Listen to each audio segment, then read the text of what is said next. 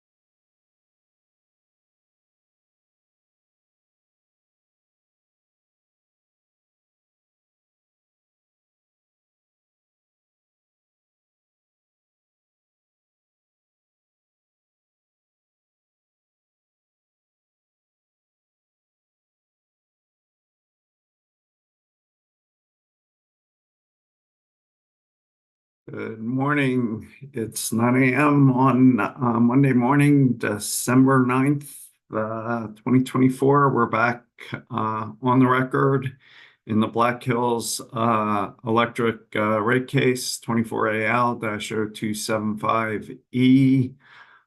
Before we jump back to the Black Hills cross of Miss Segala. Just wanted to see if there's any preliminary matters. I'm prepared to roll on the admissibility of hearing Exhibit 189, but before I do, let's just see if there's any preliminary matters. Mr. Sopkin.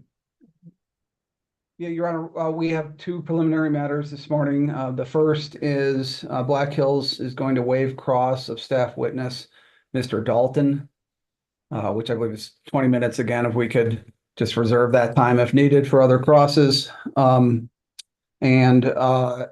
Second, Mr. Ethan Friddle provided testimony, and there was a mistake found regarding the revenue deficiency for the small general service class. I believe it was understated by $165,000. That has less than a 1% effect on that small general service class revenue requirement. But we have, I believe Commissioner Gilman asked for maybe a correction, and we have prepared a spreadsheet that we have placed in box that is entitled Small General Service Demand Billing Data and Reclassifications. It's Hearing Exhibit 123, Work Paper 68, Rev 1, and that did a recalculation, to correct that error.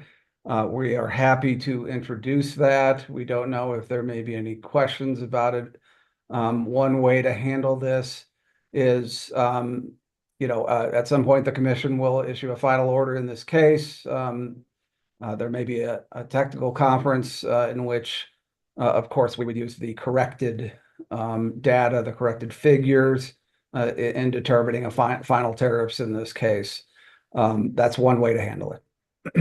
I guess for now, can you just let the other attorneys give them an opportunity to look at the revised exhibits from Box, and then maybe after the first break or sometime after lunch, I'll see if there's any objections to the admissibility of that, and we'll take it from there if that works for you.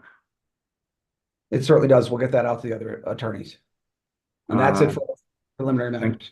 Mr. Chairman, I actually have one preliminary matter, and it's before your ruling on the admissibility of the exhibit that you referenced. With my hat in my hand, I incorrectly represented to the commission that Mr. Stevens in his rebuttal testimony had referred to the Rocky Mountain Natural Gas proceeding in 17AL-654G. After we concluded the hearing on Friday, I went back and reviewed Mr. Stevens' testimony to see if my recollection was correct, and it was not correct. So I'm slipping. So I would like to apologize first and just let you know that Mr. Stevens did not refer to that proceeding in his rebuttal testimony. I appreciate the correction of the record, and would just say that I can barely remember Friday, so that will not be the standard we apply. So anything else, Mr. Albright, Ms. Mandel, Mr. Nacera, before we move on? Mr. Nacera here. The company mentioned they were going to waive cross of Mr. Dalton, and I was wondering if the commissioner still had questions for him. All right. Commissioner Plant, questions for Mr. Dalton? No questions from me. Commissioner Gellman? No questions. Mr. Dalton may be excused. Thank you for clarifying that. Mr. Nacera? Anything else before we jump back to Ms. Segala? All right, so in terms of hearing exhibit 189, after speaking with counsel and sleeping on this, I'm now prepared to rule on the pending staff objection. As a general matter, I think this type of evidence is more appropriately presented in rebuttal testimony where the company put forward 10 witnesses and significantly altered a number of its position, because that gives parties an opportunity to explore key issues through cross-examination at hearing. However, because it was brought up during cross of a staff witness, staff counsel will have an opportunity to address any concerns about the relevancy or accuracy of the contents on redirect. So I'd allow the company to use hearing exhibit 189 to cross-examine. I believe the substance is relevant to the recommendations in our testimony. So I'd overrule the objection and would admit hearing exhibit 189. However, I would sustain the objection that an administrative notice is improper in this situation. While hearing exhibit 189 is a document in the commission's files, the contents cannot be taken as facts since it's testimony and not a commission decision. So hearing exhibit 189 is admitted as evidence, but not through administrative notice. So with that, Mr. Albright, you can continue your cross-examination of Ms. Sigala. I have maybe 15 or 20 minutes left, as well as some goodwill for waiving cross elsewhere. So, Well, yeah, I think that I was looking, you can see Ms. Sigala is sort of likes to go down her own path occasionally. So I probably have closer to 1 hour, if that would please the chairman. It does not, but Maybe I should have framed that a different way. Yes, it does not, please. And The before I get commission, started, I would note one concern that we're having with the cross-examination of Ms. Sigala. I know you, and rightfully so, caution witnesses not to have anyone in their room while they are undergoing cross-examination during the hearing. But that also goes to accessing information and just reading information, especially information that's not in the record, even though there's not an opportunity for the cross-examining attorney to know what's being accessed, as we would during a live hearing where the attorney could approach the witness and see what is being accessed, and whether it's notes or documents, just to know what is going on. Because Ms. Sigala several times now, two of the documents she read from, I got admitted as evidence because I was going to go through them again. But Ms. Sigala did start reading the rebuttal testimony of Ms. Nooney in the 2016 Colorado Electric rate case, which was inappropriate because there was no question pending. So I would just ask that Mr. Chairman, you caution the witness not to introduce evidence that she's reviewing online, and it could even be an email. So I don't know if that's part of the caution, that somebody's like feeding her information while she's being cross-examined, but it was very clear she was accessing information that was not in the record, and that's entirely inappropriate during cross-examination during a hearing. well, I am not going to take up the invitation to roll on anything in the abstract, but we will, as the situation arises, deal with it in individual circumstances. So with that, I think you've used up the 40 minutes in cross. Maybe not. No, I stand corrected. So, because you've waived cross of UCA witnesses too. Right. So with that, Ms. Sigala, are you out there? Do you understand that you're still under oath, Ms. Sigala? I do. With that, back to you, Mr. Albright. Good morning, Ms. Sigala. Good morning. I hope you had a good weekend. I did. I hope you did as well. I did. My teams won yesterday, but not the day before, but that's fine. A few victories are fine.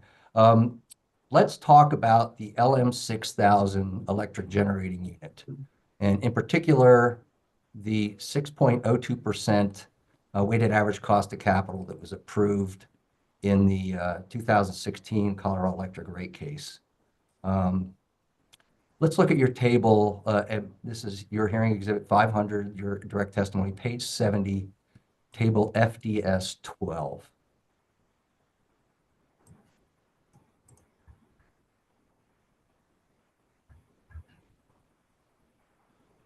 And does this table show the capital structure, well, all the elements of capital structure, the common equity, long-term debt, and capital structure that was approved for the LM 6000? Yes, the table this was- has all the capital structures. Yes. Right, and this was approved by the commission in the 2016 rate case, correct? Yes. And the capital structure was what was adopted for purposes of developing the revenue requirement for the Clean Air, Clean Jobs Act rider that became effective January 1, 2017, right? Yes. And above there is you say it's the current rate of return, but it's the authorized rate of return from the 2016 rate case for all other rate base items other than the LM 6000, correct? Correct. And let's now open Mr. Aarons's hearing exhibit 113, attachment DSA 1. And it could be the electronic executable or the PDF. I'm just going to ask a few questions about it.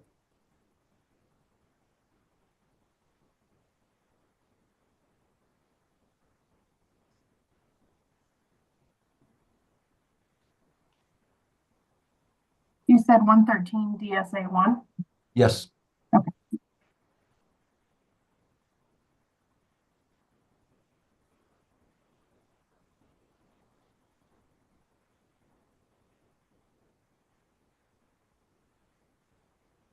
Now you'll see on line 6 that, are you familiar with this document, Ms. Segal? I believe so. This is his work paper calculating the LM 6000 revenue requirement. I believe I also provided a work paper related to this. So I do believe I'm familiar with it. What was the purpose of the work paper that you provided? The calculation of the tax that was over collected through the rider. Okay. So you see on line 6, there's the 6.02% that the commission adopted for purposes of the LM 6000 rider, correct? That's correct. And let's just look on the next page. And this is the derivation of the LM 6000 rider on lines 33 to 34, or 33 to 35. That's the cap structure that was just reflected in your table FDS 12, right? That's correct. Yes. And you see in line 30, the combined income tax rate shows a 38.01% rate, and then the income tax multiplier, which is how you gross up the returns, is 1.63 on the next, or 1.61316 on the next line, right? I see that there. And that's based on the old pre-TCJA income tax for corporations, right? Correct. And then if you go across the page, this is the current LM 6000 revenue requirement calculated by Mr. Aarons. It shows a combined income tax rate of 24.48% with a tax gross up of 1.32415. You see that? I see that. Okay. Now and let's now open up. I think we're going to use hearing exhibit 407, which is the commission's decision in the 2016 electric rate case. And I'm going to just, for a manner of to expedite the discussion, I'm going to make certain statements, and if you disagree with them, we go to the order and we can see where the commission made these determinations. So in that case, the commission approved a 2015 test year, correct? Yes, Do you I believe recall? that's correct. Okay. And when did the LM 6000 commence operations? When was it placed into service? Oh gosh, I have it in my testimony. I'm hesitant. I believe, yeah, I'm not gonna state it, but it's in my testimony. Can we say on or about December 31, 2016? The rider became effective January 1, 2017. Is that what you stated in your testimony? I believe that's correct, yes. So the company filed a rate case in 2016. The commission approved a historic test year 2000 of calendar year 2015, but the LM 6000 didn't go into operations until almost a year after the test year that the commission adopted. Would you agree with that? I believe that to be the case. I don't have those numbers in front of me, but that sounds right. Now, would you agree that the commission does not typically allow for recovery of capital additions that far after the end of the historic test year that they're adopting for the purpose of determining rates? No, I wouldn't agree with that. It's common for the commission to set up rider mechanisms. And for example, we have the TCA, and those mechanisms can be set up in a rate case as well as in a standalone proceeding. Okay, but I wasn't referring to riders. Maybe I wasn't clear. In the determination of base rates, is it standard commission policy to reach out almost a year after the end of the test year that is approving to include capital additions almost a year, or that's placed into service almost a year after the test year? I think that typically when evaluating a test year, the commission allows pro forma adjustments. And when I first started working here over 10 years ago, my recollection is that those pro forma adjustments were limited to 6 months out from the end of the test year, but the utilities have pushed that to be a longer period. For example, in this proceeding, the utility is asking for a pro forma adjustment through the 1 year later. I think it is unusual to be more than a year, but I couldn't say with certainty that that has never happened before.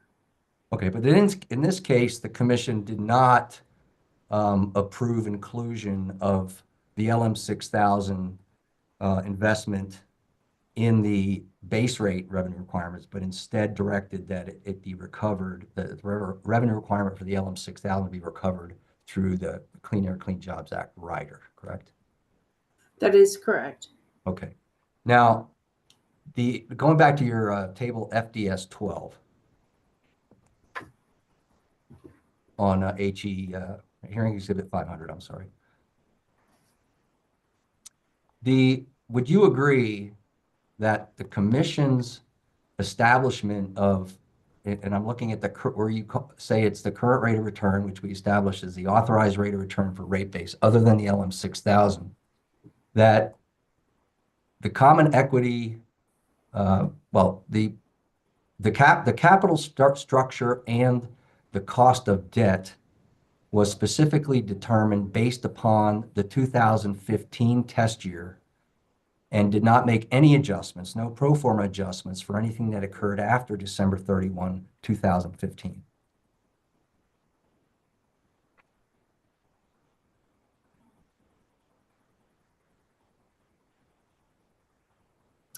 And maybe I'll approach it reverse if that's causing you a little difficulty.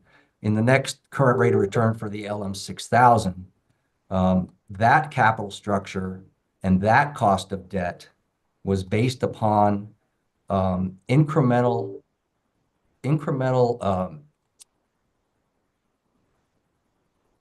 activities of debt and equity that occurred during 2016. That testimony in that case represented was to beef up the capital structure, beef up the balance sheet for the operations of the LM 6000, for the LM 6000 to go into operations. Do you recall that? I'm sorry I apologize for objecting, but I just didn't understand the question. If Mr. Albright, I do apologize for objecting, but I just didn't understand it. Would you mind rephrasing it? Thank you. Well, I was trying to avoid it, but it looks like I'm going to spend too much time explaining things. So I will withdraw the question and let's go to the hearing exhibit 407. And it's, oh, I only have the paragraph number. I hope that's not a problem. Paragraph 68.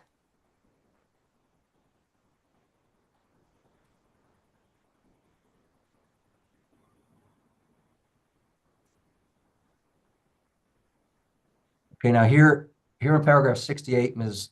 Segala, and you were a witness in this case, right? Yes, I was. And in here it says the okay, that's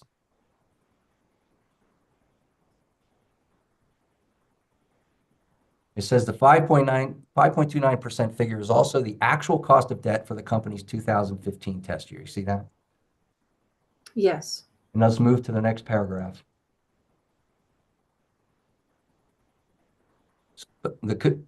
This paragraph provides that Black Hills is proposing that the commission adjust the cost of debt to reflect the addition of $40 million of additional debt to the company's capital structure at a cost of 4.40. You see that? Yes, I see that. And then in paragraph 72, the commission denies that adjustment and adopts the 5.29, which was the 2015 test year cost of debt. You with me? I see that. Yes. Let's go to paragraph 73, which talks about capital structure. And in the first sentence, it refers to a capital structure proposed of 50.92% equity, 49.08% debt, which the company claims will be a close representation of the company's actual capital structure on December 31, 2016. So that's a year after the close of the historic test year, 2015 test year, right? I see that.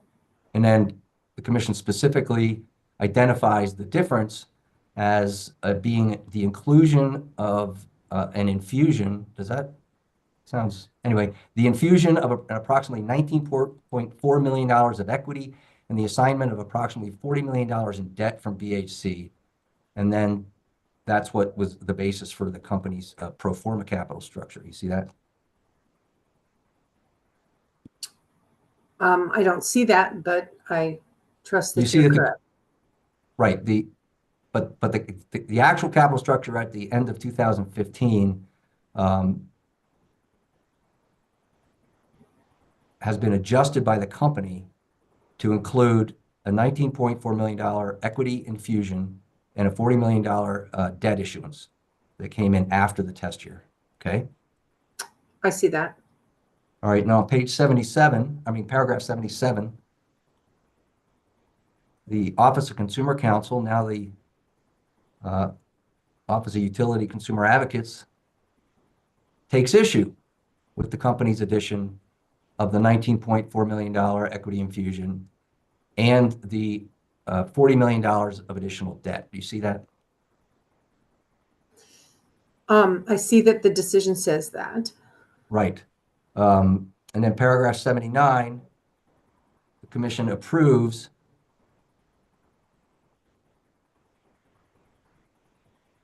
in this paragraph, the commission says the PUC should use the actual capital structure for the company's 2015 test year, 52.39 equity, 47.61% debt. So the commission sided with the UCA in that proceeding and did not approve adjustment to the 2015 test year capital structure to include the $19.4 million of equity infusion, nor the $40 million of additional long-term debt at 4.40%. You see, is that fair? I believe that is the case. I haven't read this portion of the decision recently, but your phrasing of it appears to be accurate. Okay, let's just move to the next section. which is paragraph 87. And that section is entitled LM 6000 Recovery. And here the commission notes that Ms. Nooney, who we have mentioned before in this proceeding, explained that the permanent assignment of $40 million of additional debt, and we go below the approximately this is on page 30, approximately 19 million of infused equity reflect the financing for the LM 6000 to achieve the equity capital structure in a 50 to 52% range. You see that? Just a moment. I'm just trying to read the paragraph.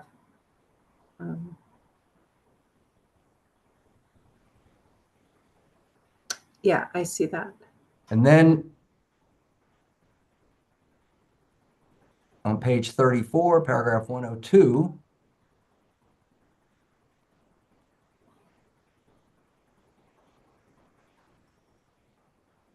yeah.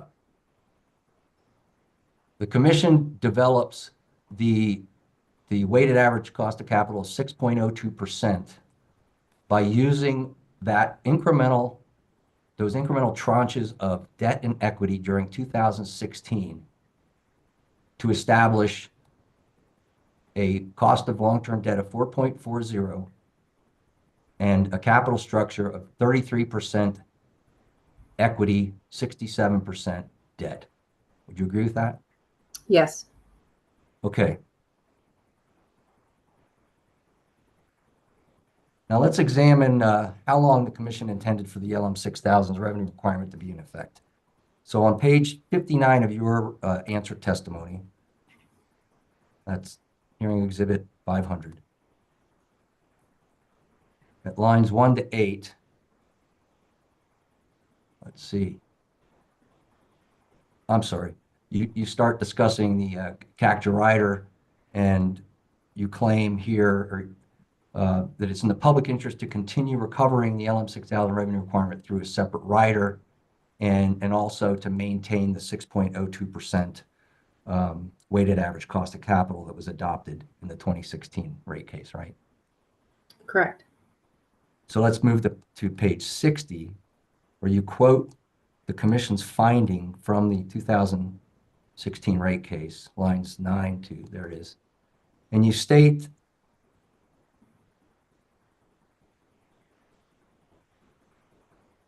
we find this treatment, I'll read this back to you, but this is just this first paragraph on line 9. We find this treatment of the company's financing costs results in the proper return of the LM 6000 as it enters into service and operates for how long, Ms. Sagala?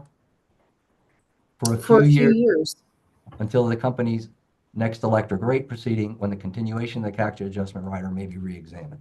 So now let's look at another provision of the commission's decision in hearing exhibit 407. And this is the rate case decision, page 13, paragraph 41. And I will read this and tell me if I read it correctly. With respect to the investment cost of the LM 6000, we permit Black Hills to fully recover its investment costs using the Clean Air, Clean Jobs Act adjustment rider consistent with the associated statutes. We mitigate the rate impact of the introduction of the plant to the Black Hills generation fleet by using the specific financing used by the company during the plant's construction to establish a specific rate of return on this particular investment during its first few years of operation. So my question to you, Ms. Sagala, is on what basis can the commission find in this rate proceeding, where the rate base is based on the 2023 test year, for adopting a capital structure and cost of debt that was specifically for the financing during the construction and the tranche of equity and debt that was issued in 2016? What's your basis for that recommendation? Well, as we established at the start of my testimony, I'm not a lawyer, but my reading of the district court's decision and understanding of the commission's broad discretion and authority in exercising its rate-making function, that the the district court decision indicated that it was not, that it was up to the commission if it wished to set the rider return as it is done.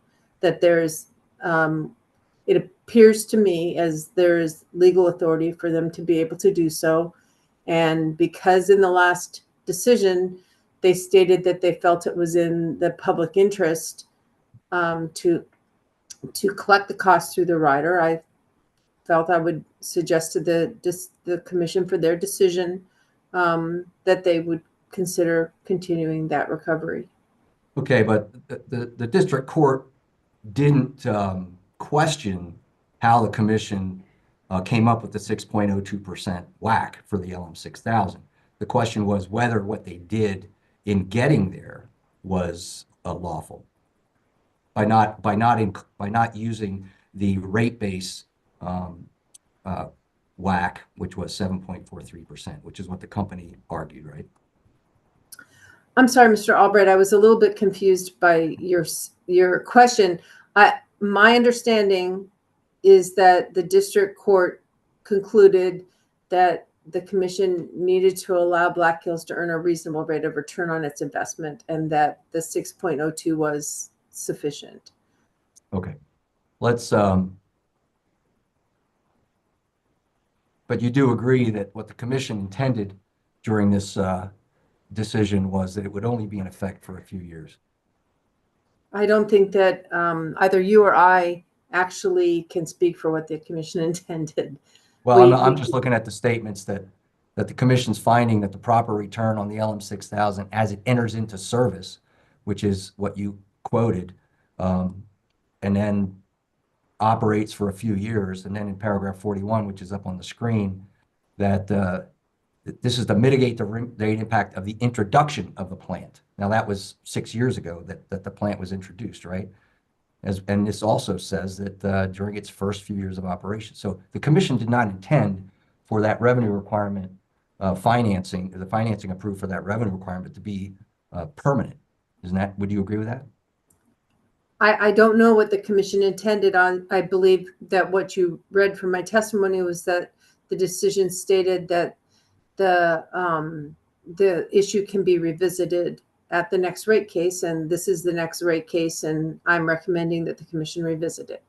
And the company's position is that this is a rate base item. It is financed no differently than any other rate base item, and there's no justification for separating this one asset out for recovery in a different manner through a rider at a different weighted average cost of capital. Would you agree that's the company's position? Objection. I don't hear a question. It was a statement sort of testifying by Mr. Albright regarding the company's position. There was no question. The question was, do you agree with that? That's the company's position. Do you recognize that as the company's position in this case? My understanding is that's the same position that the company had at the last case. But in the last case, there was a bit of an anomaly because the 2015 test year did not really include the LM 6000. The company had to make an adjustment to include the LM 6000 as a capital addition, which the commission decided not to do, and instead create this repurposed Clean Air, Clean Jobs Act rider. Isn't that what happened? I did not read in the decision that was a determining factor in the commission's decision to recover the costs through the rider. My reading of that decision was that there were other factors, including the financing, the company's own testimony that the financing of the LM 6000 was different than other rate-based items, and the commission's explicit decision that the rider recovery allowed for the residential and small general customers to have a per kilowatt energy charge only, and that they felt that was in the public interest.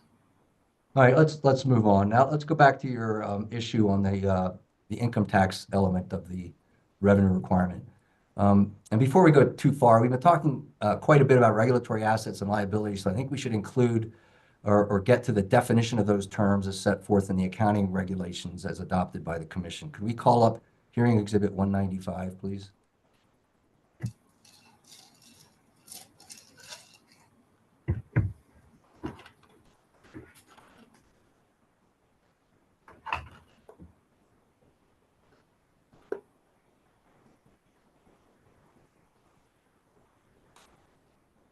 And Ms. Segala, you're aware that Commission Rule 3008A, the Commission incorporates 18 CFR Part 101 as published on April 1, 2014, regarding the uniform system of accounts prescribed for public utilities. Are you familiar with that adoption of federal regulations for accounting purposes? No, I'm not. You're not? No. Well,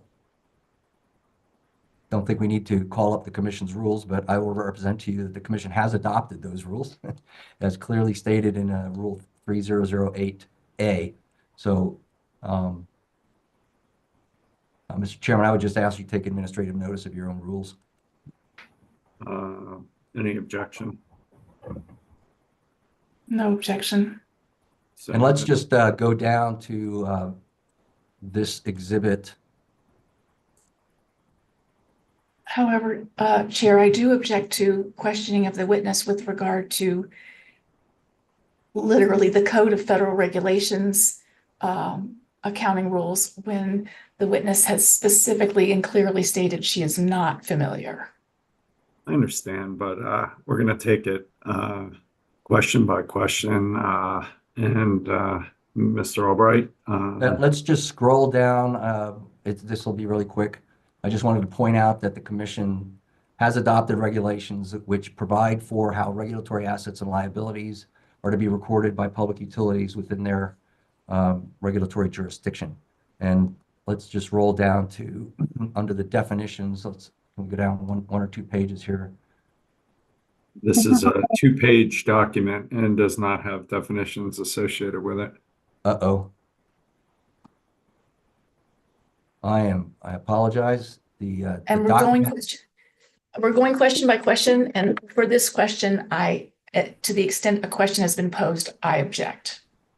A question has not been posed, so let's see if Mr. Albright wants. This document probably from my own doing is missing 6 pages, which include definitions of regulatory assets and liabilities and the definitions of those regulatory assets and liabilities under account 182.3 and account 254. So I'll just withdraw this. I guess we'll just cover it on brief, what the commission's adopted regulations provide for regulatory assets and liabilities. In the meantime, Ms. Segala, on Friday, we established that the commission, or that the company represented to the commission in the TCJA docket, that's proceeding 18M0074EG, that it believed it was precluded by the conditions established in the 2016 rate case from modifying the LM 6000 revenue requirement to address the TCJA impact based on its belief that the commission had locked down that revenue requirement, quote unquote, without a true up until the next rate case. Isn't that right? I'm not clear if you were quoting from that document, but it is my understanding that the Black Hills filing indicated concerns about the district court case and suggested that it would be inappropriate to take action with regard to that rider because of the pending case. And yes, I believe it is correct that they also mentioned that they were not able to change the revenue requirement. So, and you were involved in that TCJA proceeding, right? I was involved in the TCJA proceeding. And staff, would you believe it reasonable for staff to have calculated what the change in the revenue requirement would have been for the LM 6000 had the commission decided to open the revenue requirement up for examination at that time in 2018? I'm not sure I understood your question. Are you asking me if staff did do that calculation or if? Right.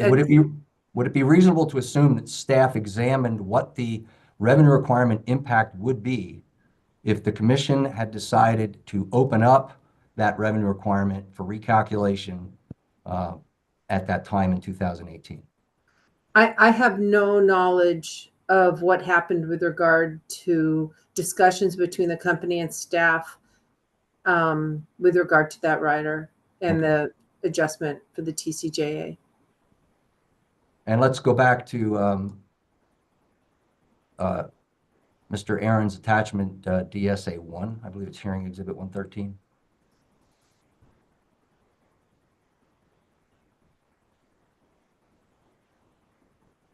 Now, have you done a calculation that would substitute in this first column, which is the original LM 6000 revenue requirement, that would change the combined income tax rate to equal the 24.48% that's currently in effect with the lower income tax multiplier, but also to bring the weighted average cost of capital back to the rate base cost of capital that was approved in the 2016 rate case?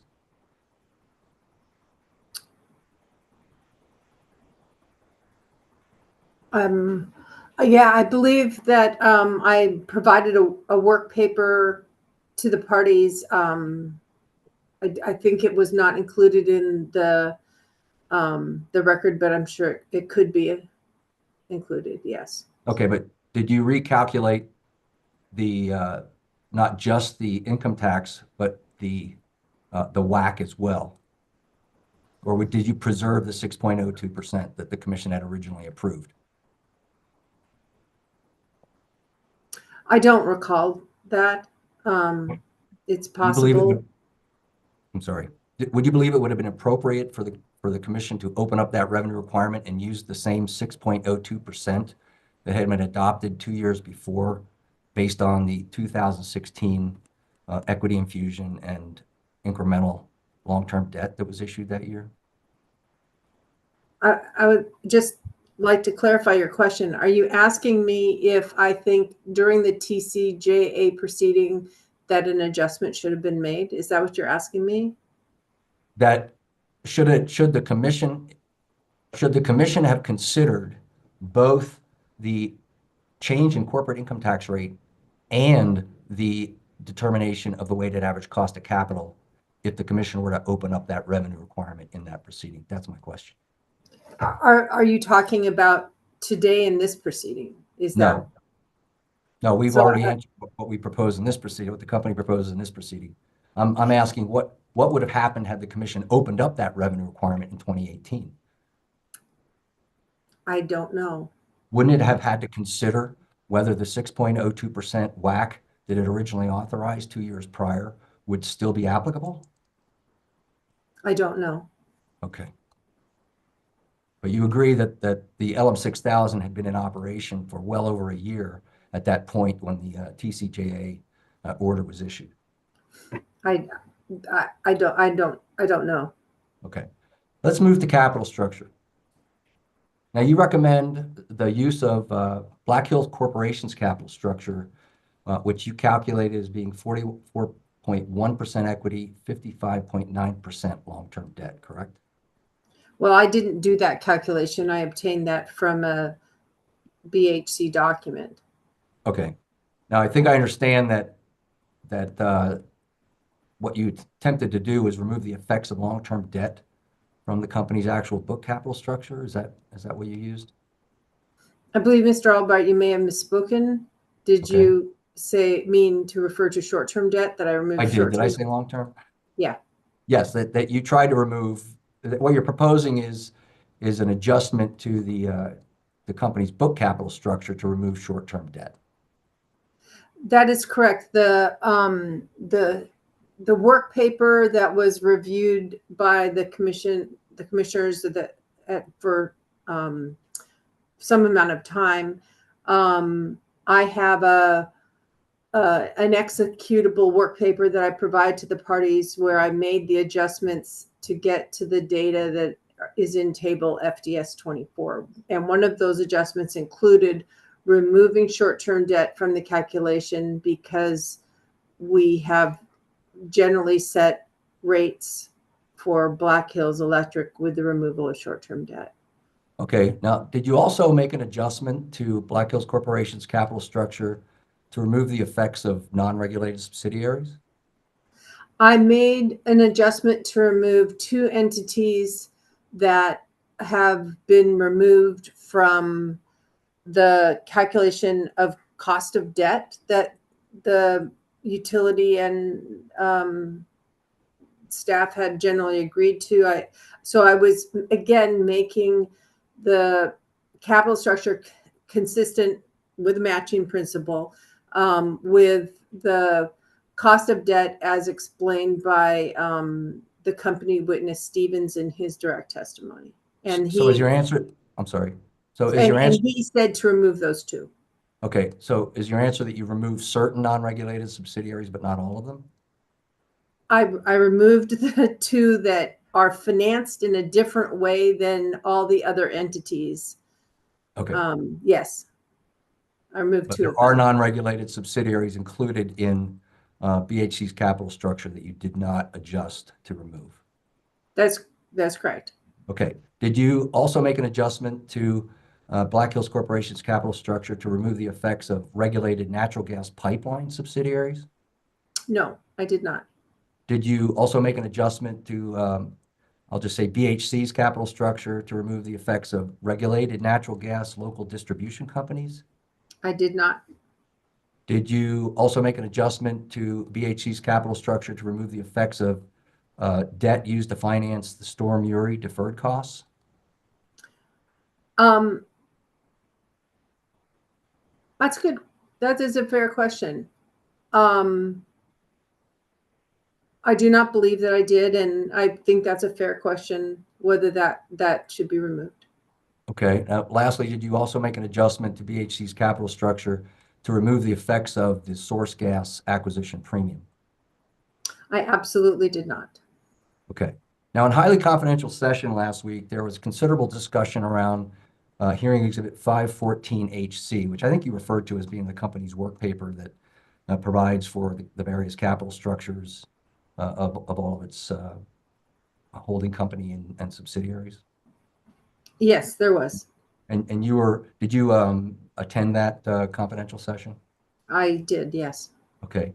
Now, the issue came up in those confidential sessions about how the source gas acquisition premium is currently being financed. Were you tuned in when that discussion came up? Yes. All right. Now, in your testimony, you refer to, let's see where we are here. Mr. Albright, I apologize for interrupting. I apologize, Chair. But just to be super clear here, it was a highly confidential session and there's a big difference. So I just wanted to make sure that the record reflects that that was a highly confidential session dealing with that work paper. Thank you. I must have misspoken, Your Honor. That is correct. It was highly confidential. Now, on page on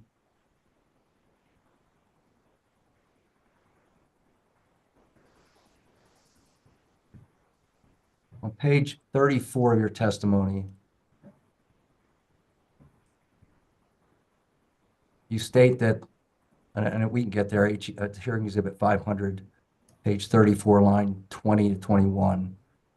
You state that Black Hills Corporation has been deleveraging since financing the $1.1 billion purchase price for source gas.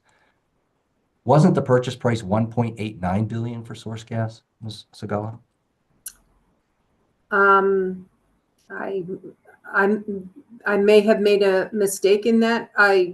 That was my understanding, but the company didn't indicate to me that I'd made a mistake. I don't know if I'd made a mistake. I did make mention of the financing of source gas in my answer testimony in proceeding 24AL-0275E, and so I would point to that for more detail about the financing of source gas. Okay, let's call up hearing exhibit 175.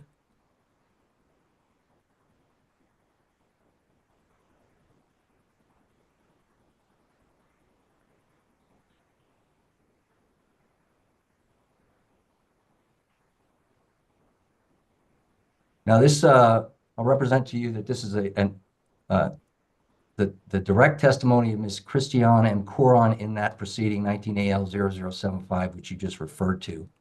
And in this, Ms. Curran identifies how the original source gas acquisition was financed. So to refresh your memory, let's scroll down to that discussion. I believe it's on the 3rd or 4th page.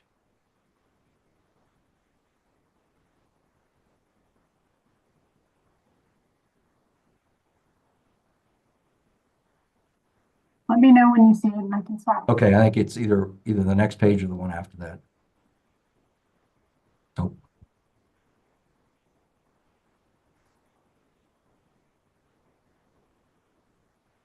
Okay, please summarize how BHC financed the source gas acquisition. You see that? I do. And you're familiar with this testimony, and this was the basis of your answer testimony in this proceeding, right? This explanation. Yeah, it's been several years since I've read it, but I'm sure I was quite familiar with it at the time, and I've seen this testimony. Now, can you determine, do you have a calculator handy? I do not. Okay, can you determine what the capital structure was that the financing the company used to acquire source gas by this discussion right here? So my understanding, and I actually did look at this over the weekend, my understanding is that when BHC purchased source gas, that it used roughly a 50-50 equity debt financing if you consider I'm trying to recall the term, the convertible equity that was used as 50-50. Okay. There was another document in this proceeding, was a Moody's credit rating that was public. It was, so I can speak to it, that where Moody's summarized the financing that was used to finance source gas. Okay, well, you can refer to that on redirect, but here, let's just look at number 1. BHC issued 299 million of mandatory convertible securities referred to as equity units. Now, my understanding of that, and I might be wrong, is that it was initially debt, but could be converted or would be converted automatically to equity. Would you agree with that characterization? You know, I was more familiar with that at the time of this proceeding. Like I actually said, I spent time this weekend Googling the type of equity units that were used. And my understanding of the research that I did over the last couple of days is that the markets consider those equity units to be 50-50 because of the nature of the potential that it can be either debt or equity. Okay, so, but the company then issued $550 million of new long-term debt. That's number 3. I'm sorry. Number 2 says they issued 255 million of common equity, which, so if we added the 299 and the 255, assuming the 299, just for calculation purposes, was 100% equity, that plus cash would be the equity portion of how the company financed the source gas acquisition. Wouldn't you agree?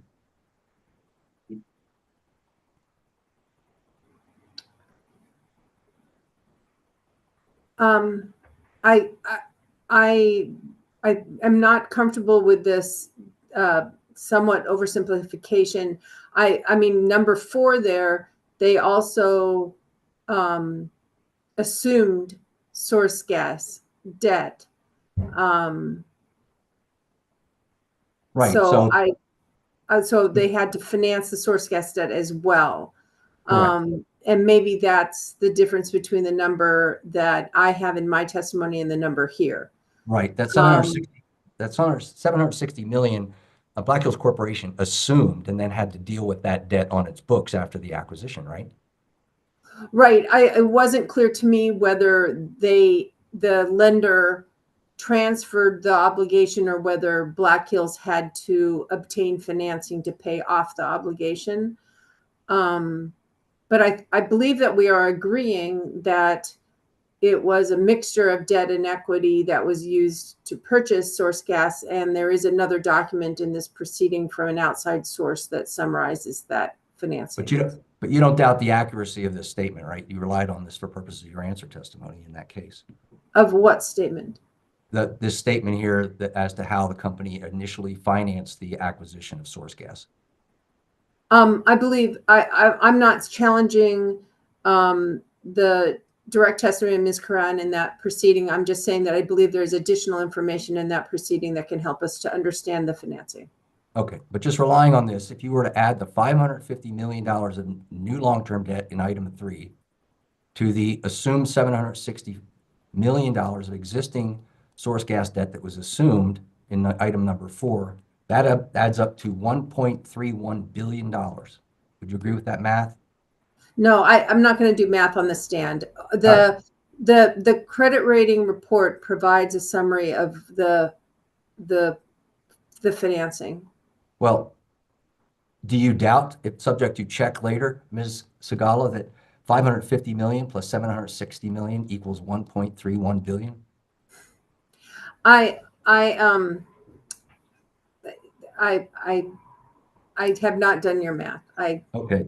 Would you accept, subject to check, that if you divided 1.31 billion by 1.89 billion, it comes up to a long-term debt structure of 69.3%, with the remaining 30.7% being equity? I believe that that's inconsistent with the Moody's report of how Black Hills financed it. So I'm not going to agree with you, because I would trust your credit rating agency's analysis of your financing. Like I said, I know that there were several moving parts. Okay.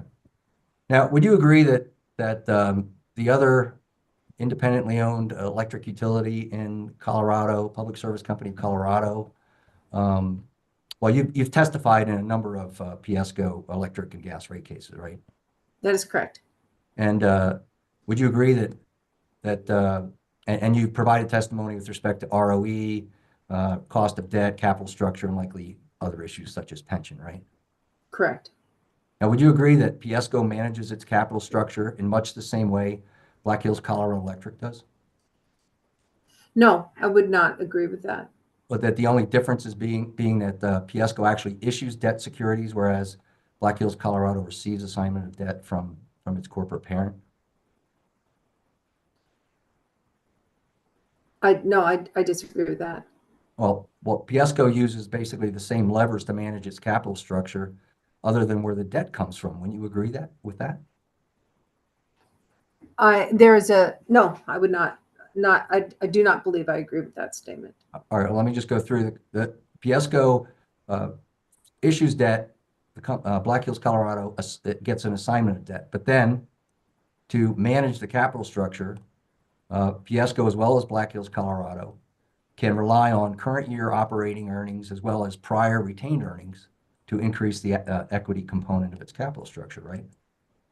It is my understanding that decision is made at the PSCO level for PSCO, whereas at BHC or Black Hills Colorado Electric, there's no one at the Black Hills Colorado Electric level that is making that decision. It's being made at the parent level. So you don't believe, I'm sorry, you don't believe that Xcel Energy Management, that has responsibility over all of its subsidiaries and operating companies, makes those decisions?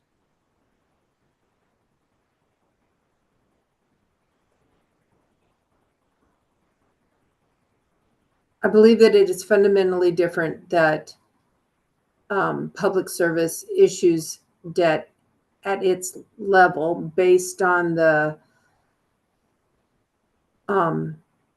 market's perceptions of public service. But other than that, what's the difference? I mean, as far as how management manages its capital structure, they have the same tools and use the same tools that Black Hills Colorado does, which is retained earnings, issuance of dividends up to the parent, equity infusions down from the parent. All those things are done to affect the debt equity ratio, right? I think that there's a difference because public service obtains credit ratings for public service. and there is no credit ratings for Black Hills Colorado Electric. I believe that company witness Stevens has already testified in this proceeding that they only have cash flows for BHC.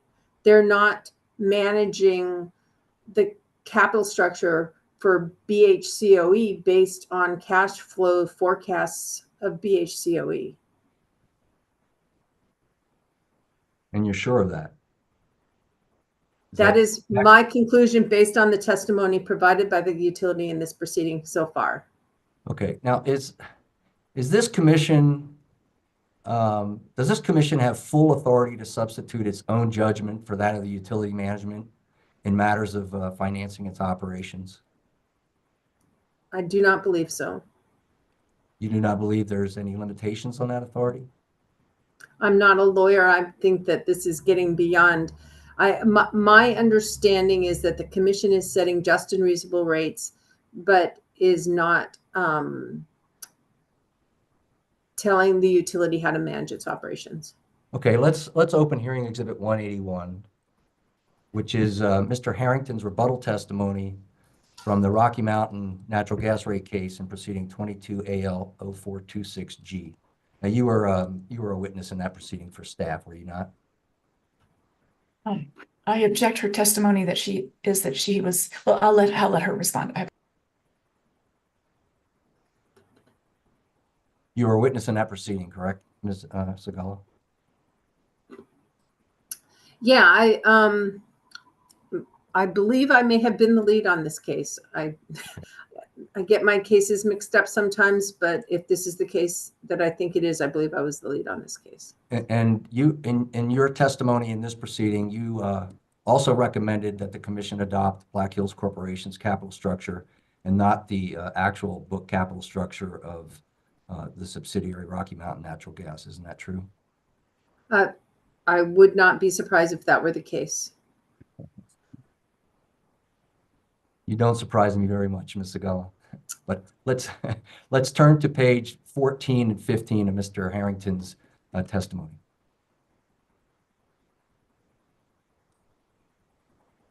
All right, this is an excerpt. I don't think I provided did I provide the whole thing?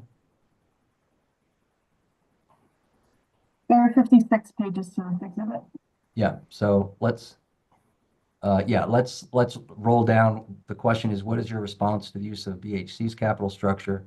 And stop there. You see that case referenced in line 27, People's Natural Gas versus Public Utilities Commission? Yes. You're familiar with that case, right? I am familiar with that case. In fact, you cited it as the Supreme Court precedent in your testimony in this case, right? That's correct. Okay, and then that's a 1977 case. Let's scroll to the next page. Now, Mr. Harrington also discusses an earlier Colorado Supreme Court proceeding on lines 6 to 7, Mountain States Telephone and Telegraph Company. Are you familiar with that proceeding or that court case? I may have looked at that several years ago. I can't recall I am not an attorney, so I'm less familiar with the specificity of these court cases. I'm not sure. It is possible I'm familiar with that. Okay, yes, well, I believe I am. He makes a quote there that the Supreme Court recognized, and I'll quote, that methods of raising capital should be left to the discretion of management unless there is a substantial showing that ratepayers are being prejudiced materially by the managerial options in the area of capital financing. You see that? Yes, I am familiar with that. And then he refers to a commission case, a commission rate case, which let's scroll down and take a look at. There's a quote there that Mr. Harrington quotes, and that is referencing decision 85724 issued on September. I'm looking at footnote 3. And have you had a chance to review that commission decision? Can we scroll down just a little bit, because I think we're only seeing half of that quote. That's so right. what is the footnote 5? Right, that's what the Yeah, I'm sorry, it's footnote 4 says a decision number 87474 issued in 1975. And I believe footnote 5 at the bottom of page 16 just is an IBID. Let's see what it says. Yeah, there it is. So since So I that's commission, apologize. Can you get a little bit bigger so I can see that footnote 4? And may the witness also see footnote 5. Thank you.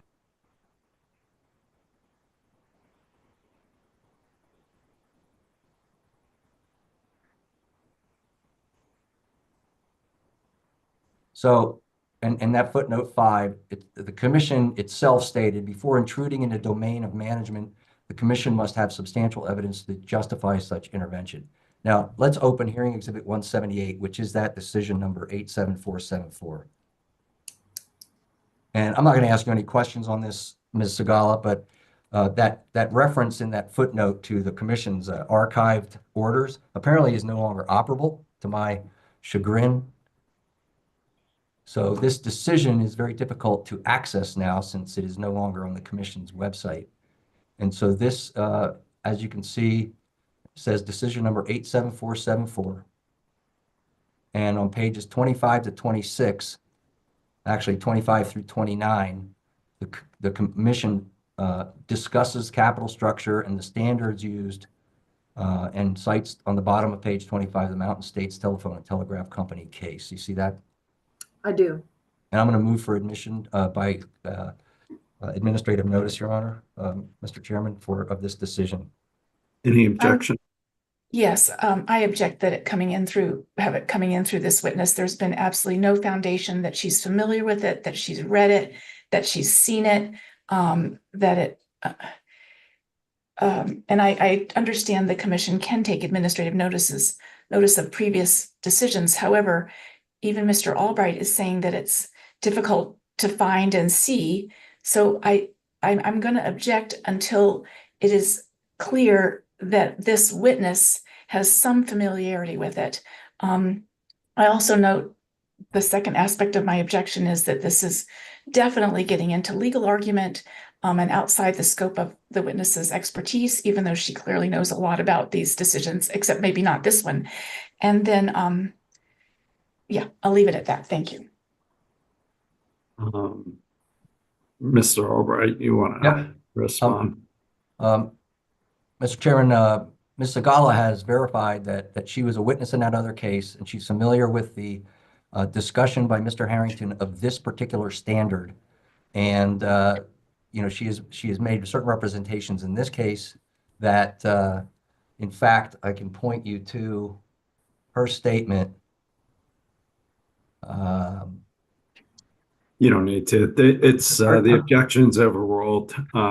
The commission can take administrative notice of its prior decisions, and since this case is difficult to find, having it as a hearing exhibit in this record seems useful. The objections overruled. Although I would point out you're now 2 hours into this cross, Mr. Albright. I thought I started at about quarter after, but I've got like three questions on return on equity, and I'm out. Okay. Okay. Ms. Segala, we can take this document down now.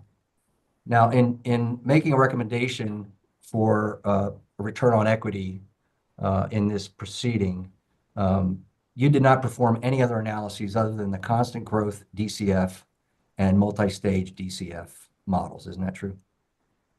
Yes. Whereas both Mr. McKenzie and Mr. Fernandez both performed analyses under the constant growth DCF, the capital asset pricing model, the empirical capital asset pricing model, the utility risk premium analysis, and the expected earnings approach. Isn't that correct? Yes. And so you limited your analyses to the DCF, even though the commission has stated in recent decisions that it considers all of the models relevant. Are you familiar with those decisions? Yes. And I just want to be clear. That's not. I don't think the decision says that it considers all the information that was provided in this proceeding necessarily, but it has stated that it looks at all the models. Okay. Let's look at hearing exhibit 191 in the company's box.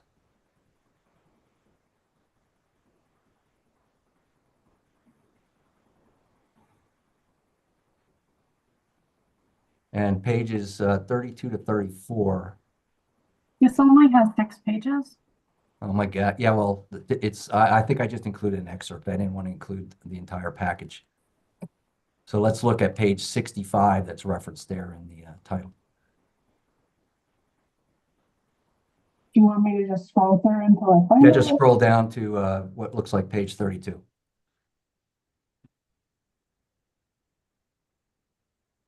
At the bottom, it would be the. All right, on this table right here, Ms., are you familiar with, have you reread your testimony from the 2016 case? I apologize. I didn't quite catch what this was. Can we look at the header on the page, please? So this is my answer testimony from the 2016 proceeding. That's right. And this is just an excerpt because I didn't want to have to scroll through everything, but I guess it might have been easier to, and I have, if you want to see the entire testimony, we can call that up. But this, I just wanted to point you to certain things you said in this particular Okay. on return on equity. So let's roll back down to that table that we just saw.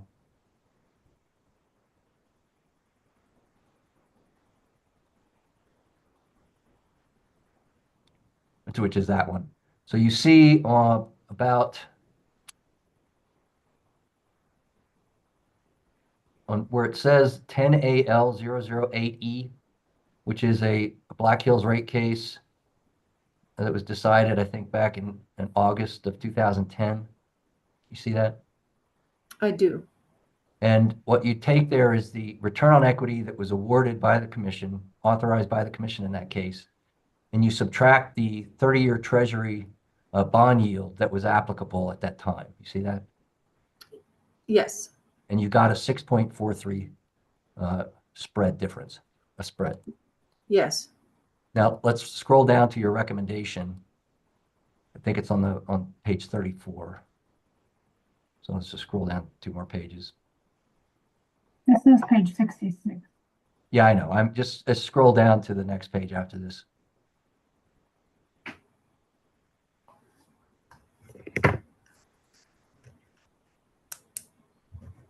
I'm sorry, I'm not sure where you want me. Keep going one more. I mean, not one more page, but to the bottom. There it is, right there.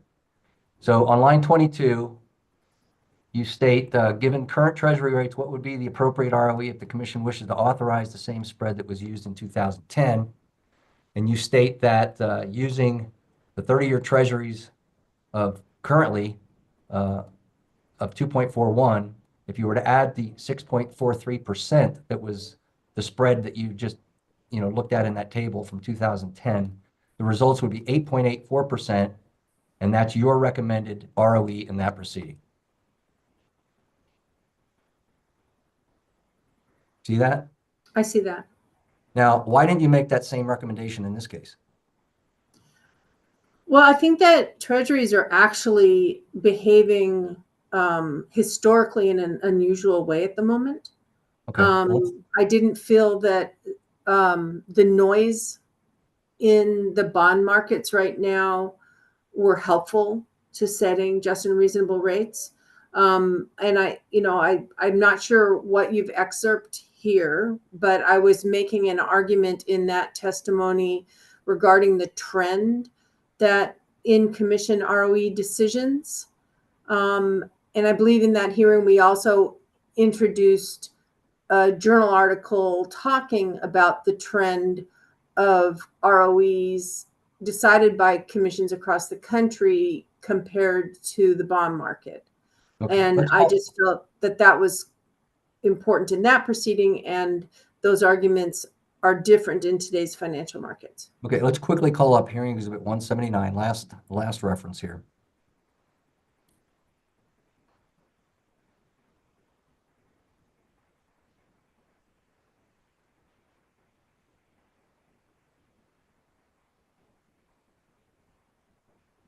This document look familiar to you? Well, that is a printout from the Federal Reserve's website for interest rates, and it appears that that was a few days ago. Yes, this was printed on Friday at 6:28 a.m.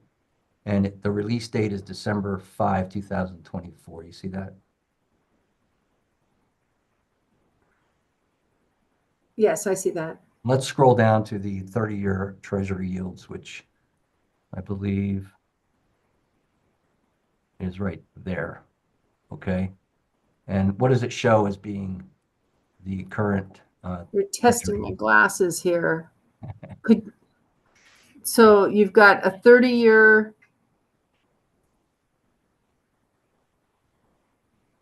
cost of maturities, and I'm sorry, I don't recall the top of that table. It appears to be. It's the dates. Oh, I see. It's the dates. Yeah. So last Thursday would be December 4, and it shows the 30-year Treasury yield as being 4.35%. You see that? Yeah, I see that. And what would happen if you added the 6.43% spread that you recommended in the last case to 4.35? Well, I wouldn't do that because the 30-year bond market inverted with corporate bond yields for the first time in history over the past couple of weeks. If you were to adopt your same theory that just add the spreads from the original 2010 case, wouldn't that result in an ROE of 10.88? Well, I wouldn't do that, and I didn't do it in this proceeding because of the current market conditions. Okay. Last question. Mr. McKenzie, in his rebuttal testimony, hearing exhibit 120, pages 33 to 34, points out some spreadsheet formula errors in your DCF analyses. Do you recall that testimony? I corrected my work paper so that those errors are no longer present. But yes, I made a rookie mistake when I was in a hurry, and I made a mistake in my spreadsheet, and I appreciated the company pointing that out. And did you provide those updated, recalculated spreadsheets to the company? Yeah, they were submitted as corrections. I submit my ROE work paper as an attachment to my testimony because I find I'm hoping that that's helpful to the commission to have an executable, and I did provide a corrected attachment that included that correction. So those errors are no longer present in my testimony. Okay. Thank you very much, Ms. Segala. I have no further questions, Mr. Chairman. I appreciate your time. Nice to see you, Mr. Albright. Thank you, Mr. Albright. Commissioner Plant, questions for Ms. Segala? No questions. Commissioner Gelman. Hi, good morning, Ms. Segala. Good morning. Just really one question for you. I think some of these determinations will depend a bit on the company's financial integrity or perceived financial integrity. So I'm just curious if you've been able to conduct any evaluations of the company's financial integrity. Yeah, I have, and I have a few things to say about that.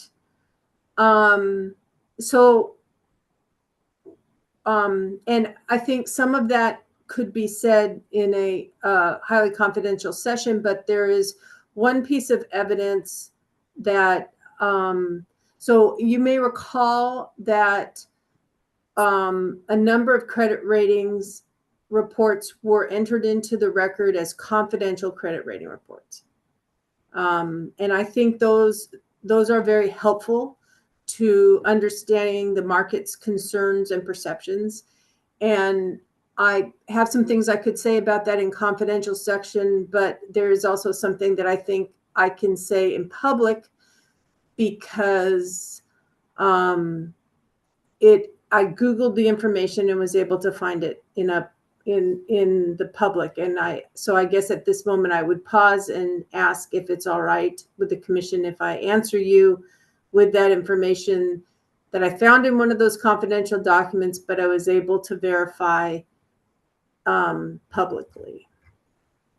I think that's okay, unless Ms. Dundas or Mr. Sopkin object. And I guess we'll just listen carefully and see if there's a problem. But Ms. Dundas, does that work for you?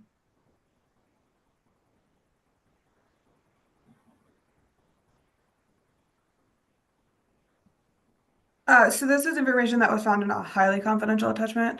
No, it was found in a confidential attachment, but then I was able to verify the information by public sources.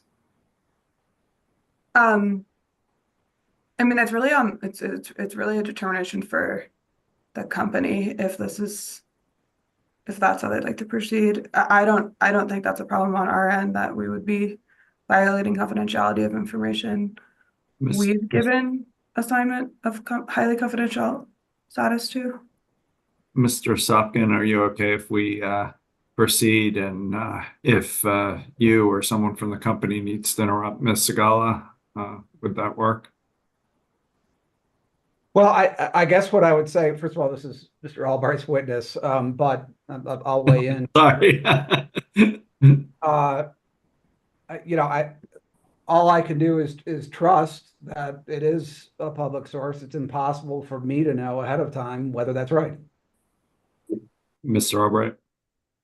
Yes, I was just going to weigh in and do exactly what Mr. Sopkin did, which is the company really needs to review what Ms. Sigala is referring to in order to verify that the information that she believes was from public sources was indeed from public sources and not confidential. We have no opportunity to review that information at this point to make that. Chair, what if we took a 5 or 10 minute break here and had Ms. Sigala's attorney send out the information she believes is public to us and the company, and we can review? Just very, very briefly before we break, Ms. Sigala, I'm not quite with you on which credit report we're talking about. And so is it in the staff box and marked as a hearing exhibit already? Is this something, let me just ask quickly, because I might be able to resolve this. Is it the, No, okay, thank you. So, and I can also provide a public response to Commissioner Gilman. But what I wanted to refer to is in the S&P Global March 28th, 2024 credit rating that was entered into the record confidentially. I'm not entirely sure why it's confidential, because when I looked back at the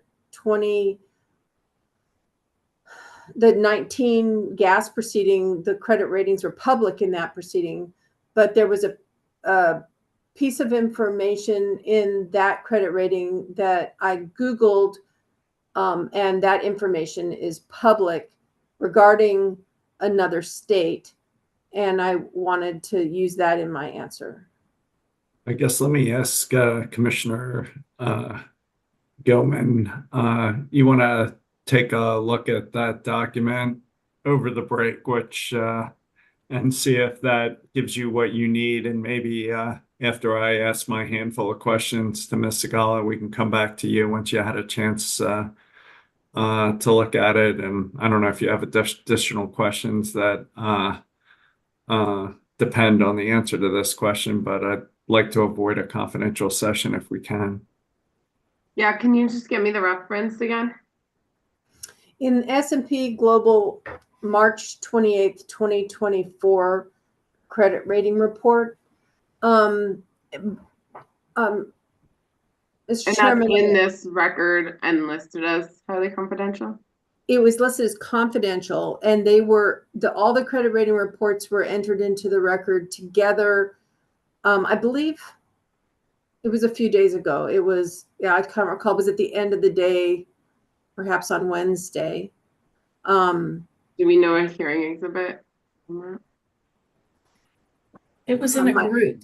It was in a group, like 140. Sorry. Well, Okay, maybe someone can. yeah. What do you have other questions or other lines? No, I don't. All right, so let's do this. I'll ask my couple questions. We'll take a break. We'll see if counsel for either the company or trial staff can find that exhibit. And whatever you want to do, Commissioner Gelman, if you want to go into confidential session, we'll go into confidential session. But let's see. So Ms. Mandel, Mr. Sopkin, Mr. Albright, if you can get to Ms. Dundas that exhibit, and maybe Commissioner Gelman can look at it, and we'll take it from there. Chair, I apologize for interrupting. I do think I wanted to give you a heads up just from a procedural perspective that based on the questions that have been asked, I do intend on redirect to go into a highly confidential session to explain, based on all the questions that were asked, a highly confidential session would be appropriate.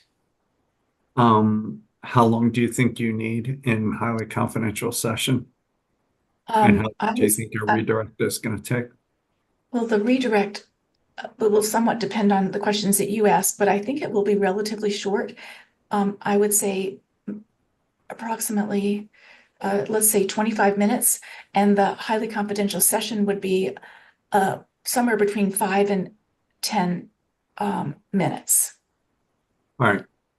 I think what I'd like to do is ask my questions in public, clear out, set up a highly confidential session before we go into break, and then just pick a time to reconvene to finish your redirect. Would that work? Yes. And then Commissioner Gelman, you can re-ask your questions in a highly confidential session to the extent you would like to. Sounds fine to me. Thank you. Just a handful of quick questions, Ms. Segala. In at least some prior cases, I think mainly with Piesco, I believe you supported using the capital structure of the operating company for purposes of setting the WACC. And maybe it makes more sense for public service because they do raise debt at the operating company level. And I haven't gone back and pulled it, but I think I'm thinking of the last public service company gas and electric cases. But just curious to the extent I'm right about this, can you help me understand why your view varies across cases? Well, it does relate to the facts and evidence that's available at the time. As you are fully aware, we have asymmetric information. And there are times when the impression is that the judgment of the financing is just and reasonable and is being made in the best interest of the subsidiary. In this particular instance, I think we see evidence that the allocation has involved a significant portion. Let me think how to put this. That the parent's allocation is significantly different related to the different subsidiaries in a way that I believe is prejudicial to Black Hills Colorado Electric.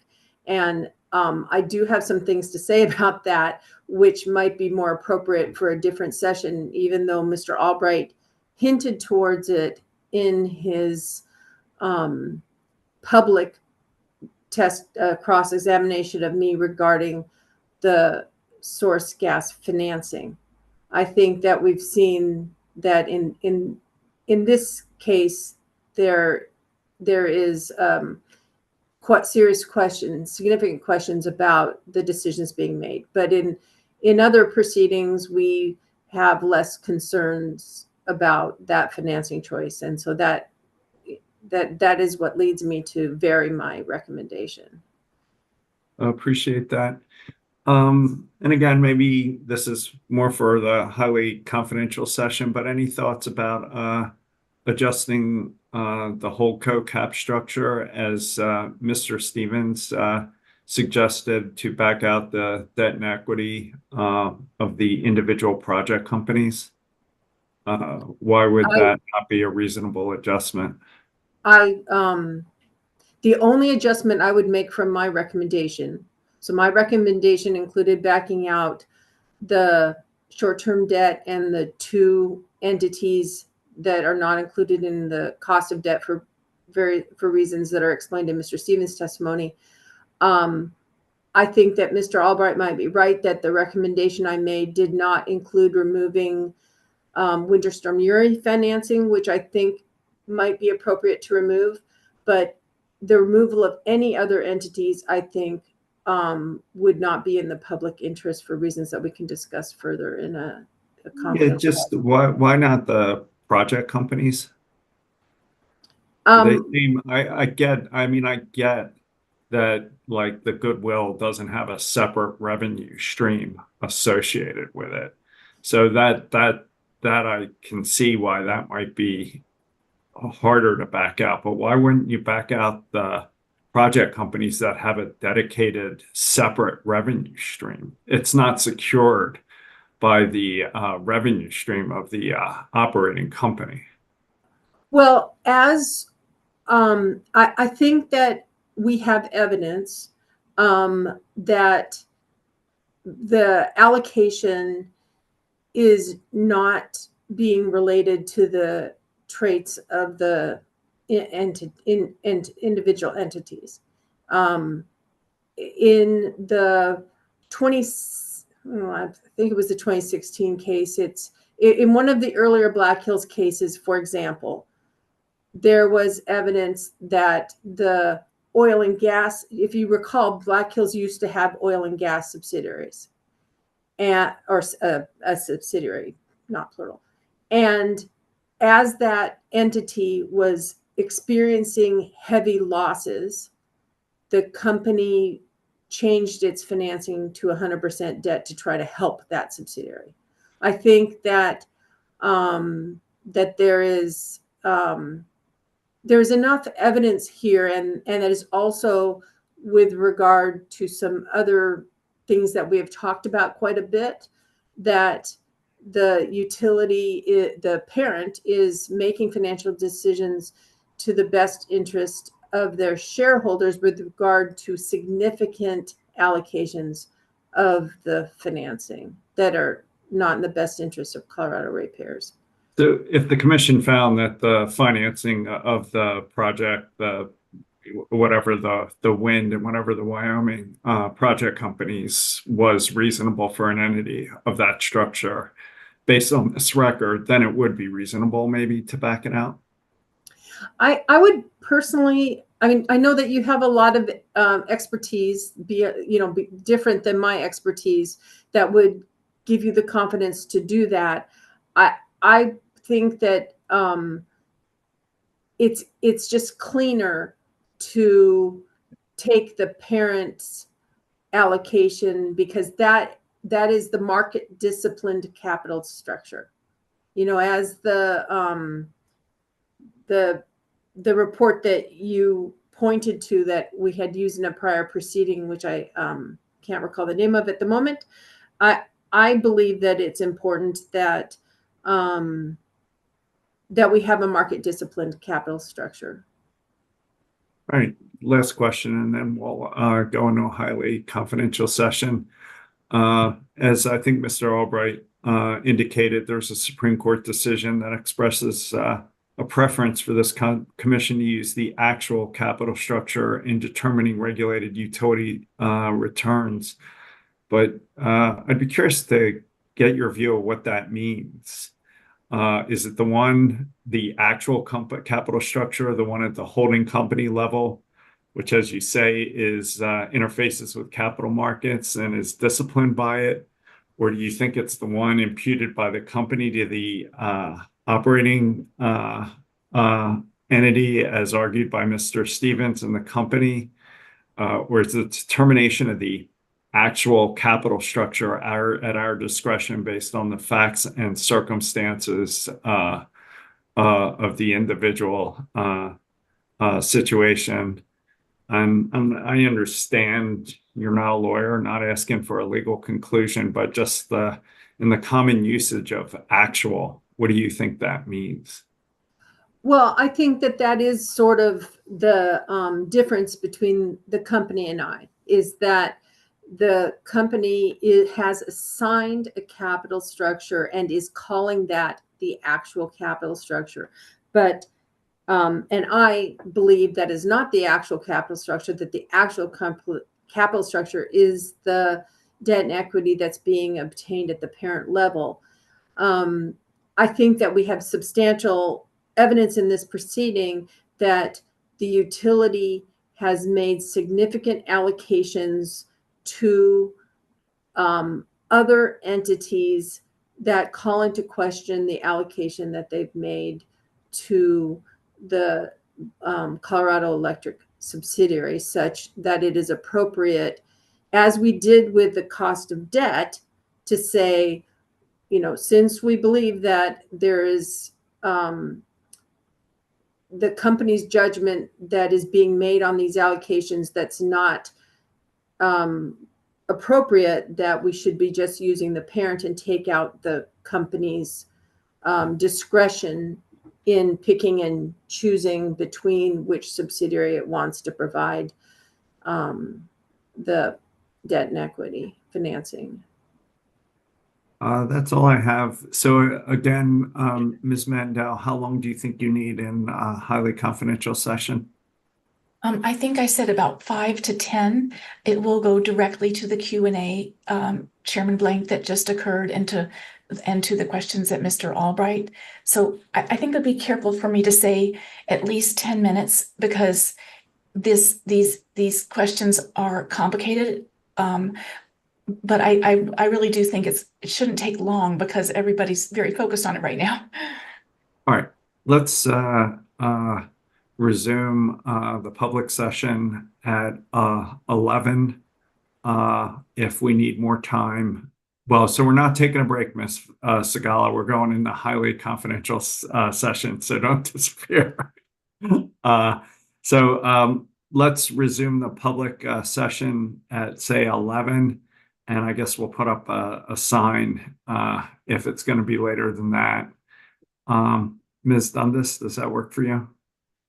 Thanks, Chair. I want to just confirm with the company's counsel that those credit rating reports that Ms. Segala was talking about, that Commissioner Gilman had questions on, I believe were filed as confidential. So typically everyone with an NDA can access that information. But then the equity structure information in Ms. Segala's testimony was highly confidential and covered by a decision on for extraordinary protection. So it's possible that we should enter a confidential session, cut the recording, and then winnow the list down from there. All right, we can do that. Does that track, Mr. Shopkin? Not ideal, but we'll do that. That tracks. All right, let's enter a confidential session. And why don't we reconvene at 11:15 on the public session. Mr. Mendelson, did you have something? You're muted.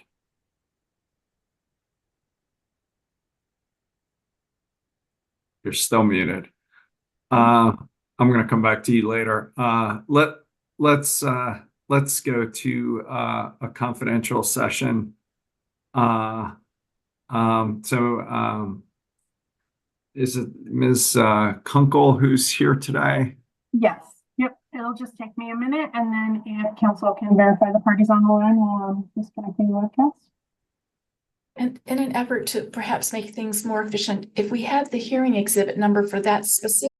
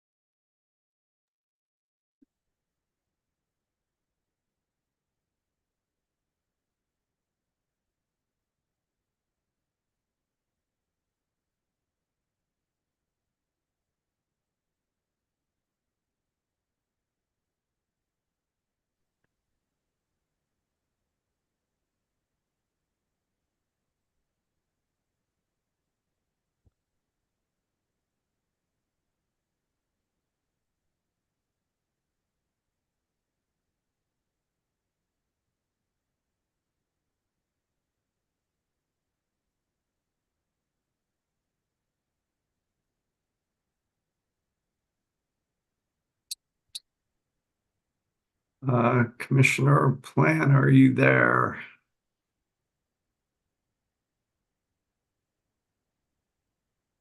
Let's give Commissioner Plan another minute or two.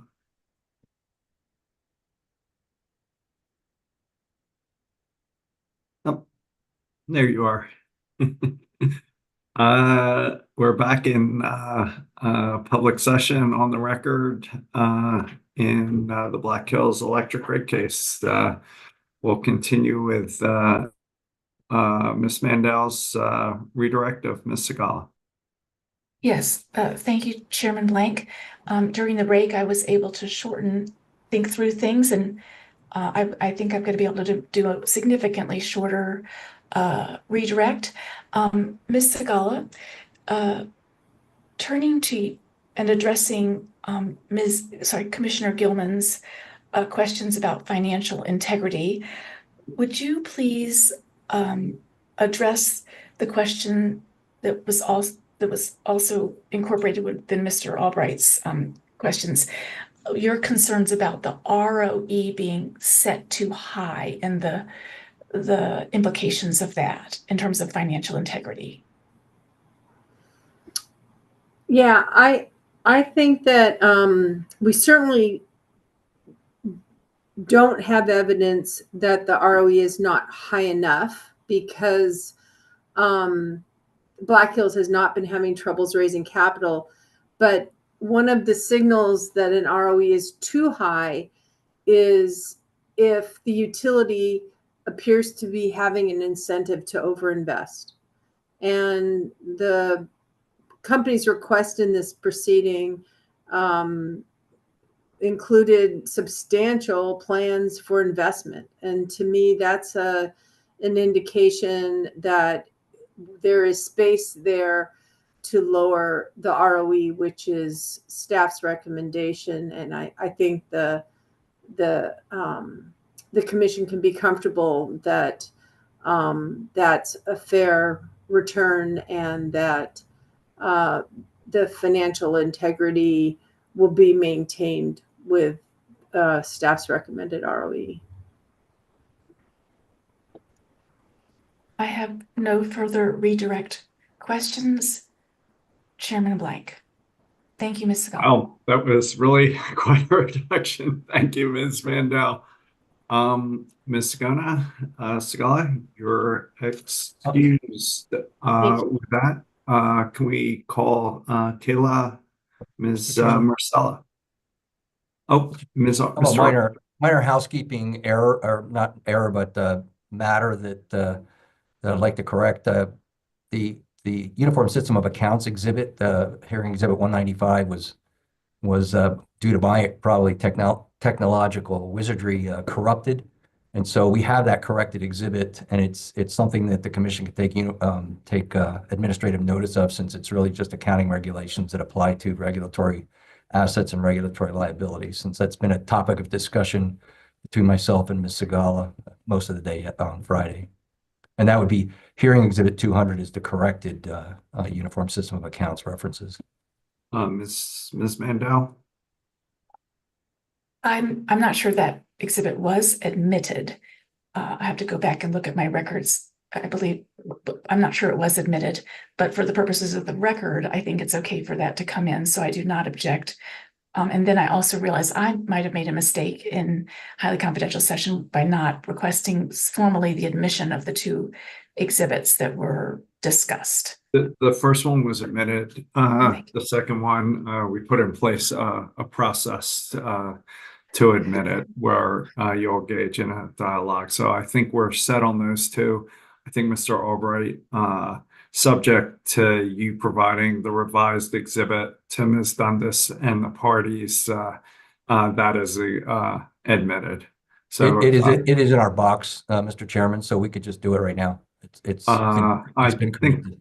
I think the parties, I'd like to give the parties a little bit of time to look at it, especially since Ms. Segala said she was not familiar with it. Okay. We'll send it around. Ms. Mandel already said she didn't object, so I view it as admitted.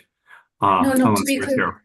Sorry, I'm sorry. I did not I apologize for not being clear. I object to admission. I thought it was not admitted. I said for the record, I'm okay for it becoming in for the record, but not as an admissible exhibit. Why is that? Because I think the record has to be clear what we're talking about as far as it not being admissible. You see, the record should show what's there, but I believe it is definitely should not be an admitted exhibit. I think we better pull this up, Mr. Albright. Ms. Kunkel, can you pull up the exhibit? Just to clarify, hearing exhibit 195 was the one I brought up during the cross-examination of Ms. Segala, and it didn't have the necessary operative pages. So hearing exhibit 200 is the corrected exhibit. And again, to be clarified, I object to admission. And I'm asking, I'm sorry. Why is that, Ms. Mandel? It seems like it's just part of our rules and regulations. It's adopted by commission rule into our practice. So help me understand the objection. Okay, I believe it can come in as with administrative notice, but it's not an exhibit that Ms. Segala responded to any questions about. So I don't have a problem with administrative notice. If that helps. I'm gonna take administrative notice of this. You're free to refer to it as you please in your statement of position. So thank you, Mr. Albright. Thank you. Anything else? Ms. Marsala, can you hold up your right hand? You swear to tell the truth, the whole truth, and nothing but the truth? I do. You can put your hand down. Is anybody with you or communicating with you in any way? No. If that changes, will you let us know? Yes. With that, back to you, Ms. Mandel. Good morning, Ms. Marcella. Nice to see you. Are you the same person that prepared your direct testimony in this case? Yes. Okay, and I cannot remember the hearing exhibit right now. We've been going back and forth so much. What was the hearing exhibit number for your direct testimony? I am unsure, but I can grab my testimony. That's all right. Just we'll figure it out. Thank you. And Ms. Marcella, you had attachments as well to that testimony. Is that right? That's correct. And if you were asked the same questions today, would your answers be the same? Yes. And also, what is can you please spell your last name and state your position with the commission? Yes, my full name is Kayla Marcella. Marcella is Marcella, and I am testifying today on behalf of trial staff. I'm a senior economist with the Public Utilities Commission. And thank you, Ms. Marcella, and Chairman Blank. Ms. Marcella is now available for cross-examination. Thank you. And for the record, I think it's hearing exhibit 503. Mr. Koshin, cross-examination of Ms. Marcella. Thank you, Chairman Blank. Good morning, Ms. Marcella. Good morning. The purpose of your testimony is to provide analysis and recommendations regarding the company's 25 to 2026 Customer Communication and Education Plan. Is that correct? That is correct. You would agree with me that there is no dispute that customers benefit from clear and accurate information to help them understand available program options, correct? That is correct. And you actually cite the Customer Communication and Education Plan goals for 25 to 2026 on page 16 of your answer testimony. Is that correct? Yes. All right. If we can turn to hearing exhibit 503, please, page 16.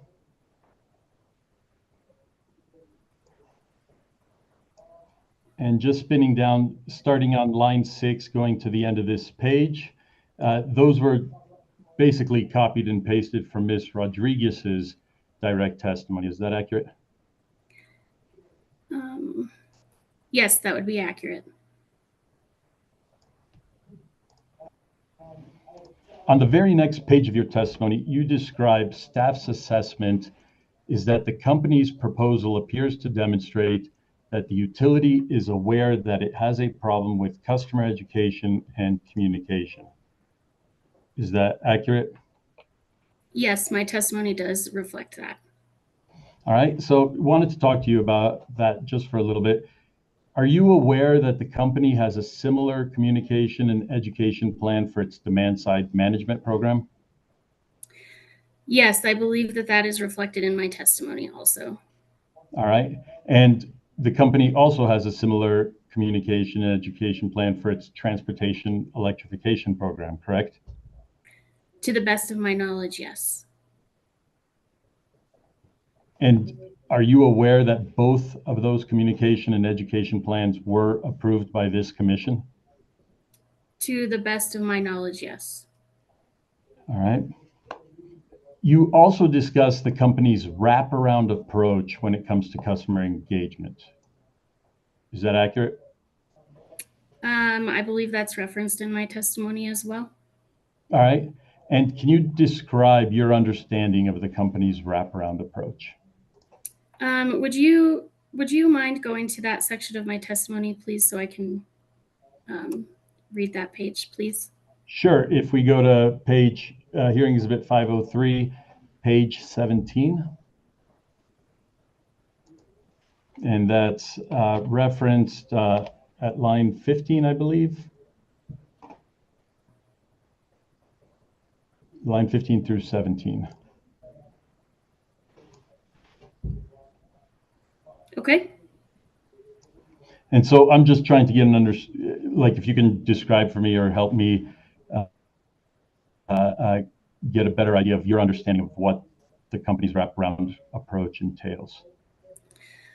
My interpretation of the company's wraparound approach is that they utilize events that are already happening as referenced in UCA Exhibit 4-1 from Discovery to have an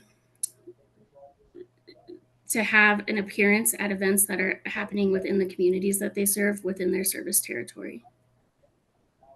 And beyond that, you would agree with me that it's to have multiple employees available to help answer questions on a variety of topics. So if one customer has a question about DSM, an employee would be there to answer that specific question. If a customer has a question about another program, an employee would be there to help with that question. Would you agree with that? I'm not sure that I can agree with that because I don't know the specifics of the employees that the company had sent to any of those events in particular. And so I'm not entirely sure of the expertise of the employees that were present at those events. So I couldn't answer with a definitive answer. All right, can we pull up Hearing Exhibit 112, please? And that's direct testimony of Ms. Rodriguez.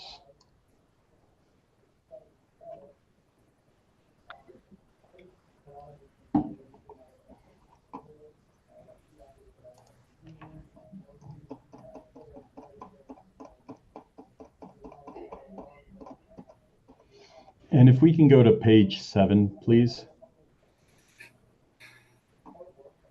And right there at the top, you would agree with me that Ms. Rodriguez is the one who discusses the company's wraparound approach, correct? Yes. And looking at lines 4 through 8, she describes that it's an outreach. It's an approach to outreach activities to provide customers with information for all programs instead of individual programs one at a time. Okay. Is that accurate? Yes, I believe that's what her testimony states. And do you have any reason to dispute that that's the wraparound approach?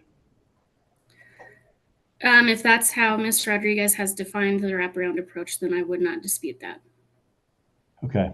Do you recall how many outreach events the company participated in 2023? I do not. Looking down at line 14, if we can, of this same page, do you have any reason to dispute that the company participated in over 30 outreach events in 2023? I'm sorry, can you please rephrase that? Yes. Do you have any reason to dispute Ms. Rodriguez's testimony on lines 14 and 15 that the company participated in over 30 outreach events in 2023? No, I do not. Any reason to dispute the company's intention to continue that same outreach strategy in 2024? No. And would you agree with me that this was the customer communication approach that was occurring prior to the filing of this proceeding? If that is what is stated in Ms. Rodriguez's testimony, then I would agree that that is the approach that the company has demonstrated they've taken prior to the filing of this case. All right, let's turn back for a moment to the 2025 to 2026 Customer Communication and Education Plan. You expressed disappointment that the 2025 to 26 Customer Communication and Education Plan was intended to be started next year. Is that correct? Correct. In fact, you argue that the company should already be implementing the plan. Is that accurate? That is correct. Are you aware that there are a number of changes that are being proposed in this proceeding to the company's rate structure? Yes, I am aware. And as you sit here today, do you know how the commission will decide the changing rate structure? No, I am not aware. As you sit here today, do you know what rate increase the commission will determine is just and reasonable? No, I do not. And you agree with me that when you filed your answer testimony in October, at that time you didn't know what the commission would ultimately decide in this proceeding, correct? Correct. Can we please turn to hearing exhibit 503, page 20?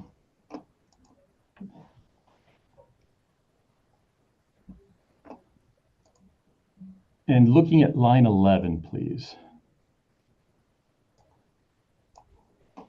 And in line 11, you express that the company is proposing to recover $217,500 through deferred accounting in a subsequent rate case. Is that correct? Yes. And if we look at footnote 18, which is a footnote to the 217,000, that is a reference to Ms. Rodriguez's testimony. Is that accurate? Yes. Now, were you present during the cross-examination of Ms. Rodriguez? Yes, I was. And staff's counsel appeared to suggest that the number might be, or the cost might be over 400,000, but I wanted to verify that your understanding it is in the 200,000 range. Is that accurate? That is accurate.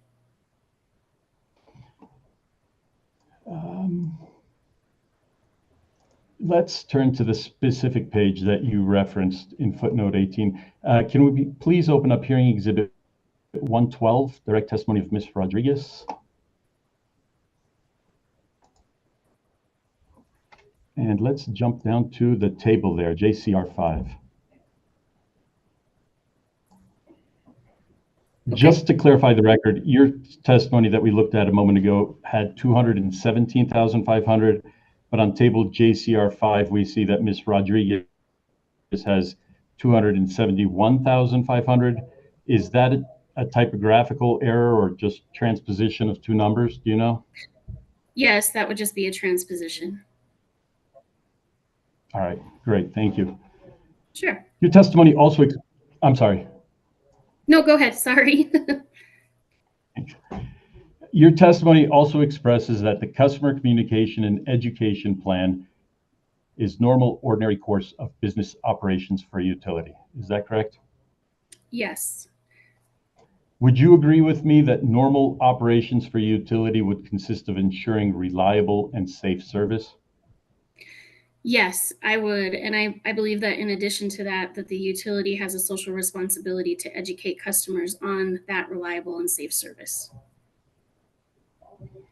All right. And in terms of educating customers, that would look exactly the way that the company is currently doing it, by going to events, offering a wraparound approach, communicating with customers.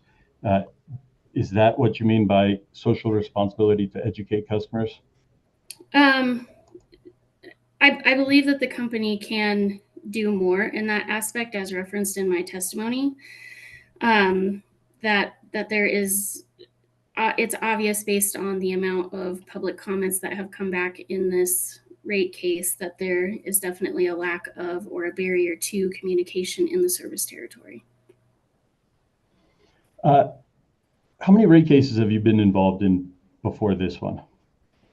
The only other rate case that I have participated in as staff with the commission was the public service gas rate case that just finished in October. In that rate case, did any customer file comments saying they agree with the rate increase or approve of the rate increase or provide a thumbs up with respect to the increase? In that rate proposed increase with Public Service Company, I was not tasked with an evaluation of education and outreach. I was tasked with rate case expenses, and so I did not review or analyze any of the public comments in that rate case. All right. Let's, if we can please turn back to Hearing Exhibit 112, page 24, that same table, JCR 5. There we go. Would you agree with me that developing software to evaluate rates is not normal operations for a utility? I'm sorry, can you please rephrase that?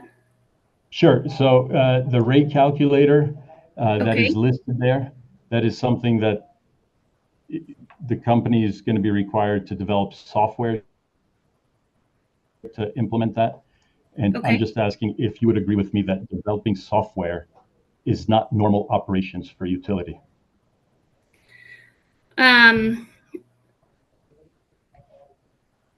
I guess the way that I would answer that is that the development of software in itself may not be an ordinary activity of the utility, but developing software as a method of education and outreach for a utility and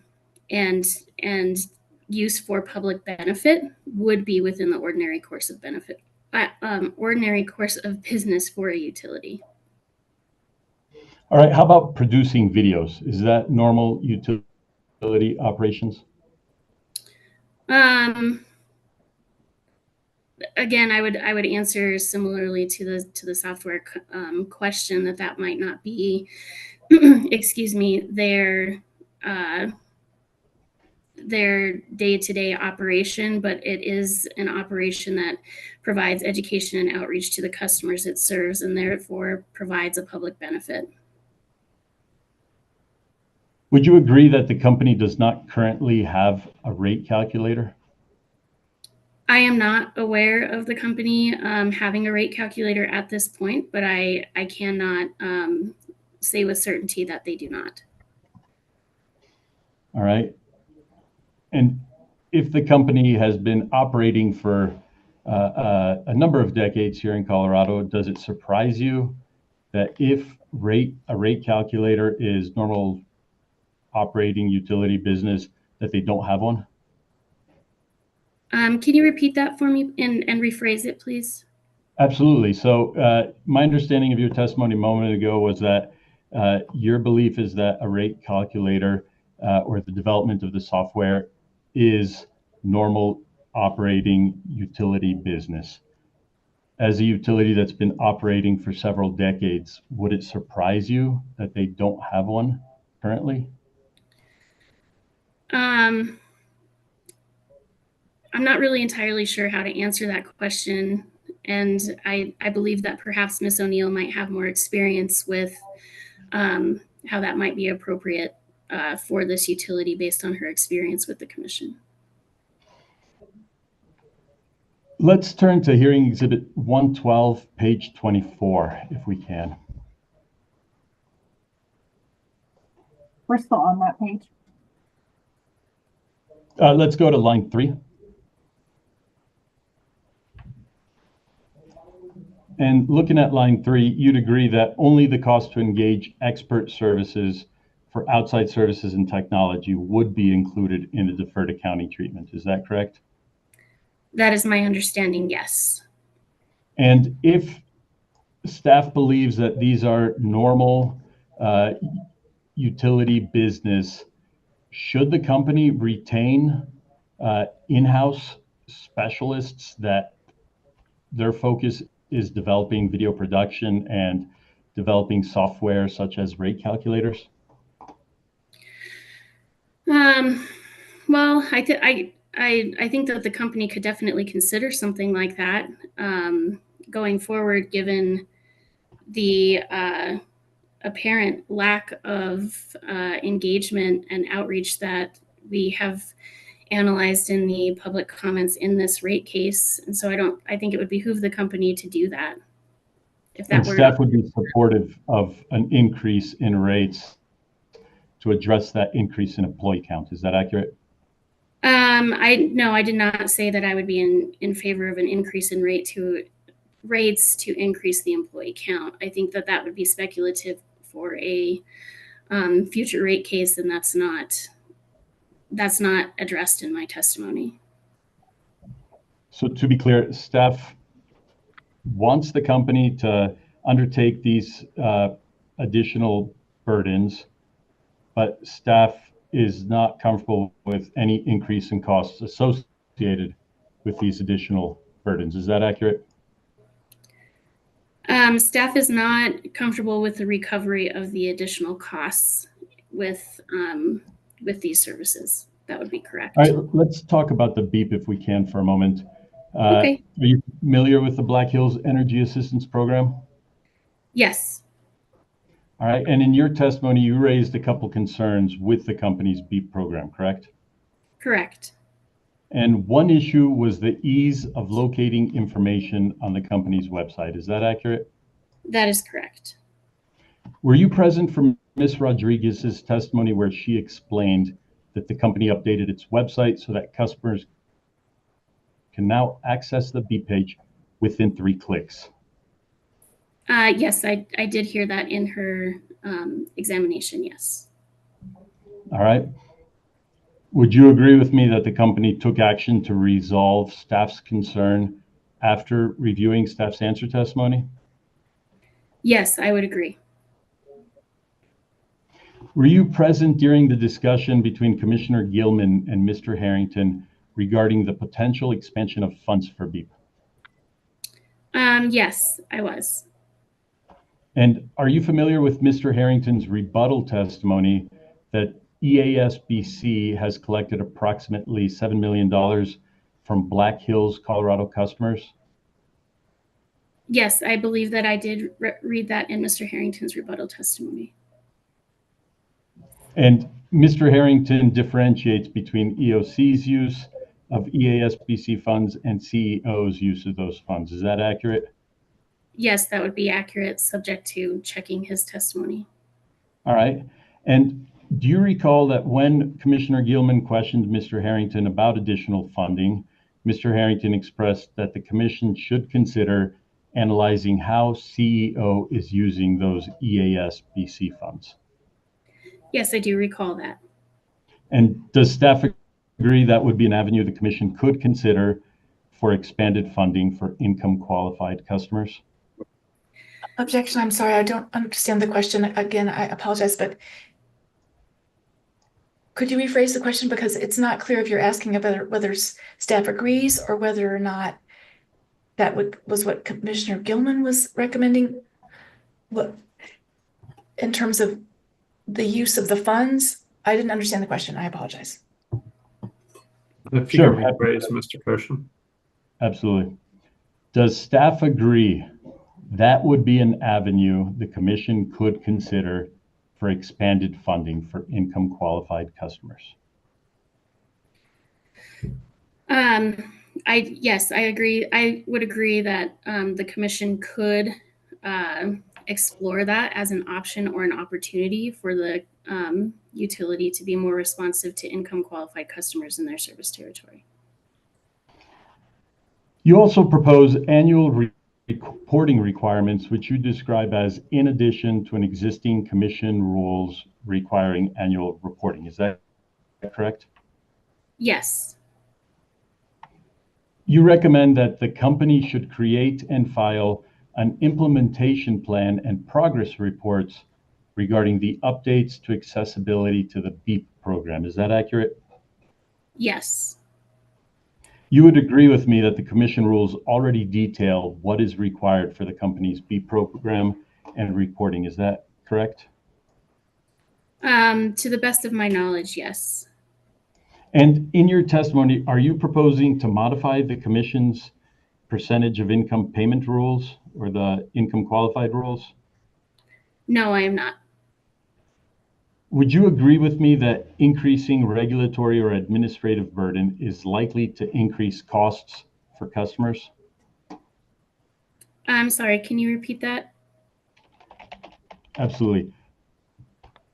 Increasing regulatory or administrative burden for the utility is likely to also increase costs for customers. Would you agree with that statement?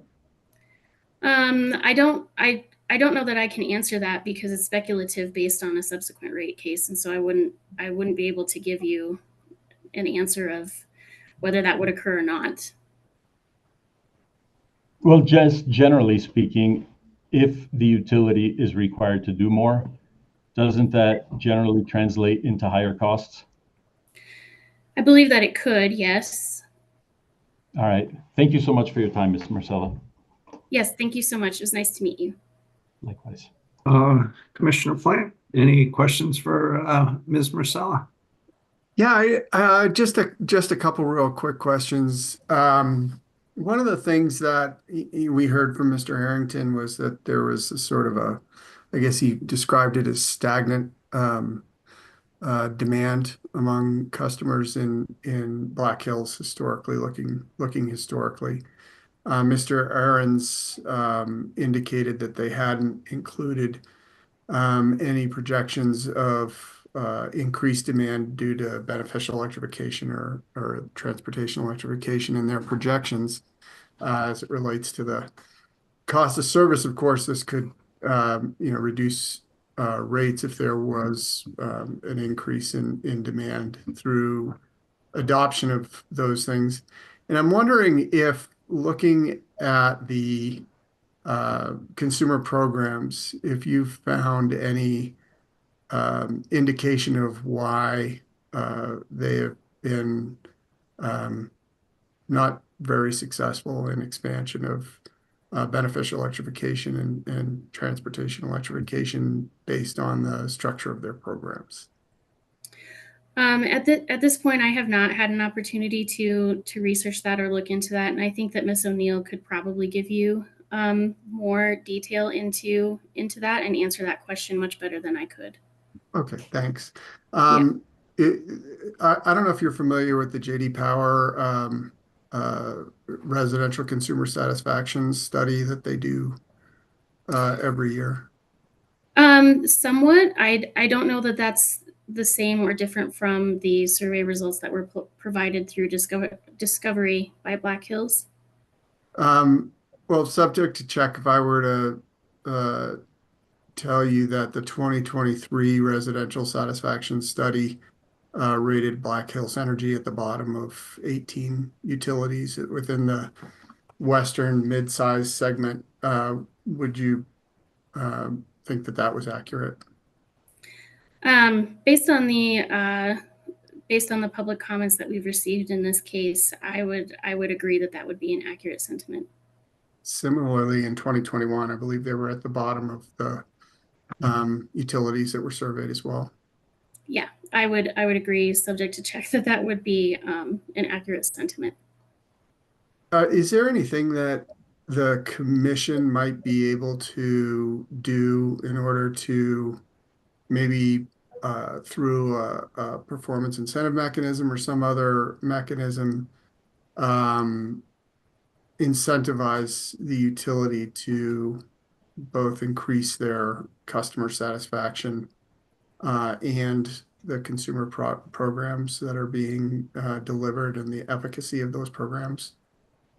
I think from just drawing on my experience, it would be very beneficial for the utility to have some accountability from the commission on engagement and outreach and participation in programs that they offer. And in order for them to get effective participation in those programs, there should be proactive communication and engagement with trusted non-partner nonprofit or other community organizations that are able to go into those DI communities and gather feedback to give to both the utility and the commission on what programs need more attention, less attention, or what can be done differently to change those programs to have a broader reach or larger impact. And I'm sorry, at this point, I don't know enough about the commission to offer a specific incentive that the commission could tie to that kind of level of accountability, but I do think that would be an option. Is that something that you or one of the other members of staff might be able to consider for inclusion in the SOP? Yes, I can do that. Thank you very much. I have no further questions, Mr. Chair. Thank you. Commissioner Gilman. I have no questions. Thanks. I have no questions either. Ms. Mandel, redirect. Yes, let's go please to hearing exhibit 503, your direct testimony, Ms. Marcella, Okay. and the questions that were being asked about, I believe it was on page 17, line 15, the wraparound approach. Okay. And I'd like for you to clarify what you're saying here, because I believe in the next sentence you say what you're saying is that the company has siloed itself from its customers. Could you please explain what you mean by the siloing from its customers? And I also understand you had some concerns about the wraparound approach. Could you please clarify that as well? Yeah, I think in terms of the wraparound approach that's described by the company, the company discusses their outreach and engagement to be done through events that are already happening with community organizations or nonprofit partners, and that Black Hills lends itself to those events as either a sponsor or uses that as an opportunity to set up a table or a booth to answer questions regarding their services. And my concerns with that in terms of an outreach approach is that it does not target the DI or income qualified customers that the utility is serving. And we know that the majority of the customers in the service territory are within those DI and income qualified communities. And so from my experience at a level with human services, when we talk about a wraparound approach, we talk about caring for a person as a whole and how these programs affect their day-to-day life, which is what we had heard in the public comments. And so I believe that what's happened is that the company believes this to be an effective outreach and engagement strategy by piggybacking or sponsoring and partnering with events that are already happening. But by not having culturally sensitive outreach and engagement, they have actually siloed themselves by not taking feedback for what kind of programs or level of programs they should be offering to provide relief for the DI and income qualified communities they serve. Thank you, Ms. Marcella. And going to another area of questioning, you were asked whether or not you had any concerns about the events that the company has been attending. And I think you've partially answered it in the response you just gave, But just to be clear, you were asked if you were comfortable with the company continuing with this approach of attending these events. And so I'd like for you to clarify whether you are concerned or not concerned with this approach of attending these events. Yes, absolutely. So I wouldn't necessarily say concerned. I think it's good for the company to have public facing interaction with a large swath of people at any given time. However, I don't believe that these events are an appropriate level of substitution for customer engagement and outreach, in particular to the communities that Black Hills is serving. They are not culturally sensitive or pointed and specific levels of outreach and engagement to build relationships with local organizations and the population that's within the service territory.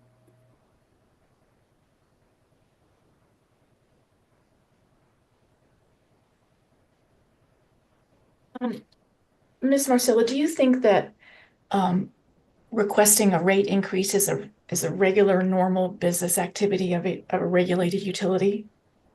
Yes, I believe that requesting a rate increase would be a normal activity that a utility undertakes.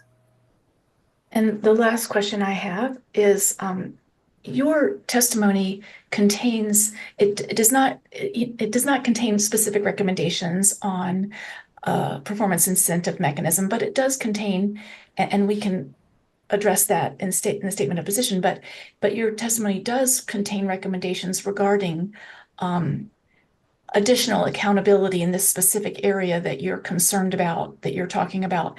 And can you describe what you're recommending in terms of this accountability? Yeah, I think, I'm sorry, can you rephrase that perhaps? Certainly. I believe that, yes, certainly.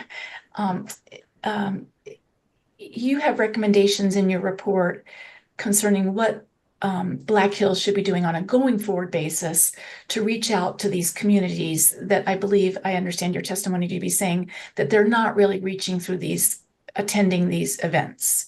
And can you please describe what you're recommending that the Black Hills be required to do by the commission in terms of accountability? Yeah, I think that can be as specific or vague as the commission would want it to be. And I think a good starting point would be for the utility to demonstrate a working relationship with local government entities, nonprofit organizations that they have built a trusted and respected relationship. And then that can go a step further, and the company can report on specific metrics that they've accomplished through those trusted relationships. And that could be the number of outreach events that they've held in partnership with those local organizations, trusted local organizations, the level of engagement, whether that is working with those local organizations to go into DI communities and meet people where they're at, to understand how the utility could best service them. And it could be a report back to the commission on that level of engagement and outreach. And then, what the utility has found from the results of that level and that engagement and outreach, whether that is an increase in energy affordability programs or EV programs, or whatever that looks like after the utility has taken those steps to immerse themselves into those communities. I have no further questions at this time. Thank you, Ms. Marcella. Thank you. Thank you, Ms. Marcella. You may be excused. Thank you. I guess we'll break for lunch for 45 minutes. Just a quick question for UCA Council, if you're out there. Would it be okay, Ms. Nelson, if we took Mr. Skluzak either after Ms. O'Neill or after Ms. Schoenhout? I'd very much like to get this hearing concluded tomorrow morning, and it sounds like Mr. Skluzak is not available tomorrow morning. Your Honor, I don't see that being a problem. Ms. Nelson, do you see any issue with that? No, I was just gonna say we can make sure that's okay over the lunch break and come back and report for sure. But at this point, I probably after Ms. Schoenhout would be workable. All right. Thank you. Yeah, let's make sure we get Mr. Skluzak on and completed today. Thank you. Appreciate it. Yes, any other issues before we break for lunch? Let's come back at 12:45. Thanks all.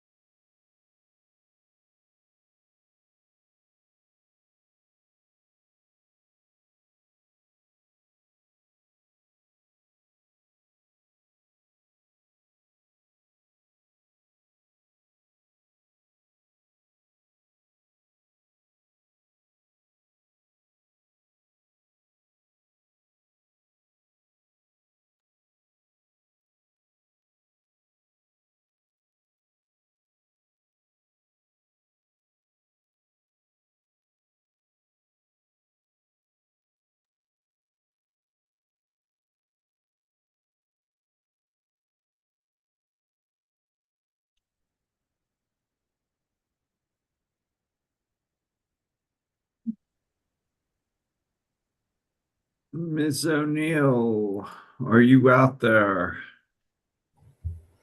Yes, I am here. Ah, there you are. Can you hold up your right hand? You swear to tell the truth, the whole truth, and nothing but the truth. I do. Is anyone with you or communicating with you in any way? No, If that changes, you'll let us know. I will. And I guess before we start, just let me check and see if there's any preliminary matters. I probably should have done this first. Ms. Mandel. No, thank you, Your Honor. We're working on that, the difference between those two highly confidential executable, those two documents submitted in highly confidential, working on that, but nothing to report at this time. Thank you. Ms. Nelson. Yes, and Mr. Chair, it's fine if Mr. Skluzak goes right after Ms. Schoenhout this afternoon. Thank you. All right, and we may need to break a little early, more like 4. So let's be sure to get Mr. Skluzak on, even if he's before Ms. Schoenhout. Is that okay? Sure, if that's necessary. Okay, I don't think it will be, but Mr. Nocera? Just real quick, we had intended to put Mr. Abiodun on very briefly. We can take him out of order, but I don't want to forget him. Okay. Why was that? I show no cross for him. He had a update to one of his recommendations that he wanted to make on the record. I could offer that we also submitted in our SOPs. It's not real controversial at all, whatever you would prefer on that. But he wanted to get it on the record. I think the company preferred that he get it on the record also. All right. Let me talk to Ms. Consilia and Mr. Sopkin, and I apologize for my premature swearing in. Ms. Consilia.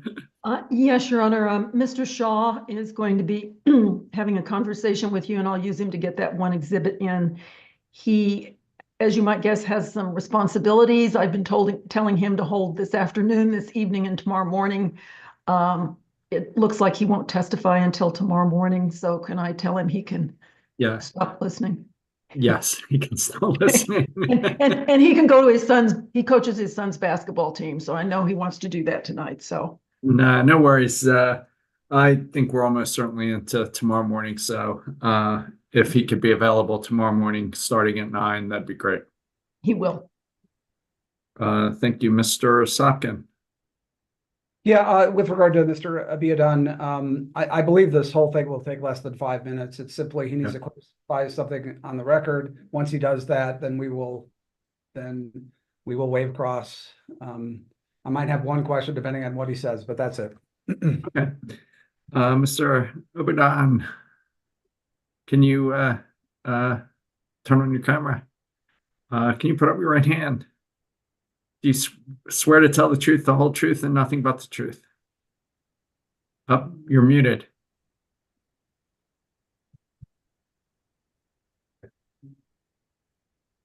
Yep, you're still muted.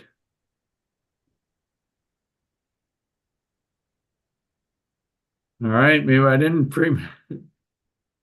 No. I'll tell you what, we're going to start with Ms. O'Neill, and we'll come back to you once you figure out your sound. So, and it validates my swearing in timing. Mr. Brink, Mr. Nocera, Ms. Mandel, over to you guys. Good morning, Ms. O'Neill. Could you please state and spell your last name for the record, and also state your position at the commission? Yes, my name is Erin O'Neill, E-R-I-N, last name O'Neill, O''N-E-I-L-L, and I am the Deputy Director for Fixed Utilities at the Colorado Public Utilities Commission. And Ms. O'Neill, did you file direct testimony in this case? I did. And were there, yes, please. I also filed cross-answer testimony in this proceeding. Yes, and thank you so much. And were there also attachments? Yes. And if you were asked the same questions today as were asked in the direct and cross answer, would your answers be the same? Yes, they would. And those exhibits have been admitted with the attachments, and Ms. O'Neill is now available for cross-examination. I have 30 minutes for the company. Oh, you're muted. Let's try that again. Thank you, That Chairman works. Blank. And I might be able to give you some time back here to help with your schedule. Ms. O'Neill, my name is Todd Brink, and I'm one of the in-house lawyers representing Black Hills Colorado Electric in this matter. And it's a pleasure to meet you. Nice to meet you too. And I just have a few areas for discussion with you this afternoon. And I'd like to start in on the company's time of use rate proposal. Okay. And yeah, you filed answer testimony regarding the time of use rate proposal. And I guess I would characterize the answer testimony to say that staff generally did not oppose the company's proposal, with the exception of EV rates for the LGS class. Is that a fair representation of staff's position? That's correct. We did not oppose the modifications the company proposed. And in fairness, even in some of the different areas where you did not oppose, there were still some suggestions for potential modifications. Is that right? That's right. So one area where I did not see a staff position indicated relates to the voluntary or the opt-in nature of the company's time of use rate proposal. So I would just like to ask you, is that I'd really like to ask you if staff supports it, but I think what I'm going to ask you instead is that similar where staff does not oppose the voluntary or the opt-in nature of the company's proposal. Yeah. So first I would say that staff is extremely supportive generally of time of use rates as being rates that are better based in cost causation. I think we have a long history with both public service and Black Hills in looking at time of use rates.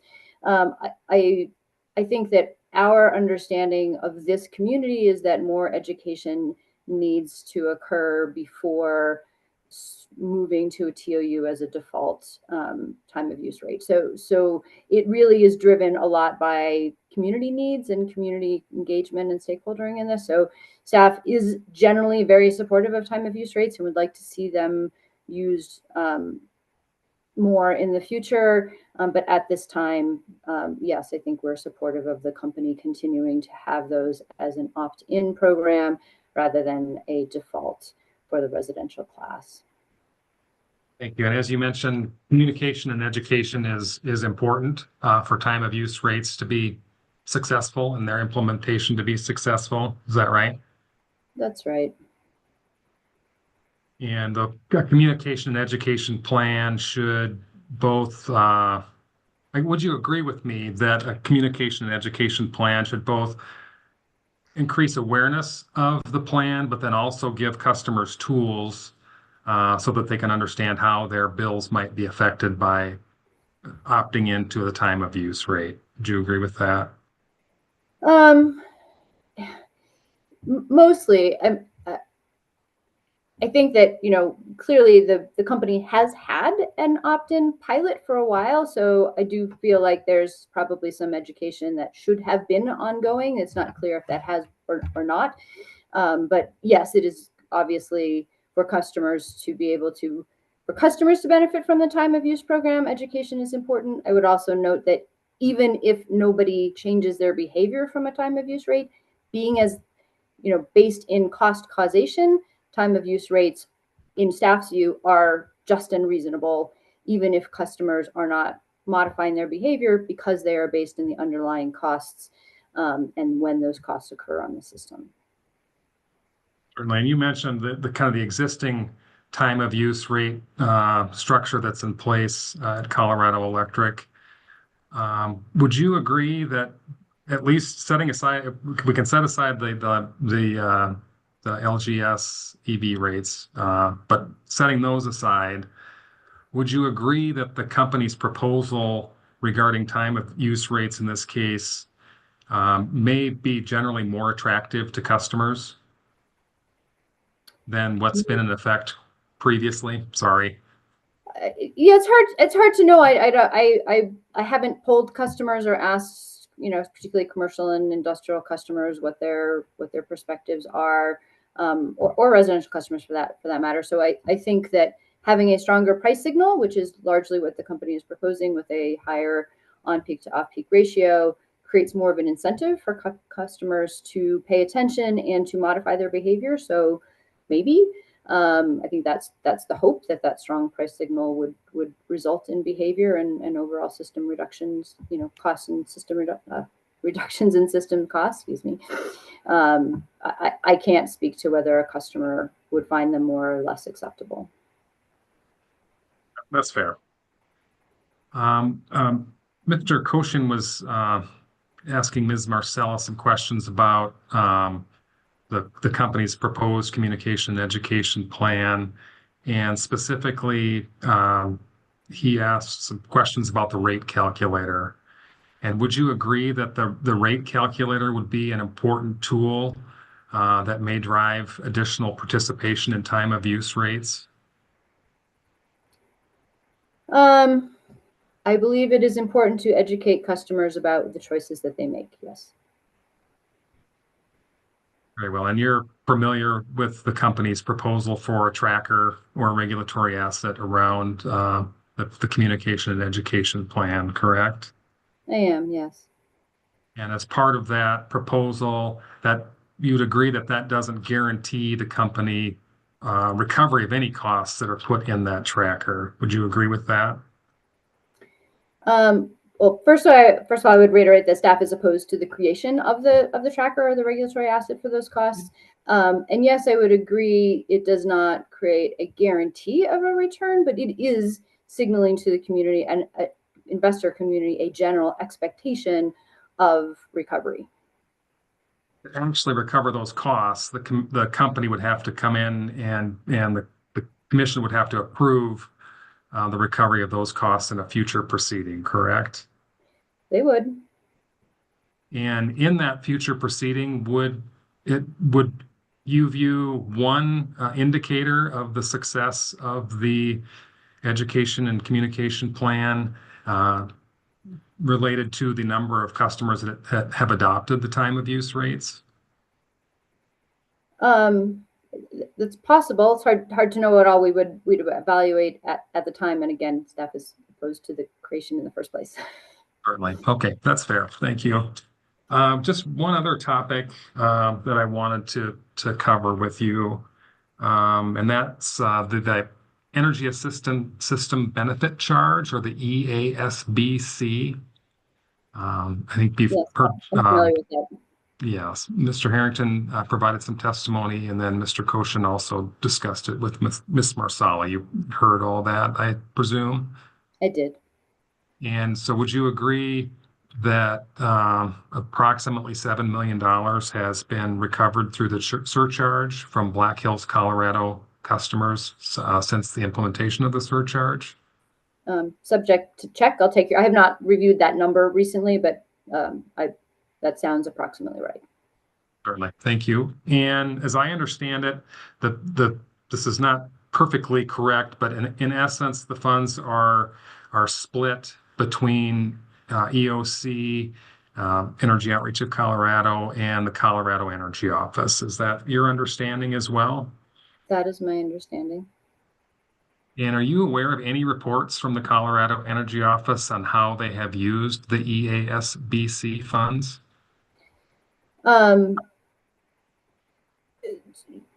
The Public Utilities Commission doesn't regulate either EOC or the Energy Office, so I am not aware of any reports filed with the Commission. There may be reports that are, provided elsewhere within the government or publicly, but I'm not aware of those reports.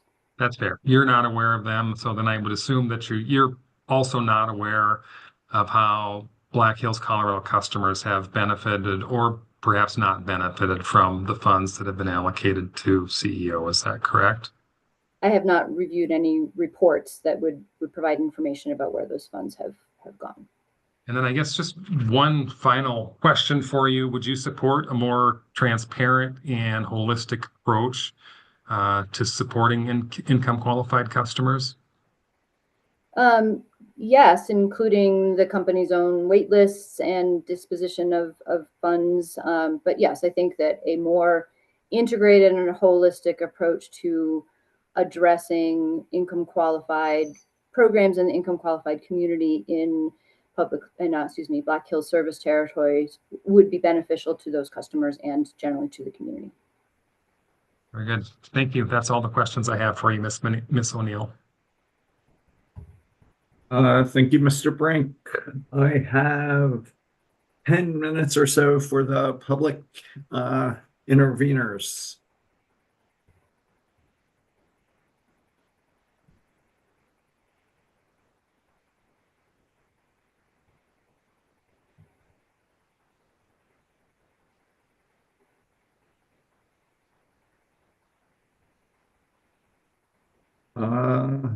I'm not seeing. I think that was.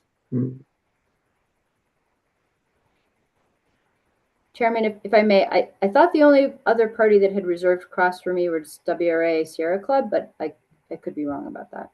I thought I had an entry for that, but why don't we go with WRA Sierra Club? Thank you. Good afternoon, Mr. Chairman. Nihal Srinath on behalf of Sierra Club.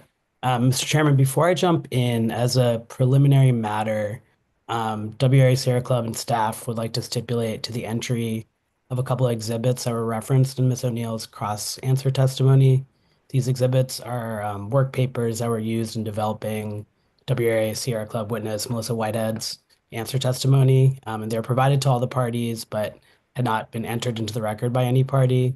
And since one of the exhibits, hearing exhibit 1111 in WRA Sierra Club's box folder is highly confidential, we prefer to just stipulate to their entry rather than enter into a highly confidential session. And we conferred with Ms. Mendel. We can represent that staff agrees to the entry of these two work papers.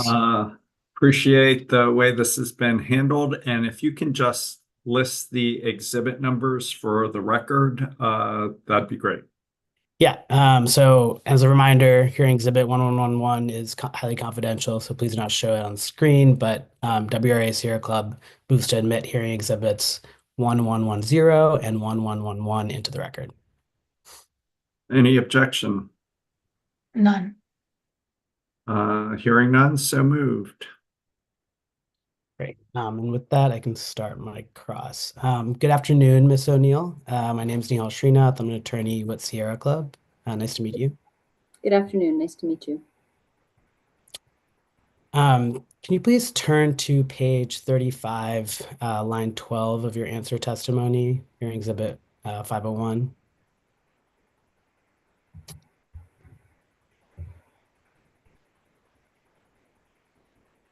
Did you say page 31? Page 35, line 12. My apologies.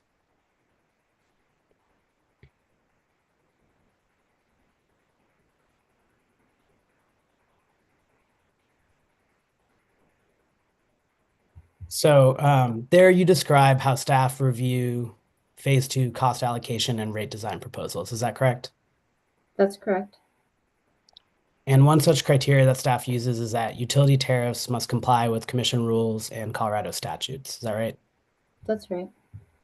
Do Ms. Whitehead's proposed seasonal and seasonal time of use heat pump rates comply with commission rules and Colorado statutes? I believe they do. Thank you. Can you now please refer to your cross-answer testimony, page 9, lines 7 and 8?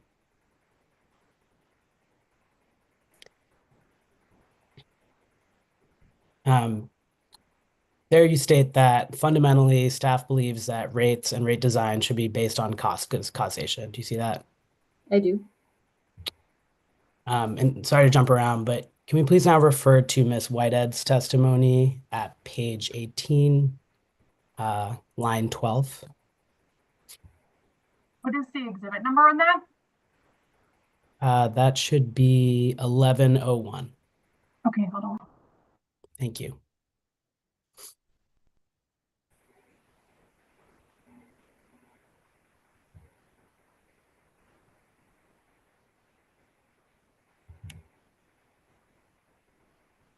And it's page 18, line 12. There, Ms. Whitehead says, because my proposed rates are revenue neutral and cost-based, they would not result in cross subsidies from other customers. Instead, by more accurately reflecting cost causation, my proposed heat pump rates would enhance fairness and reduce cross subsidies from heat pump customers to customers who use more electricity during summer peak hours. Ms. O'Neill, do you dispute that Ms. Whitehead's proposed seasonal and/or seasonal TOU rates are cost-based? I am unclear. I don't think that Ms. Whitehead demonstrated that they were cost-based for the set of customers who would be able to access these particular rates. But do you dispute any of the kind of causal links that she's making in the statement? I'm not sure what causal links you're referring to.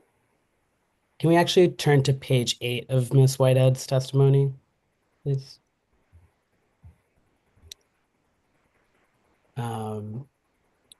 And scroll down a little bit, please. Cool. On line 14, Ms. Whitehead critiques Black Hills TOU rate, says, while the proposed rate structure improves upon current rate at RS1 by eliminating the penalty for higher consumption, it does not account for the seasonality of electricity costs, which are primarily driven by summer peak demands. A truly cost-reflective rate would recover more costs in the summer months to reflect this fact. Do you dispute that a seasonal rate for heat pump customers better reflects summer month and winter month system costs of heat pump use? Staff is generally supportive of seasonal rates. I just don't think that the analysis presented by Ms. Whitehead goes into detail to really demonstrate that the price ratios that she's recommending are based on the relative costs between summer and winter. And I don't believe her analysis was specific to the customers that would be signing up for this rate as opposed to the entire residential class. But you do agree that a seasonal rate better reflects summer month and winter month system costs of heat pump use. Is that fair?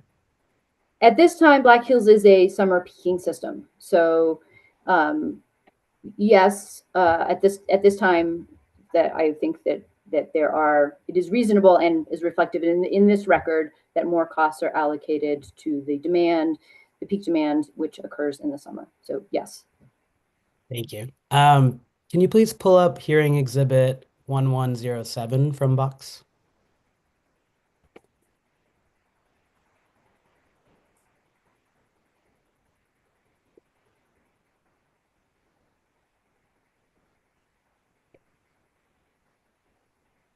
Staff does not dispute that a rate that is not seasonally differentiated overallocates costs to heat pump customers, undercredits heat pump efficiency during summer months, and fails to incentivize beneficial electrification of heating. Correct? In your response to... Okay. None of Black Hills' proposed rate offerings in this proceeding are seasonally differentiated. Is that right? That's correct. Mr. Chairman, I move to admit hearing exhibit 1107 into the record. Any objections? Hearing none, so moved. Can we please turn back to Ms. O'Neill's cross answer, page 9, line 11, please?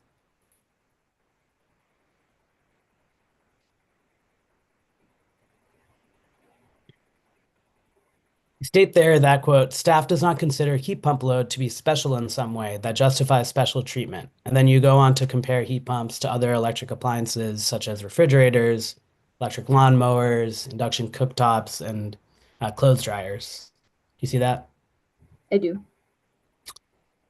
Space heating and cooling load is much larger than any of these individual appliances or end uses you're comparing heat pumps to. Isn't that right?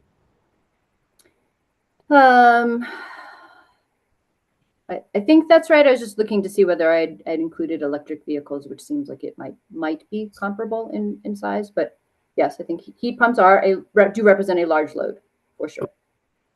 And as you said, Black Hills summer peaks are driven by cooling loads. Isn't that right? I didn't specifically say they're driven by cooling loads, just that I think that's a reasonable assumption, but summer is currently the higher peak for the company. Okay, so it's safe to assume that Black Hills summer peaks are driven by cooling loads, right? That is at least a contributor to the peak, yes. Sure. And heat pumps use most electricity during the winter when the grid is not as stressed. Is that right? That's correct, though there are costs associated with serving the energy for winter, for the winter system. Of course. And heat pumps in the summer make cooling load more efficient. Is that fair to say? Heat pumps make I'm not a heat pump expert, so I think that my recollection is that the information that Ms. Whitehead provided is consistent with that statement. I don't have any reason to dispute it. So, okay. Fair enough. Do you disagree that heat pumps spread the fixed cost of the grid over more sales, thereby improving the efficiency of grid utilization? No, I don't disagree with that. Okay. So aren't heat pumps then, compared to these other appliances, kind of distinct in their ability to impact grid costs? No, I don't think so. Any increase in cost, any increase in load from an individual customer, whether it's from an electric lawnmower or a heat pump or something else, have the same effect of spreading the same fixed costs over a higher volume of sales. And some of those things, like electric lawnmowers, are also typically going to occur in the summer. And again, I think consistent with what I have written here, different appliances have different characteristics, but I don't find that one justifies a special rate all for its own. I don't see the characteristics of being heat pumps as being so unique that they should have a separate treatment. But based on what we discussed, based on the heat pumps kind of larger load or space heating and cooling's larger load and kind of ability to spread costs over the year, grid costs over the year, and over sales, doesn't that make heat pumps kind of distinct from like an electric lawnmower, for example? I mean, it's a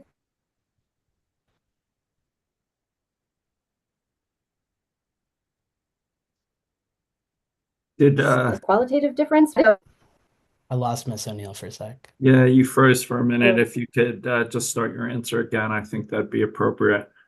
Apologies. Can you repeat the question? Sorry. Yeah, no problem. So we discussed that heat pumps are kind of distinct in terms of cooling load being a relatively large percentage of load, and are distinct in their kind of ability to spread costs out over the year, or spread grid costs over the year. So aren't rates impacting heat pumps kind of distinct in their impact on the grid? No, I would disagree. I think all of these sort of beneficial electrification type transitions have the same general effect of having increasing loads and spreading more fixed costs, potentially with some distribution costs that offset it. But generally speaking, right, it will serve to generally reduce, put downward pressure on rates. But all of these appliances that increase loads would tend to have that same effect. It's a matter of degrees. So is heat pump load larger than some of these other things? Yes, but the underlying dynamic is very similar. And hasn't the legislature in Senate Bill 24214 singled out heat pumps in asking IOUs to put forward rates designed to lower bills for customers who utilize heat pumps? It did, and requested the commission to consider heat pump rates. Great, thank you. Could we please turn to page 8 of Ms. O'Neill's cross-answer testimony, line 10?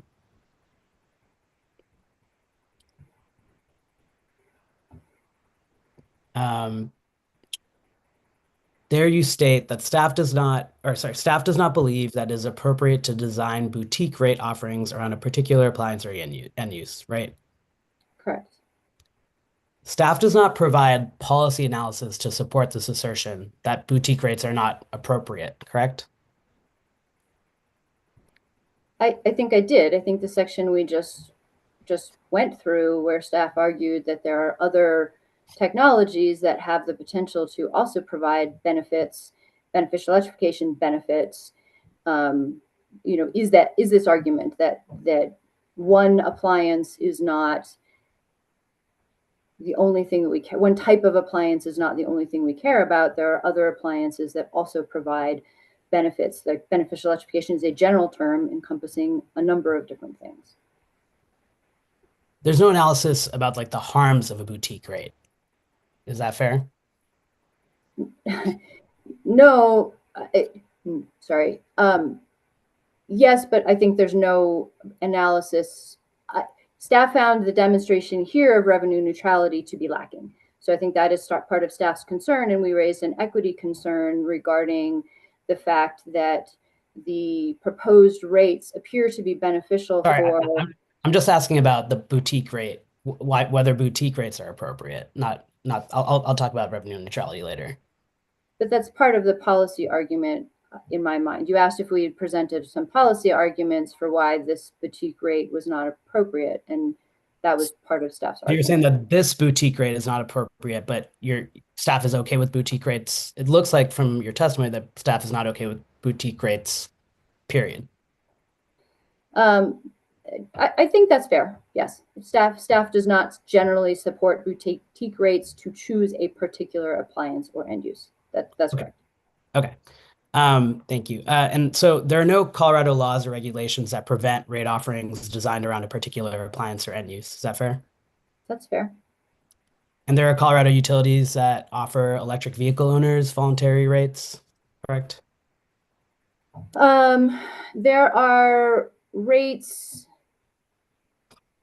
for commercial EV customers that are specific to EVs.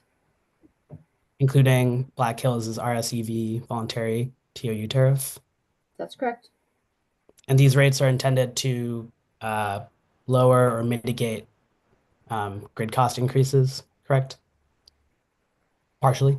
These rates, I think, I would say it may be a little different, and maybe we're saying the same thing, but I would say those rates are designed to properly account for the costs that EV load puts on the system and the different charging profile or load profile they have as a result of being EV charging.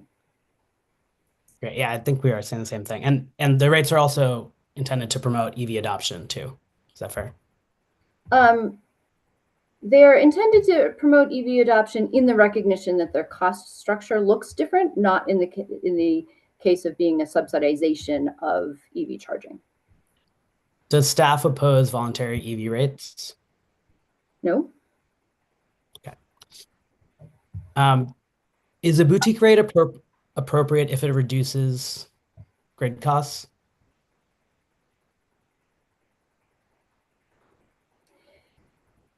I think it depends on the entirety of the analysis of what the impact of that boutique rate is. As I started to say earlier, staff had a concern that this particular rate design and only being offered to a subset within a rate class was potentially raising a subsidization or lack of revenue neutrality because not everybody in this rate class could take advantage of this. I guess putting that aside, if a boutique rate reduces grid costs, is it appropriate? I can't say that with it depends. It depends on what else it does and whether when total costs is clearly a benefit, reducing total costs. But if it causes other shifts in cost allocation across other customers, then no. So it depends on who is bearing the remaining costs and whether there are other shifts that are happening at the same time. Would you accept that increased adoption of heat pumps is beneficial for all customers because of efficient cooling during summer peaks? Yes. And would you accept that the seasonal rate proffered by Ms. Whitehead incentivizes heat pump adoption? I think staff is concerned that the differentials in Ms. Whitehead's proposal wouldn't be acceptable to customers, but that's a different question. So for a customer, I do think it demonstrated that a heat pump customer would be better off on the rates that she designed. And so therefore, yes, that would be beneficial to heat pump customers. If you can you point me to where in your testimony you discuss the customer? I do not. And apologies. Staff had limited time to review this, and I don't have any discovery or basis for that statement. So I didn't put it in my testimony. Okay, thank you. Is a boutique rate appropriate if it furthers state policy goals? It depends on what impact it has on safe, reliable service at a reasonable cost with equity and environmental and social, values. There are multiple things that the commission is constantly weighing in terms of the benefits. So things can result in a benefit in one category while not resulting in a benefit in other categories. Sure. But all things equal, are emissions benefits from beneficial electrification in furtherance of Colorado state policy goals? Absolutely. And then my last question on boutique rates, is a boutique rate appropriate if it brings rates closer to cost causation? Staff is generally very supportive of the rates that are designed on cost causation. So I would say that the same, right, that equity is always important. So it does depend on the circumstances and what are the other intended or unintended consequences of whatever the rate design is. But boutique rates that are designed to reflect the underlying cost of those systems, like the voluntary EV rates, staff is generally much more likely to be supportive of those sorts of rates. Great. And is a rate that reflects the high grid costs of summer cooling and rewards efficiency during that cooling period, is that type of rate one that brings rates closer to cost causation? I'm sorry, can you repeat that question? Sure, yeah. Is a rate that reflects the higher grid costs of summer cooling one that brings rates closer to cost causation? So that sounds very similar to the question about seasonality. And I think I answered that yes, that generally I think staff would acknowledge that costs are higher in the summer and, believes that those rates are more reflective of cost causation. So is it staff's position that a boutique rate is inappropriate even if it reduces grid costs for their policy goals and brings rates closer to cost causation? Depends on the circumstances, how well vetted the rate is, what it does for equity, other remaining customers, and how well vetted that rate is. But you said beforehand that staff was against boutique rates, period, correct? Staff generally is not supportive of rates that are targeted at subsets of a rate class. If there's a new rate class that can be established, that would be better because you can demonstrate that there's a set of customers that have a different kind of rate structure. Staff is supportive of the voluntary EV rates, so I'm not saying it's a categorical, it can never be, a boutique rate can never be supported or justified. Okay. Can you please refer to page 6 of Ms. O'Neill's cross-answer testimony, line 8?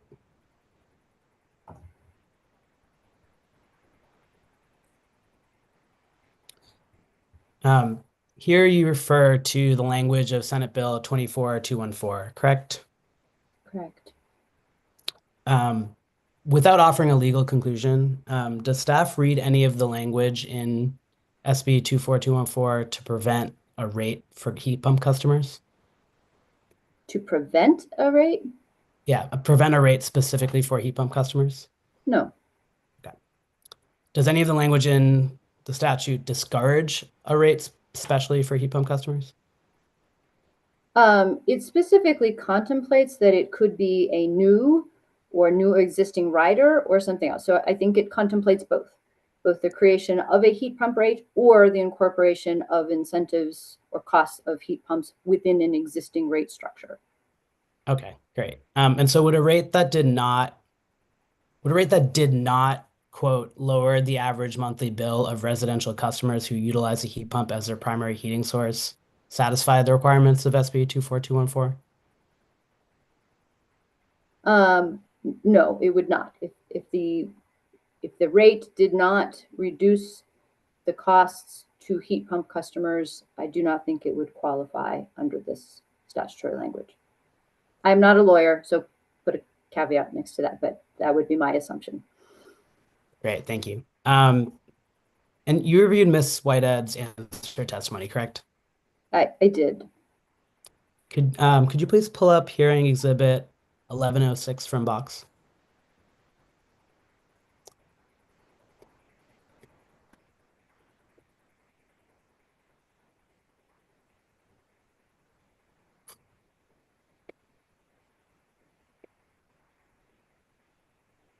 Ms. Whitehead found that annual bills for heat pump customers bill would be $56 higher under Black Hill's proposed residential TOU rate than under the company's proposed standard flat RS1.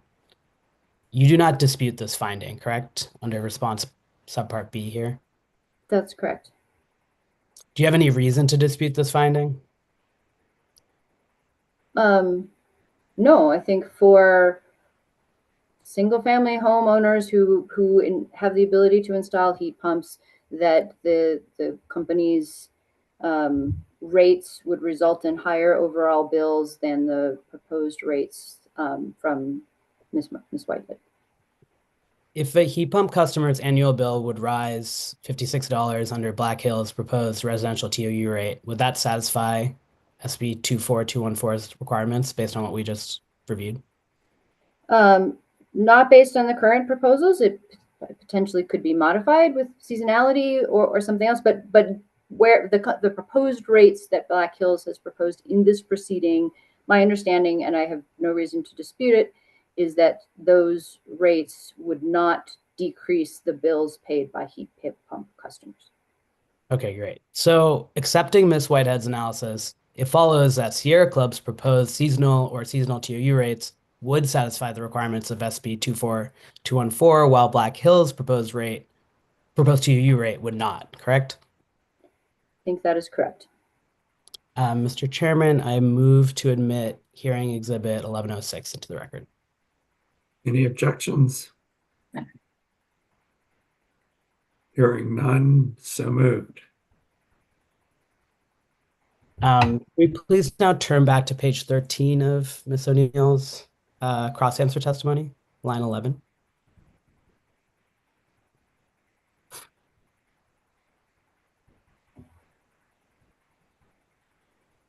Ms. O'Neill, you state here that there are insufficient guardrails for Ms. Whitehead's proposed heat pump rates, in part because, quote, it would be more appropriate to require that a customer signing up for the voluntary rate be required to stay on the rate on an annual basis rather than be required to stay on the RS1 rate for 12 months if opting out after one season.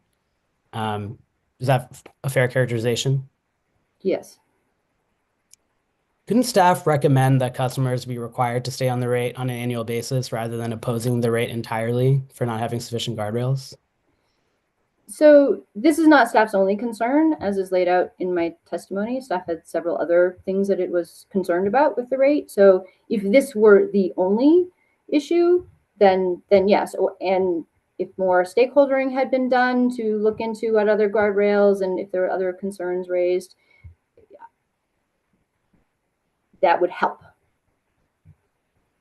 On line 14 of this page, you state as an additional guardrail concern, the worry that Ms. Whitehead's proposed self-attestation for enrollment in the heat pump rate would, quote, allow gaming. Is staff's concern that non-heat pump customers would state that they have heat pumps in order to gain access to marginal annual savings through the heat pump rate? It's unclear. Generally, as I stated on line 15, staff is not generally concerned with self-attestation. I think I don't distrust people so much that I think they're going to go down this road of trying to get onto a rate for a season and then hop off. It's just generally these programs are new and novel, and so staff is just concerned with unintended consequences. And so it's just, as I stated earlier, not having had a lot of time to think through all the options and ask what's done in other states and things like that, staff is concerned about what potentials this sets up. So I'm not suggesting that customers are so nefarious as to imply they have heat pumps when they don't. Just not clear what other potential, issues may arise. So if staff doesn't have any reason to believe that non-heat pump customers would either obtain savings by signing up for heat pump rate or even know how to game a heat pump rate. Is that fair? I think that's fair, but it feels like this is part of the point of you're offering something to a small set within a customer class that just, it doesn't, the lines are not clear. I mean, that's part of the concern with the boutique rate of who is qualifying for this rate and under what circumstances. But I think in your, and you even reference this in your cross-answer testimony, isn't it true that non-heat pump customers would obtain like tiny savings by signing up for this rate? Only single family homes. And it depends on which rate gets approved. The savings were modest for, I think, the flat rate, but fairly significant for the TOU rate. But the analysis was only provided for customers that are single family homes. That is the basis of a lot of staff's concerns. Can you point me to that fairly significant rate impact? I think it's in my table. There's a table in my cross-answer testimony. I don't remember the number of the table. That's on page 12. Can we scroll to page 12? And so if we're talking about the TOU rate, that's the furthest right column. And so a non-heat pump customer. Non-heat pump customers without air conditioning. Sorry, just reminding myself how to read my own table. Right, for those non-heat pump customers, they would get, by my estimate, and I did provide this as an attachment with an executable, it would be $146 or $137 of benefit to those customers without air conditioning, which is a significant number, and especially that both the air conditioning and non-air conditioning single family homes all show a benefit. If this rate is revenue neutral, it makes me wonder who is picking up the rest of those costs, and that's what staff is concerned about. We'll get to that, but I just want to talk about the guardrails here. So is the concern that a non-heat pump customer would be able to figure out that they could get $10 a month in annual in theoretical savings by lying on a self-attestation form and then signing up for a heat pump rate? Is that really? As I said, I did not say that in my testimony. Like I said, I'm not sure what impact this, we don't have a lot of experience offering boutique rates to a small subset of customers within a rate class. Staff is just trying to make sure that we're careful and have thought through any potential unintended consequences. But when we look at the scale of these numbers and the number of customers who are likely to sign up, aren't we talking about really small margins here? I mean, I would consider $150 a year to be a material impact to a customer in the Black Hills territory. To a customer, correct, but to the total revenue, to the total annual revenue of the Black Hills residential class?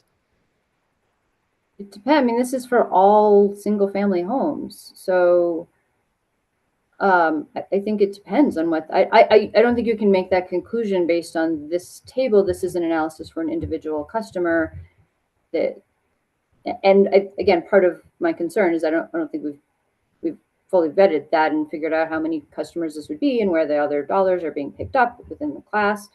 And I'm talking about the potential of customers gaming this rate. And so in order for there to be some sort of major impact, you'd have to have a lot of customers who don't have heat pumps signing up for heat pump rates. Is that fair? I think that's fair. I mean, I think we can agree this was a more minor concern, and I think one could work around this. As I said, staff is not fundamentally opposed to self-attestation. Okay. So, and we can talk about revenue neutrality now. So thank you for bringing that up. Can we please pull up hearing exhibit 1108 from Sierra Club's box?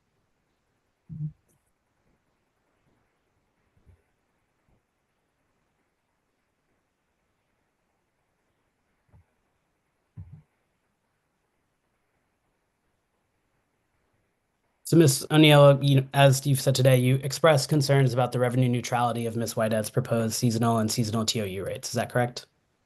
correct. Yet you do not dispute Ms. Whitehead's calculation that shows that the values listed for revenue collected under each of the heat pump rates are both equal to the residential demand and energy revenue requirement listed by Black Hills for the residential class. Is that correct? It's response B here. Yes, with the caveat that that's for the entirety of the residential class, not for the single family portion or for those that would be able to access the heat pump rate. Okay. And so can we, if we look at answer A here, you define revenue neutrality as, quote, a rate that across the entire class of customers for which the rate is available is designed to recover the same total revenue as the alternative rate over a set period of time, generally a year. Is that fair? That is what it says. And the entire class of customers in this instance is the residential class, correct? I think that's actually a little unclear because the rate isn't being offered to the entire residential class. I think that's part of my concern is that the boutique rate effectively treats the heat pump customers like a different class of customers.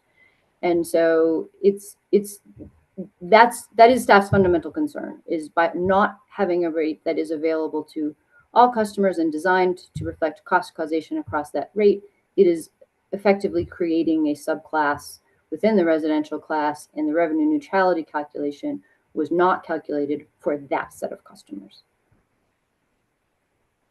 Ms. Whitehead assessed revenue neutrality by assessing whether using the same class average load profile, her proposed rates would generate the same revenue. Isn't that the appropriate way to assess revenue neutrality?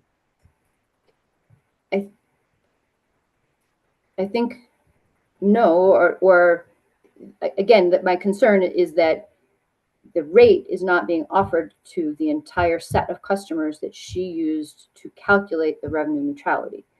And so I think there's a mismatch with the way that the rate is structured and only offered to a subset. So then a rate that provides savings to heat pump customers is de facto not revenue neutral, according to staff, even though the same revenue is collected across the entire residential class under that rate?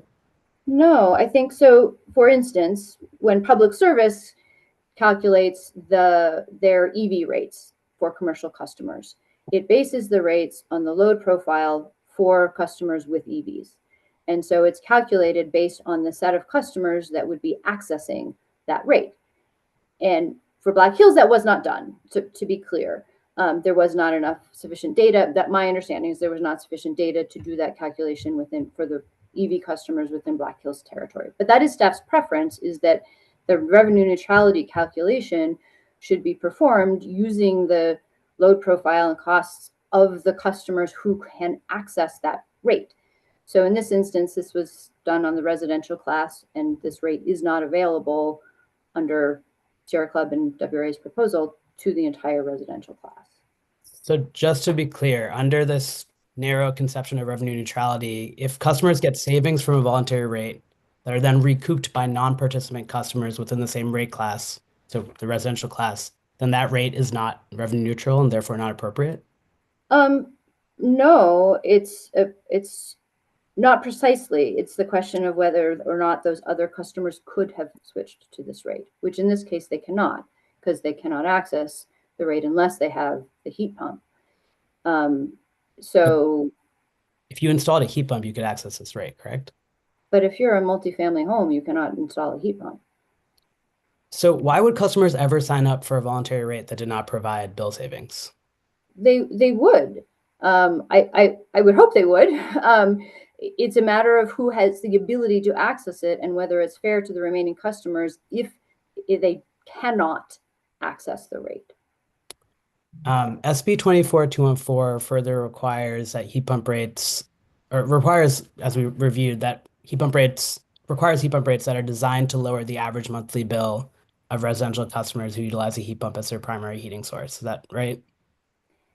Could you pull up the language, please? Yeah. So can we go back to the cross answer testimony of Ms. O'Neill, page 6, line 8?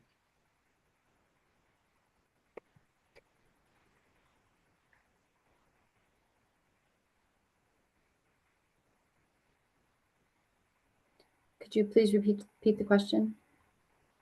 So SB 24-214 requires that the heat pump rates are designed to lower the average monthly energy bill of residential customers who utilize a heat pump as their primary heating source. Is that fair? That's fair. So under staff's interpretation of revenue neutrality having to apply to participants, a rate that complied with 24-214 by lowering bills for heat pump customers would not be revenue neutral. Isn't that right? I'm sorry, say that one more time. Under staff's interpretation of revenue neutrality, a voluntary rate that complied with 24-214 by lowering bills for heat pump customers would not be revenue neutral. Is that right? No. For instance, if Black Hills were to move to seasonal flat rates for everybody, that would be rates that would reduce costs to heat pump customers and revenue neutral across the entire residential class, and everybody would be on the rates, and the entire class would would have a different rate structure. And I think that could have been justified, from a cost causation basis. Time of use rates that are seasonally differentiated but are available to everybody that could be opted in, not just based on having a heat pump, but because they're seasonal, would have satisfied both staff and WRA Sierra Club's objectives and, provided a rate that was, lowered the average monthly energy bill for customers who have heat pumps.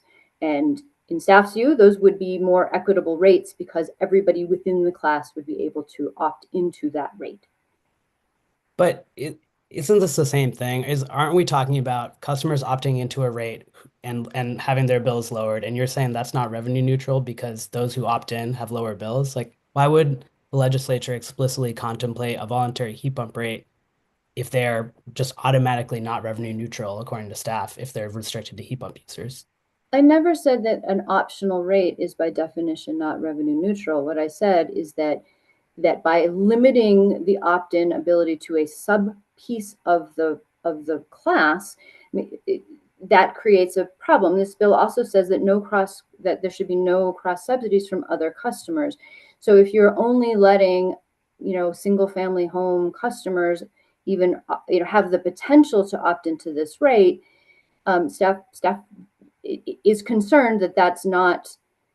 We need to, at the very least, understand the impact to the remaining customers to understand where the rest of the dollars may or may not be being picked up. What is the full impact? Are the what?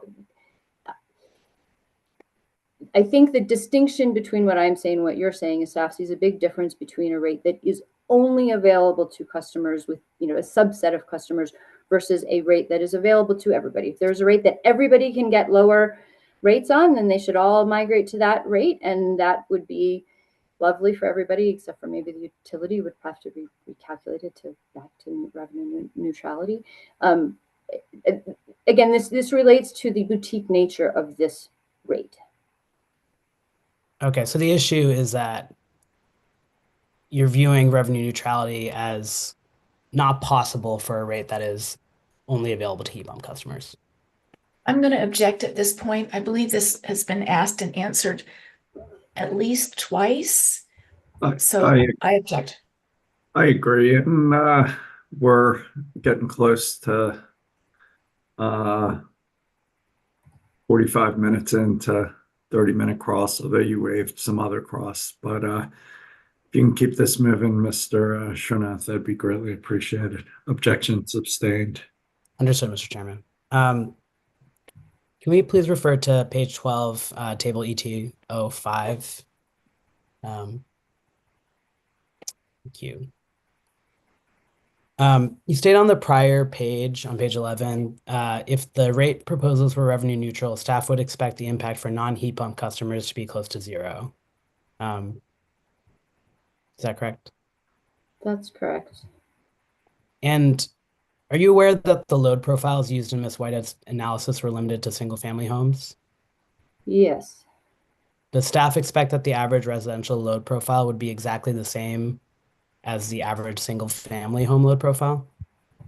No, and this is the basis of staff's concern, is that if single-family homes are structurally sort of natural winners from this, that some other portion of the rate class is absorbing those costs, and that is the multifamily homes. And staff is concerned that that has not, at the very least, not been fully vetted. Is it reasonable to expect that average single-family home bills would differ from average residential bills? I am not sure what the breakdown is of the residential class for Black Hills, how many are single family versus multifamily dwellings. My guess is there would be more single family homes and fewer multifamily, but I am not sure. So did you evaluate whether Black Hills' proposed RTOU rate would be revenue neutral using the single family home load profiles provided in Ms. Whitehead's work papers? I did not, but that rate is available to anybody within the residential class. But you did not evaluate whether they would be revenue neutral using the single family home profiles as you did in this table? I did not. I did not. Okay. You state on this page that given that the heat pump rate would likely only apply to single family homes, it would appear that the rate would not be revenue neutral for the customers who actually use it.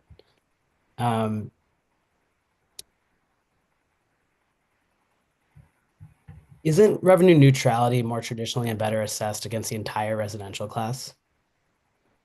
I think it is better assessed versus the class of customers who can access the rate.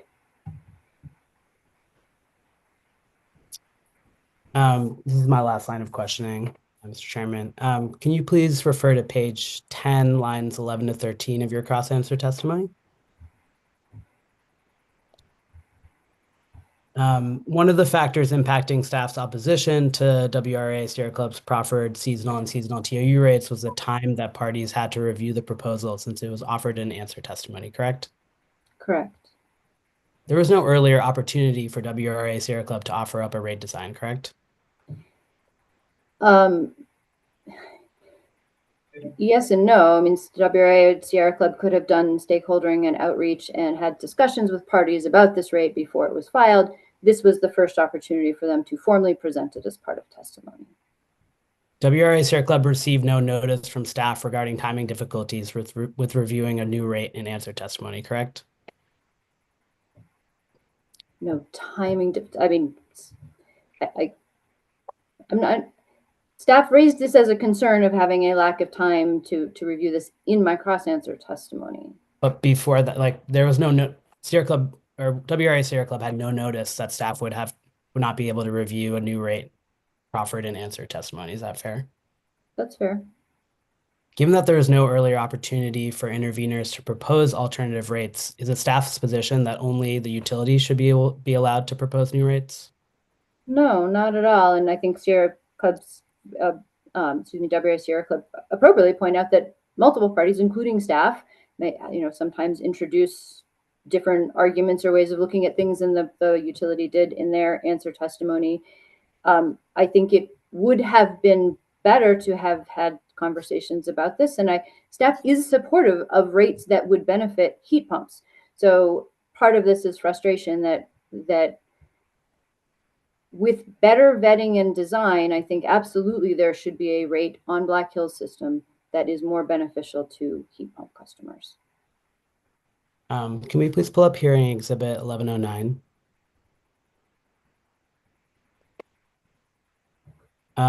Ms. O'Neill, you state, oh, sorry, let me get to have it pulled up.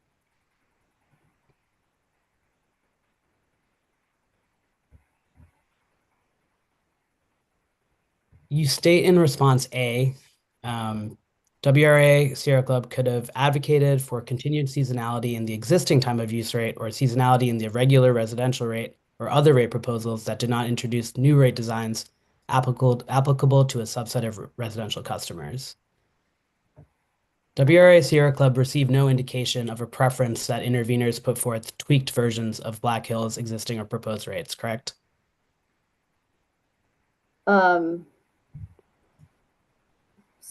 I'm not sure when that would have come in, but I think our cross-answer testimony can be taken that way. I mean, I think I state in that staff is supportive of rates of heat pump load and definitely see beneficial electrification as something that we want to encourage.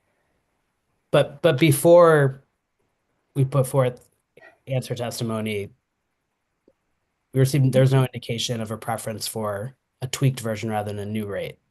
Correct? Is that fair? We were never notified that this was going to be a proposal in this proceeding, so I don't know when we would have had an opportunity to provide that feedback. So are interveners required to notify staff of new rates that they're proposing in answer testimony? No. And alternatively, if WRA Sierra Club had presented their rate as a modification to Black Hills' proposed RTOU rate, would staff have found that more acceptable? Probably, because that would not have been a boutique rate, but one that was available to everybody within the customer class. It would depend on the exact rate design, but yes, I think that would at least have resolved one of staff's concerns. Would you agree that a seasonal rate is a relatively simple rate design to review and assess?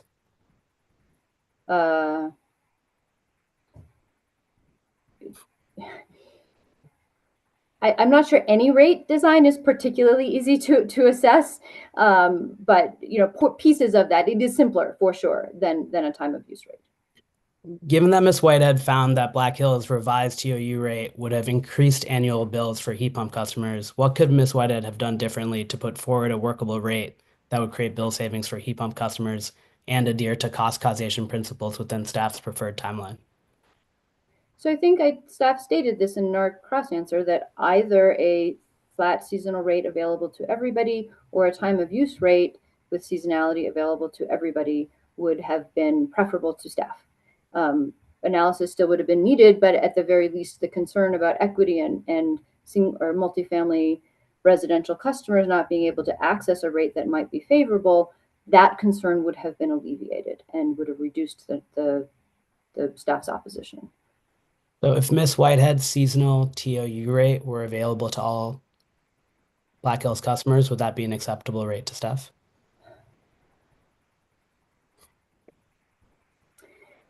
I think staff would want to see an analysis of the rate impact to the non-single family homes, but that would definitely be better. And staff could conduct that analysis, correct? With sufficient time and data, and yes. But staff did not, correct? Correct. Mr. Chairman, I move to admit hearing exhibit 1109 into the record, and that concludes my question. Any objections? None. So moved. Thank you, Mr. Srinath. Commissioner Plant, any questions for Ms. O'Neill? I have no questions. Commissioner Gilman, any questions for Ms. O'Neill? Yeah, hi, good afternoon, Ms. O'Neill. Good afternoon, Commissioner. Okay, a couple questions for you. The first, it may be outside of your expertise or your area, and that's fine. I just figured I'd try here and see if it worked. Given the issues we've seen raised in this proceeding, especially around income tax and changes in income tax rates, as well as issues, with the standalone TCJA proceedings, it appears to me that it's difficult to properly deal with changes in income tax kind of midstream once you have rates in effect. And I was just curious if you can foresee any mechanism or way we could deal with the prospect of changes to income tax coming, that ideally could avoid another, TCJA whole proceeding situation. Is there some other way we could foresee that coming and deal with it now? Yeah, so that is a very interesting question. So I think where my head goes with something like that, which is sort of, I think very much an extraordinary circumstance, right? That I think there's been some concerns about single issue rate making and retroactive rate making in this proceeding that are raised. In my mind, this particular category is a bit distinct, right? And I think that's why we had the TCJA proceeding in the first place, is that a change in federal law and trying to appropriately address the impact on a utility's revenue requirement as a result of that sort of is in a different category than sort of normal single issue rate making. I do think for the most part, and I will think about this more, but the idea of creating some regulatory asset or liability to track the impact of that on the most recently approved utility revenue requirement seems like potentially the easiest way to do that, and then to bring those costs and or benefits forward in the next rate proceeding for a full vetting of that. And I think that is generally where the TCJA results landed with most of the utilities, including Black Hills, I think for the most part, was to do that through sort of a tracking mechanism, and not to drag everybody back in for a full-blown rate case, but to record the impact of that individual event. And do you think there would be a way to establish such a mechanism now, or we'd have to wait for an actual change in law, go through a whole proceeding, and establish a new mechanism? So that's an interesting question. I'm not sure that you could do it now without the actual federal change and knowing and understanding what it is that exactly has been changed. It seems like there maybe is a more efficient way to do it on the back end, of whether that's sort of, opening a proceeding and the TCJA end up being very messy, and it may be that it would be again if just because each utility sort of had things that made it unique in different circumstances, and some had rate cases that were ongoing at the time, and sort of everybody kind of ended up with slightly different dispensation of their tax impacts. You should also ask Corey Skluzak at the UCA. I think he was pretty involved in the TCJA, and I think he's upcoming, so he may also have interesting thoughts on that best way to do this from a sort of efficient regulatory perspective. It seems like the commission ought to be able to do that on its own motion once it understood what the federal tax change was, to sort of direct utilities to create a regulatory asset or liability, sort of a blanket across the board. I have to think about that one a little bit more, maybe. No worries. Appreciate the recommendation. Okay, I wanted to shift into time of use rates just a bit. Has it been typical to see some shift in usage of customers as a response to TOU rates?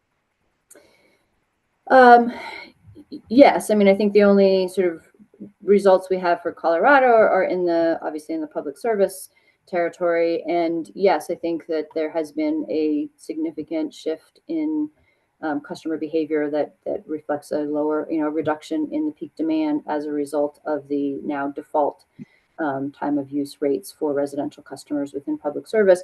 And that was well grounded in a lot of research and studies both in the pilot that public service conducted before they rolled out their rates, and in other states and pilot programs across the country. And it's my understanding Black Hills hasn't projected or modeled any change in behavior. So they're just assuming, as I understand it, all usage and all capacity stays exactly the same, independent of a price signal customers might be getting to the contrary. So I'm just curious if you're if that raises concerns with kind of the calculation on revenue expectations, especially for people taking service under the time of use rate, if they actually change their behavior, but no change in behavior has been modeled, how do we kind of figure out what that means for these numbers?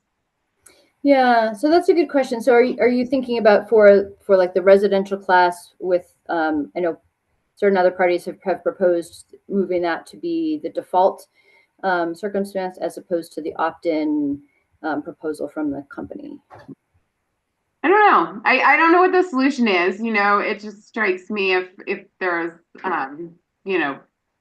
experience inside Colorado as well as literature from outside of Colorado that these things cause a change in behavior, yet none has been modeled. How does that foul up the math, if you will, in terms of what we've got? So, I mean, I think when we did the phase 2 for public service, that was an issue there, and sort of, that there was an explicit attempt to quantify the impact of the changed in rate design for the residential class because it was the entire class, and therefore the sort of a more material change, that was worth reflecting as part of that phase 2 sort of cost allocation exercise. In this instance, where it's being proposed by the company as as an opt-in, where you would expect a smaller number of customers to enroll in the program, the impact of that rate behavior would be felt by those individual customers, but not necessarily probably translate to a very large impact for the company's cost of service overall. And would you hope that we get to an opt-out structure eventually? And when might eventually be? Yes, very much so. And staff has in the past supported that. And so, I mean, it's with some trepidation that we don't hear. I'm very sensitive to that. I think it's difficult to know, when is the right time for a community. And I think it was very much us trying to be sensitive to what the community wanted that sort of led us to the position we're in now. But also recognizing that like the point of time of use rates is to reduce costs, and that's sort of overarching policy objective for this service territory is very much aligned with that, right, of trying to reduce costs. So next phase 2, I think, and again, it's just hard. We, unlike public service, I think because they didn't do a pilot and there wasn't a lot of education, and it's harder to know when to sort of rip off the Band-Aid, as it were, and sort of shift people to a rate that they may not be that familiar with. Okay. I just wanted to ask you a little bit about the design of the time of use rates. I'm a little struck looking at them compared to the typical volumetric residential proposal, that we're only about 1 cent less off peak and then double that for on peak. So if I'm a customer looking at this, I'm wondering if there's an optics problem in that, it feels difficult for maybe a customer to look at the potential for a 1 cent savings part of the day and then such a larger, on-peak charge, especially I think paired with what we've been hearing as concerns of staff and some of the other interveners of kind of a lack of trust in this relationship to start with. And I'm worried, are you hopeful a lot of people will sign up for this as an opt-in with just what looks like a pretty minute, probably if I'm a normal customer looking at this, opportunity for savings? It's a good question. I feel like this is the optics problem with time of use rates writ large, right? The number of off-peak hours is much, much greater than the number of on-peak hours, but that sort of big increase in the peak period sort of looms large in everybody's mind. And it's sort of it's like you see the two rates next to each other, and it was like I think anytime a utility shows that, it should also show like number of hours. Like it's 90% off peak, so think about that, and balanced by the 10% on peak is probably a little bit more, like 15%, 85%. But I feel like that is the communications challenge of time of use rates writ large, is to help people try to understand that, like, yes, big rate increase for a subset of hours, but if you have an EV, if you just generally have can control, manage, pre-cool your house, that there's lots of ways that with the larger, more flexible loads that you can actually make this rate beneficial, even with only the 1 cent drop off peak. And if you don't have a big price differential, you're not going to get people's attention enough to change modify their behavior. So I think that's what a lot of the studies that we referenced in the initial public service time of use rate and pilot, showed sort of a 2 to 3 price ratio was needed to get people to pay attention and actually modify their behavior to get to the cost savings. That is sort of the motivation of the time of use rates. That you need a big oomph in the on-peak rate for people for it to be worth their time to manage their loads. I don't know, it doesn't really help, right? It's just I'm not still struggling to find the best visual that explains like 85% of the time you win, 15% of the time we want you to try to put effort into managing, the loads that you can. And still looking for the right visual that kind of gets that opportunity across to customers. Well, and I guess as I understand it, the company doesn't have any specific goals about how many customers they would get enrolled here, or probably as an extension of that, what reduction in peak capacity we'd see as a result of the program. So I wonder, does staff have any good indication of kind of marketing efforts or intents to make this successful, or what level, you expect that to be at? Yeah, no, that's a good question. I mean, I think that, again, I hate to keep referring to it, but I think it was a time where we spent a lot of time looking at these results that, the studies across the country and by the was particularly some DOE experts that had looked at this, that their description is most customers are sticky. Most people are going to be put where stay where you put them, because people aren't necessarily thinking about rate design, and bills are hard enough to understand without like doing these rate comparisons. So I think we'd expect 90 to 95% of customers to stay where they are, regardless of how good a job the utility does in explaining it. So, I mean, if I off the cuff sort of measure of success for this rate, I mean, if the utility could get 2 to 5% of customers, residential customers, on a TOU rate, I think that would be success.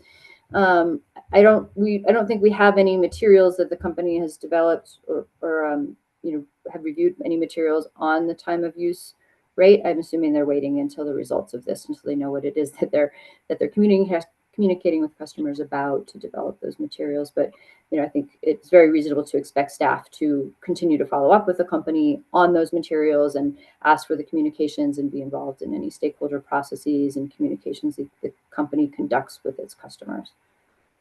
Okay, and now kind of a tangent here to heat pump rates that you talked about quite a bit, just previously.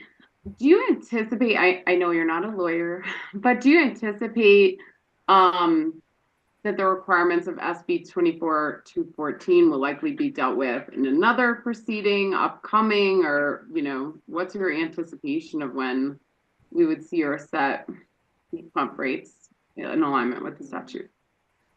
Yeah, it's a good question. I mean, I think that the dates in the statute allows for some time, right? It's not, we haven't run the clock, or the utility hasn't run the clock there yet. I don't know what the plan is. I don't know if that's another phase 2 or a standalone conversation, or I think the utility is somewhat interested in a rates potentially for a sort of all electric offering that would sort of encompass more beneficial electrification than just heat pumps.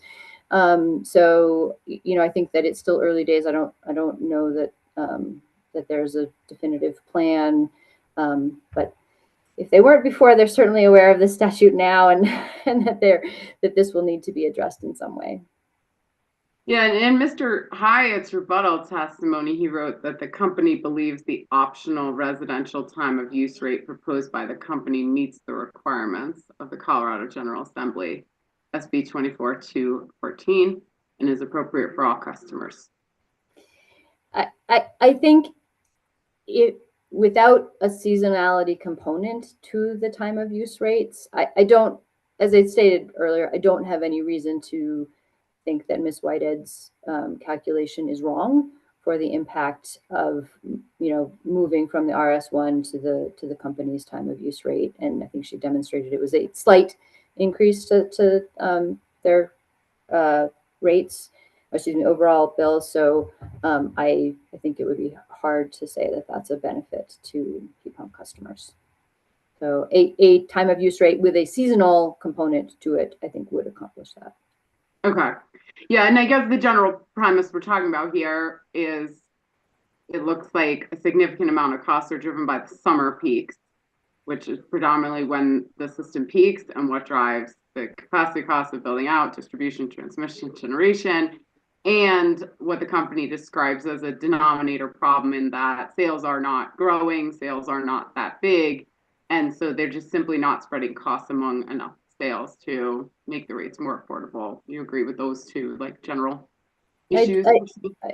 100%. And I hope, and I think I said this in my cross-answer testimony, staff is supportive of rates that would be beneficial to heat pumps or other electrification options, as so long as they are, cost-based, which I think a seasonal rate would be, and I think preferably available to everybody within the rate class. Okay.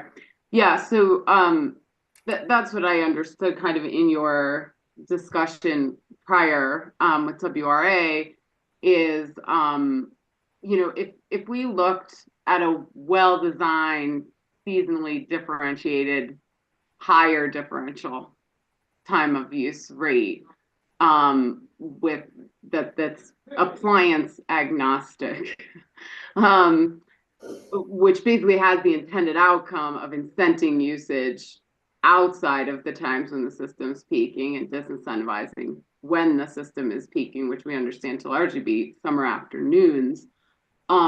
Is that something that would be more agreeable to staff, in looking at options to accomplish all of these goals? Yes, I do think it would be good to do a little bit of single home versus multifamily home analysis, just to make sure there's not some unintended consequence there. But yes, generally, I think those are the principles that staff would be looking for in a well-designed, BE type rate. And that would be a voluntary rate in your... I think it could be, although I'm not sure it has to be. Assuming that rate is, again, as you pointed out, like based on underlying costs of the system of when costs are being incurred, I think it could be either. I think you could do a seasonal flat rate that is cost-based, that is also the default rate in the system that is somewhat higher in the summer and somewhat lower in the winter. Yeah. Okay. Those are my only questions. Thank you. Thank you. Thank you. Thank you, Commissioner Goodman and Ms. O'Neill. Is it fair to say that you're generally familiar with Black Hills resource acquisition process and proceeding in your role as Fixed Utilities Director at the PUC? Yes, that would be fair. Is it also fair to say that you're familiar with the Public Service Company resource acquisition process in your current role? Yes, that would also be fair. In his answer testimony in this case, PEDCO witness Mr. Shaw suggests that the winning projects from Black Hills ERP were much more expensive than the winning ones in the Public Service Company process. In my conversation with Mr. Harrington in this case, we discussed an individual win bid called Carousel 3 in Kit Carson County that was in the company's preferred plan. Are you generally familiar with that project and the fact that it had significant wheeling costs? Yes.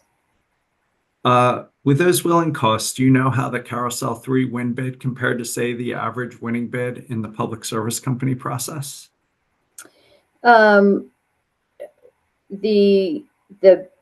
win bids received by Black Hills were substantially more expensive than the win bids that the Public Service received in their RFP process. And in my conversation, I think with Mr. Harrington, I gave a range of 70 to 125%. Would you have any reason to believe that range is not appropriate?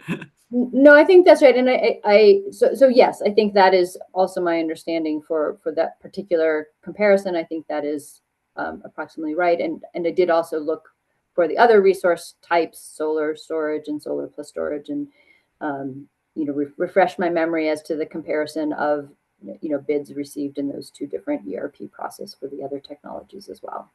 We'll get to the other technologies in a second. Just one more question on this. Is one of the reasons that the Black Hills wind costs might be higher is that Black Hills doesn't have access to a significant transmission system in Colorado, like Public Service Company or San Isabel through Tri-State? I think that is certainly a factor in why those wind bids, and that bid in particular, was so expensive. And for example, I believe Mr. Harrington agreed that this commission rejected the carousel through wind bid largely because of the wheeling costs. Would you agree with that? Yes. And do you have any, I think I gave Mr. Harrington a range of 25 to 50% or maybe even higher on the solar and the storage. Do you have any thoughts on that? So I think if you look at the publicly available data, which is the 30-day reports provided by the two companies, those provide sort of median bid impacts. I think for the solar, by my calculation, it was about a 20% increase difference between the two. And comparing that versus the winning bids, that is the low end. Actual comparison of winning bids, the differential was substantially higher than that median comparison provided in the 30-day reports. And is one possible reason for that scale? I think the winning storage project for Black Hills was 50 megawatts, and the winning bids for Public Service Company were all 200 or 250 megawatts for storage. Is that one possible difference for the explanation for the difference? Yes. Do you believe that these resource acquisition issues going all the way back to the Peakview wind farm and maybe PAGs have material impacted customer costs and customer rates? Yes, I think there's more going on with Peakview than just what the RFP process was, but that's well detailed in my testimony. But yes, I would agree with that statement. All right. I believe Mr. Harrington testified that Black Hills spent over $370 million in capital since the end of 2015 off a total rate base of $415 million in 2015. I could pull it up, but does that sound right to you? That sounds right. Is it fair to say that this expansion in capital spending appears to be the single largest source of the revenue requirement increase in this case, accounting for something like $25 million per year in additional revenue requirement? And I'm just multiplying the $370 million by, a rough whack between 6.5% and 7%. Yeah, that's consistent. I mean, I think that was staff's, sort of macro view of this proceeding is that the largest driver of the rate increase was distribution system investments. All right. In rates, I think Mr. Herring testified to this, but would you agree that sales and revenue growth have been stagnant such that, as Commissioner Gilman talks about it, we have a denominator problem? Yes. All right, just follow up your comment on distribution spending. I believe Mr. Wolf testified that distribution and spending increased by over $200 million since the end of year 2015. I don't know if you heard Mr. Wolf's testimony, or would you accept that characterization? That sounds right. Do you think the company has adequately considered affordability and long-term rate impacts in determining distribution capital spending? I think that's very hard to say. I don't think we have an appropriate breakdown of all of the distribution plant investments to understand exactly what was the driver. Was there a reliability concern, a certain age? I think that requires a very detailed analysis that I don't frankly think is in this record. Overall, I think it's questionable whether the company, the company I think has acknowledged that in none of their programs or approach or capital spend did they really think about affordability. So I think directionally the answer is know that. I lost you. Can you hear Ms. O'Neill? Haven't considered it and it's not appropriate, but camera. We lost you for a second, but I think the answer was, well, did we lose her? I'm back. I've turned off my camera. Can you hear me? We can. Okay, apologies. So I'm going to keep my camera off, and I do apologize. It's snowing here, so I don't know if that's what's causing the bandwidth issues. So I think, Chairman, it's a difficult question to answer.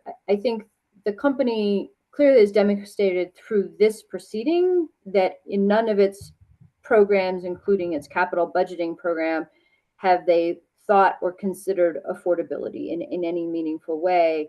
But nor can I point to a specific distribution system investment and say that it was not needed for reliability, from a customer perspective. So, I think directionally, no, the company did not, appropriately budget or consider affordability. But as I said, I can't point to a specific distribution investment and say that was not appropriate. I want to just briefly talk to you about transmission. If we could pull up hearing exhibit 107, it's Mr. Eggy's direct testimony at page 9, line 16 to 17.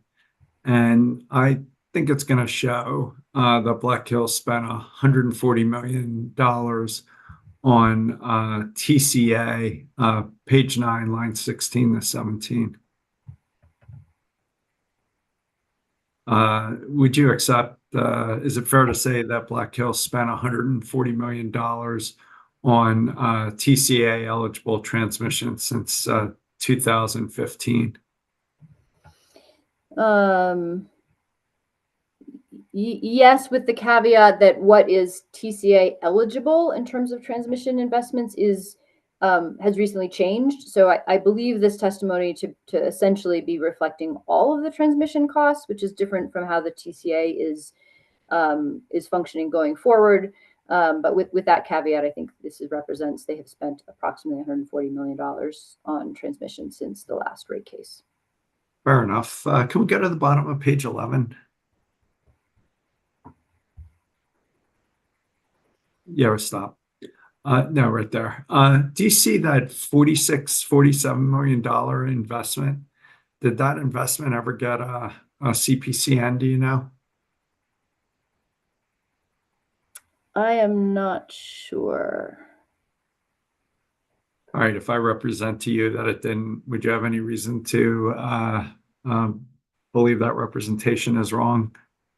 I do not have. It does not ring a bell, but I do not work on all transmission CPCNs, but I certainly have no reason to disagree with you, Chairman. And can we go up to page 10, lines 1 to 7? Can you just read that for a second?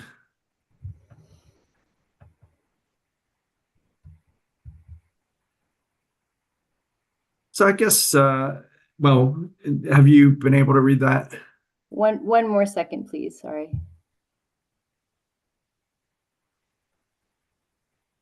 Okay, I'm there. Do you think the Rule 3206 process is working? It seems like maybe we don't thoroughly review transmission investments in the 3206 process. And then in the next rate case, it's, it's like, it's hard to challenge prudency because of this language. Any comments on that? You can take this down. I think that's right. And I mean, I think this commission, as well as many interveners, have acknowledged this, and this is why the commission has an open docket looking at transmission planning and is looking at opening a rulemaking, because I think there's been a general recognition that as part of this energy transition, when we've, the needs for transmission to interconnect the more remote renewable resources has increased, that our transmission planning process is not kept up. And so I agree with that. I think the 3206 process had a time when it functioned better, or at least better than it does today. I'm not sure it was ever perfect, but I think, yes, it's not keeping up with the sort of rate and level of transmission and investment and planning that we need right now. Do you think the company has adequately considered affordability and long-term rate impacts in determining transmission capital spending? I think I'd have the same answer that I have with the distribution, with the caveat perhaps that I do think the case of transmission is a little more understandable. The proposition of the sort of steel for fuel and the need to interconnect the lower resource renewables, help justify that a little bit, right? They're still sort of revenue neutral investments, but you are potentially getting the benefit of some offsetting fuel costs when you bring renewables online. Is there any evidence they built, Black Hills built new transmission out to acquire cost-effective wind? No. Any thoughts if in our order in this case, we tried to further limit the TCA recovery to only those new transmission lines that received the CPCN, or somehow otherwise more carefully scrutinize these transmission costs going forward? I don't think staff has any concerns with that proposal. I think as is documented, staff has had concerns about what transmission shows up in the TCA generally in the past, and that's that is a concern staff has had for a while. I believe that Mr. Harrington's direct testimony shows 2024 capital spending of just under $100 million, and that the Black Hills investor presentation suggests that this level of spending is likely to be maintained through 2028, resulting in another $400 or $500 million of going forward capital investment. Do you think the company's long-term rate model, impact modeling, adequately incorporated these forecasts in a way that complied with our order on supplemental direct? Sounds like from your answer testimony, not. Definitely not. I think staff was very concerned that the company did not adequately address what the commission had requested of them. I'm not saying that this task is an easy one, but I think that's the point, is that the company should know where it's. We lost you again, Ms. O'Neill. You still there? It impacts to its customers, and that this request should. Yeah, I can hear you. Can you hear me? Yes, now we can. Okay. So yes, staff agrees that the company did not adequately address the long-term rate projection, and I think would suggest that that's something of an indication of the company itself not knowing what it's planning to in terms of rate impacts and trying to manage that in the future, that it did not have a more robust rate projection that it could provide the commission. What do you think about requiring Black Hills in our order in this case to get our approval before growing capital spending by anything more than rate base multiplied by the depreciation rate, plus rate base multiplied by inflation, plus rate base multiplied by weather normalized revenue growth? So I think the proposed rate base was $665 million, but say it's $700 million. Depreciation is 4%, inflation's 3%, and revenue growth is 1%. So this would say, capital growth at the discretion of the company would be limited to 8% times $700 million, or $56 million.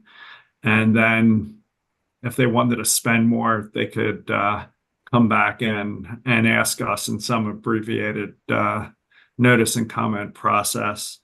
Or do you have other thoughts about how we perhaps better integrate affordability and long-term rate impact concerns into this utility's capital spending decisions? So are what you suggesting is sort of in any given year, that's the total sort of capital spending that would trigger sort of some additional review, or is that sort of by per project number? I'm just trying to understand what you're proposing. So based on 2024, that would limit what they would spend in 2025. something like that, where you could look at a rolling average over the last 2 years, and apply that to the next year.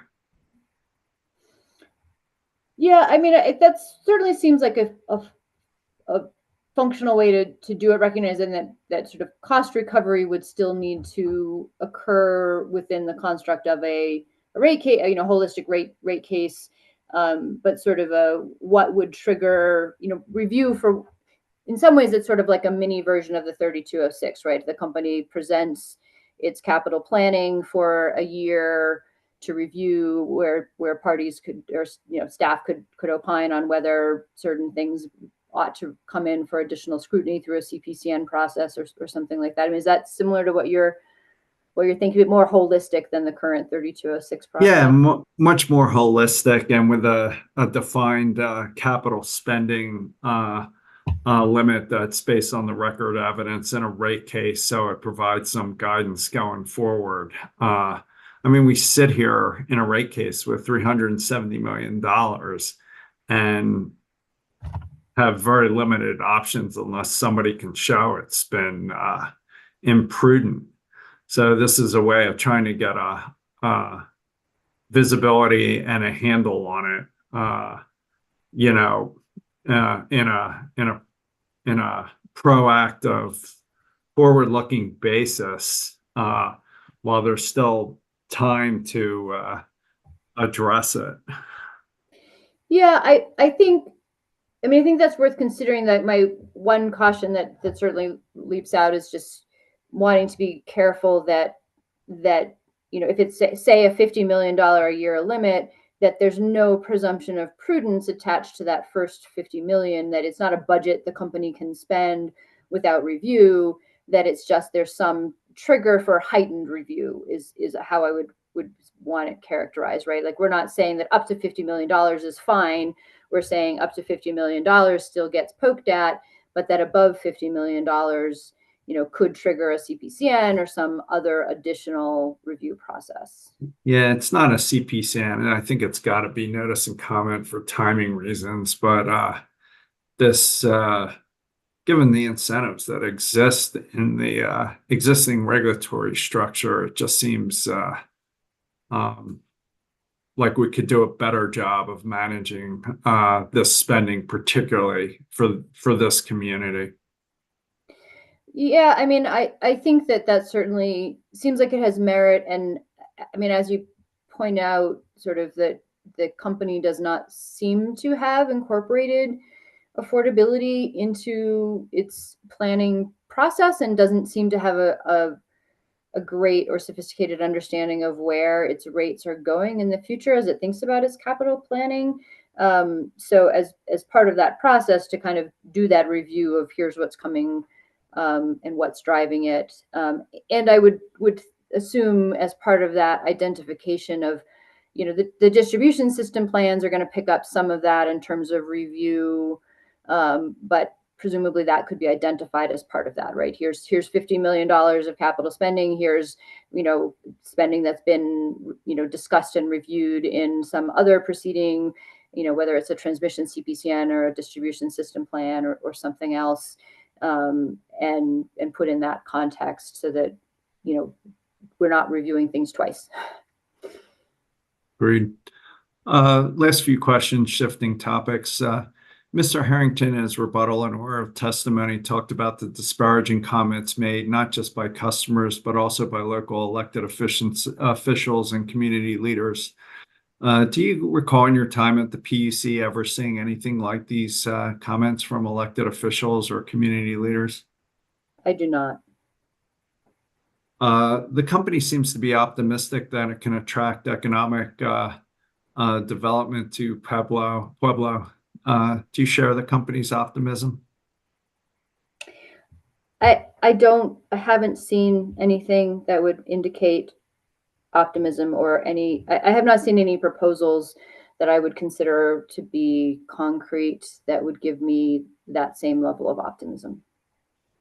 On page 19 of Mr. Shaw's answer testimony, he suggests that Black Hills Colorado Electric should be sold to a larger utility. Given our conversations today and what you've seen in this case, do you think a sale to a larger utility might be beneficial and a better way forward for this community?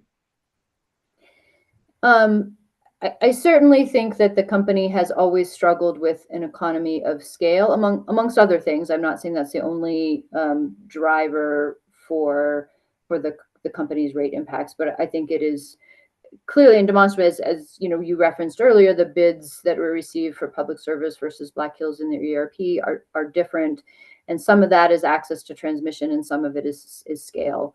And you know, being a smaller entity definitely contributes to the affordability problem that Black Hills faces.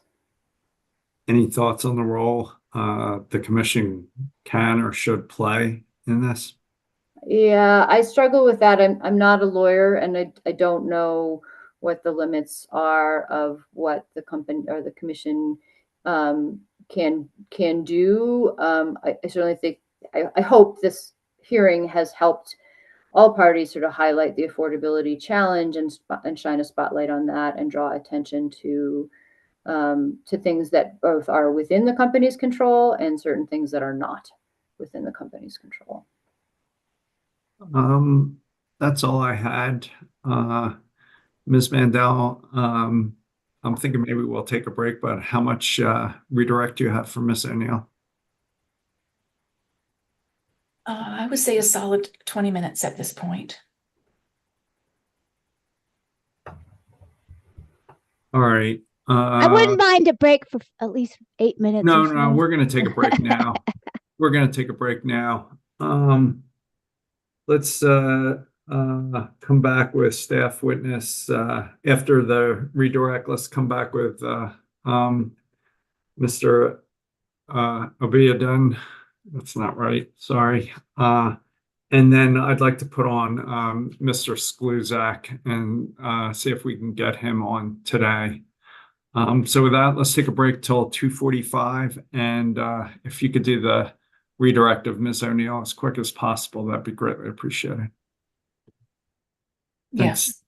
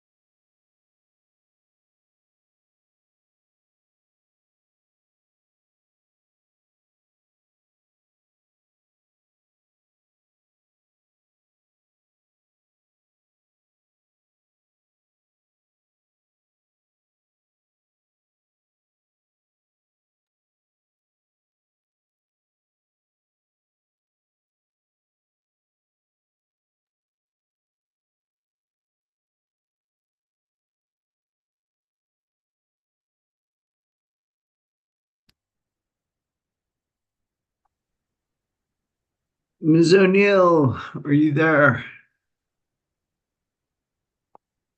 I am here and I am closed out of all my email and chat. All right. Ms. Mandel, if you could be expeditious, that'd be great. Yes, Chair. Ms. O'Neill, during during the discussion and your cross-examination, there were a number of questions about affordability. And I believe you had responded that the company has acknowledged that affordability is not sufficiently integrated at many levels. And so I would like for you to please discuss in more detail how you have come to the conclusion that the company is not integrated affordability, and how specifically and where they're not integrating affordability into the decision making. Yeah, so I mean, I was struck with some lines of questions for Mr. Harrington, where I think the commissioners in particular asked, and Ms. Concilia asked Mr. Harrington, you know, how affordability played into the various like capital spending budgets and their plans going forward. And the company, I think, acknowledged that it's not part of that, you know, capital budgeting, capital planning process, which I think is just telling that, as you just said, it's not really part of the way that they approach their spending. I think it seemed clear in the testimony of Ms. Rodriguez that the company sort of thinks of affordability as a very narrow bucket of sort of income qualified programs. And I think for this community, it's very clear through all the comments and you know, hearing public comment hearings that the commission has done, that, and just the general backdrop of the rates in this area, that affordability is everything to this, about this utility. We can't have effective heat pump rates if the underlying rate is so high that nobody's going to want to adopt a heat pump, where we can't get to a reasonable, you know, beneficial electrification programs. We can't have good income qualified programs because the people we're trying to fund it are also energy burdened. It's not a narrow thing for this utility. It's sort of the central question, right, for this utility and for rate setting for the commission. You know, and I would note in my testimony, I've talked about this issue of sort of affordability sometimes is appropriately a more narrow conversation about income qualified programs. Here, it's about the rates, about everything that the utility does and sort of what makes just and reasonable rates. The commission has a very difficult job trying to figure out how to balance all of these affordability concerns when the utility has not really presented any helpful way to think about that, or really demonstrated a consideration of that in its decision making and programs.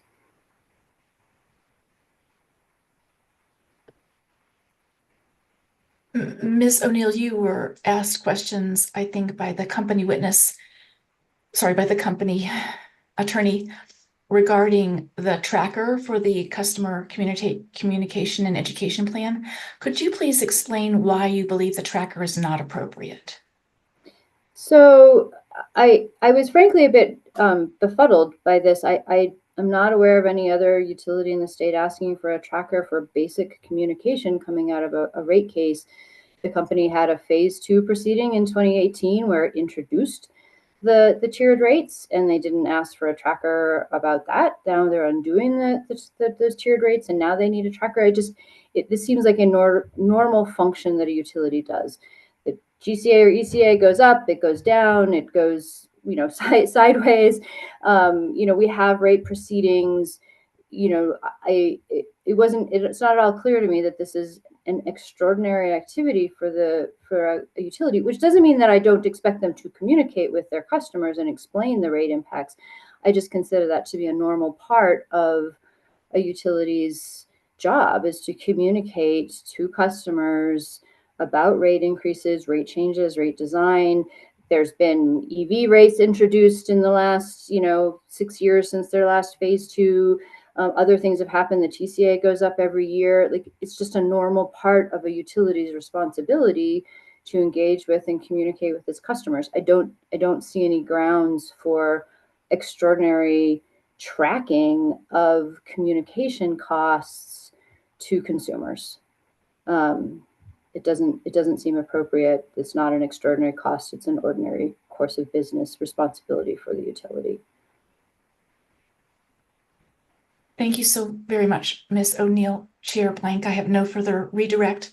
I've tried to keep it as tight as possible. Thank you. I appreciate it. Mr. Abayadan, I think we can do this, given the cross was quick, the redirect was quick. Can you hold up your right hand? Yes, can you hear me? We can. Do you swear to tell the truth, the whole truth, and nothing but the truth? I do. Is anybody with you now or communicating with you in any way? No. That changes, you'll let us know? Yes, I will. All right, Mr. Nasser, if we could do this quick, that'd be greatly appreciated.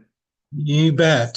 Sir, would you state your name and tell us your position at the commission?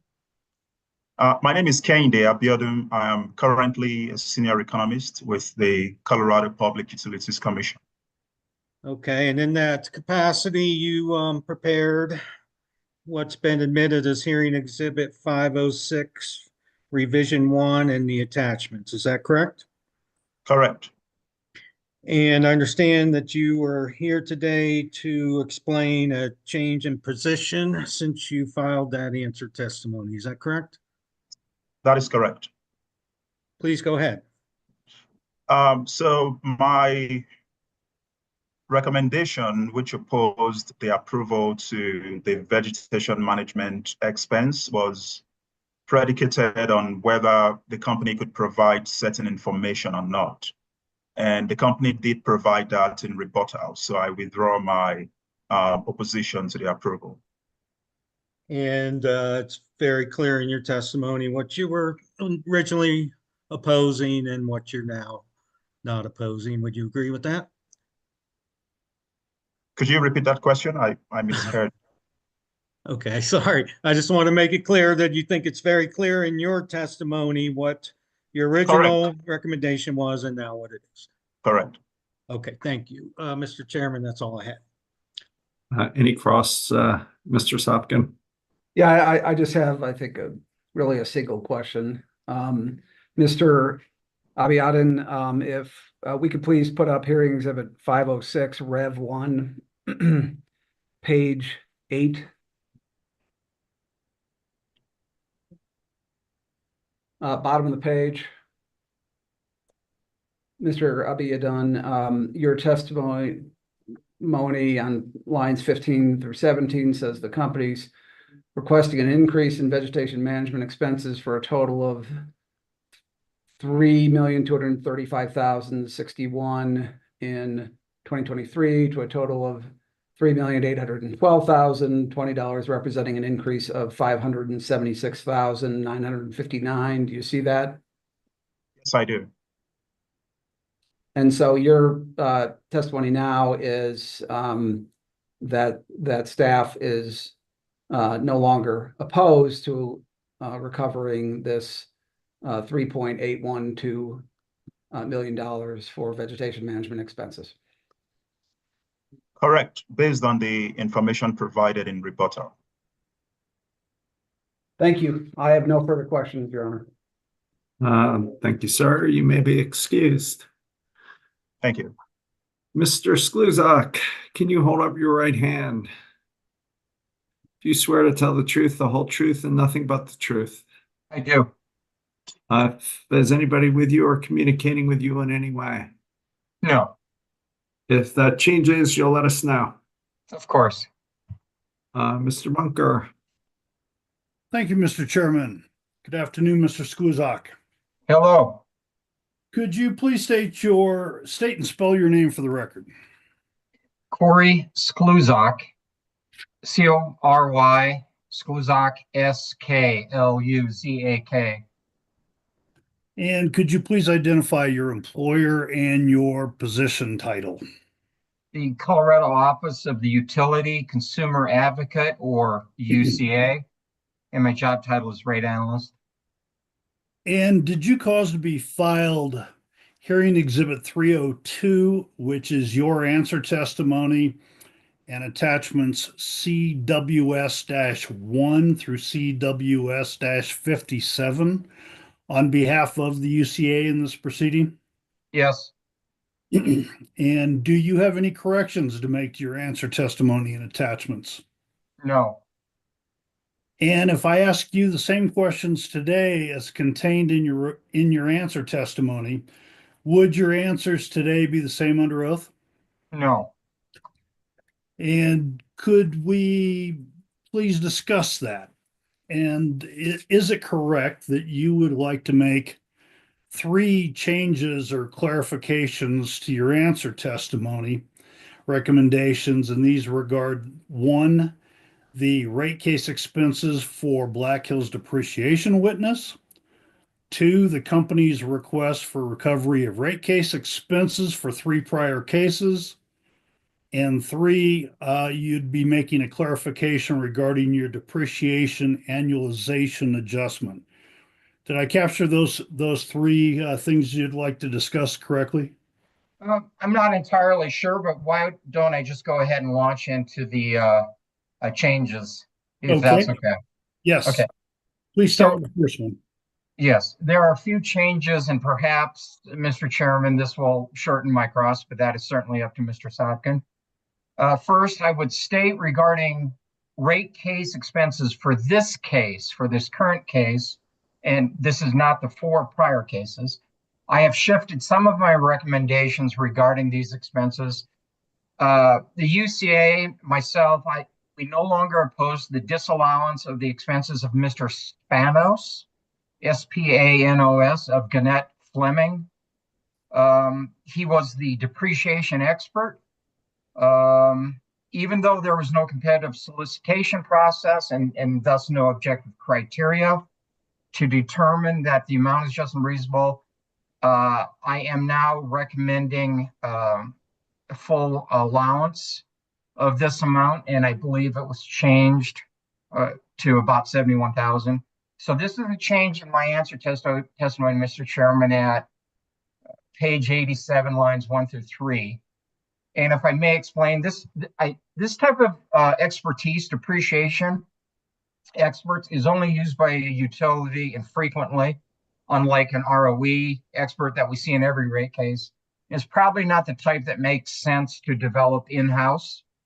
And I must also say, based on my personal experience trying to find a depreciation expert for the then named OCC back in 2016, for a public service depreciation only case, I realized this is an area of very limited number of people practicing. Apparently, there are only a few people willing to become involved in the arcane world of Iowa curves, which I don't understand because it sounds pretty exciting to me. But it's a very small pool, and I understand, it's difficult to find somebody. For the other expense categories, for noticing and transcripts, etc., invoices have started rolling in, and I removed my opposition for those expenses, but I maintain my opposition for travel expenses. So that's a change. I don't know offhand where that was in my testimony. Also, the percentages that I testified to in my answer testimony, all of those are now incorrect for this current rate case, given the company's changes in amounts in rebuttal and also amounts provided in response to UCA discovery. Okay, regarding the second category of rate case expenses, which is the remaining expenses as to the 3 prior rate cases, and Mr. Chairman, you might remember it was originally 4 prior cases, now it's down to 3. I would override my written answer testimony at pages 10, 11, 72, and 73. The company did provide details for these prior cases and their expenses that it wishes to recover. Thus, my previous testimony regarding no detail should be disregarded. My answer testimony recommendation was to disallow the entire approximate amount of $2.6 million. That has now changed. because the company has withdrawn its request for cost for one of those 4 proceedings. But I also now recognize that sufficient supporting details such as invoices have been provided. And I will share with you, Mr. Chairman, that I believe in discovery, they stated, they being Black Hills Electric, that they withdrew additional amounts because they weren't supported by invoices. So everything that is now that they're asking has support as far as invoices. Therefore, that has now changed my recommendations to something less than a full disallowance. I still need to look at the dollar amounts for the categories of consultants and for attorneys for the 3 remaining cases. But my general recommendation for these 2 categories within the prior cases is a sharing of the amounts as between ratepayers and shareholders of the company, not a full disallowance, as I stated in my answer testimony. And then the last thing, Mr. Chairman, at my answer testimony at pages 41 and 42 is where I discuss, did the company make a depreciation annualization adjustment for the 2023 historic test year at year-end rate-based methodology? I will admit that testimony was confusing, but now from reading rebuttal testimony, reviewing discovery responses from Black Hills, and listening to the hearing testimony from Ms. Johnson and Mr. Hyatt, I would now have to testify that the company definitely did include a depreciation annualization adjustment for its 2023 historic test year at using year-end rate base and its historic test year revenue requirement studying using 13-month average rate base.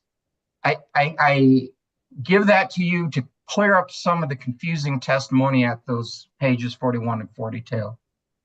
Those are my changes and recommendations. And so now, Mr. Bunker, I can answer you. Would my questions today be the same? They are with those amendments. Okay, thank you, Mr. Skluzak. And hearing Exhibit 302, Mr. Skluzak's answer testimony and attachments CWS 1 through CWS 57 have already been admitted. And with that, Mr. Skluzak is available for cross-examination and commissioner questions. Let me just check in on timing. Mr. Sopkin, where are you at? Well, I am going to try to do this as quickly as possible. I think I put down a half hour, but I had reserved a little extra time, but I will try to go through this as quickly as I can. Right. And I think Commissioner Gilman, it sounds like you may be available if we want to go past 4. I will need to listen in on my cell phone, but it sounds like you can chair us past 4. I can. Yep. Just let me know if you have questions for some of the witnesses we'll get to next, so I can help structure it so that you can get to that. But otherwise, no problem. I do have questions for Mr. Skluzak, but don't for Mr. England. And I have one for Ms. Schoenhout, but happy to do that on my cell. So thank you, Commissioner Gilman. Your Honor, this is Tom Dixon. I have one question. I thought we reserved the introduction of CWRS 41 to the time when Mr. Skluzak got on the stand. That was the one that you couldn't open and we had to put in later. I don't know if that's been admitted, and I just want to confirm that that particular document, which was sent to Ms. Kunkel and was filed, has indeed been admitted into evidence. I think we did get it in, Ms. Nelson. That's my recollection. We did. Thank you. Thank you. Thanks for the clarification. Mr. Sopkin, keep going with Mr. Skluzak, and with Commissioner Gilman's support, we can go beyond for today. So you're up. Thank you, Chairman.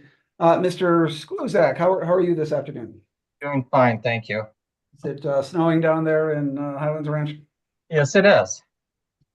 All right. We know each other, yes? Yes, we do.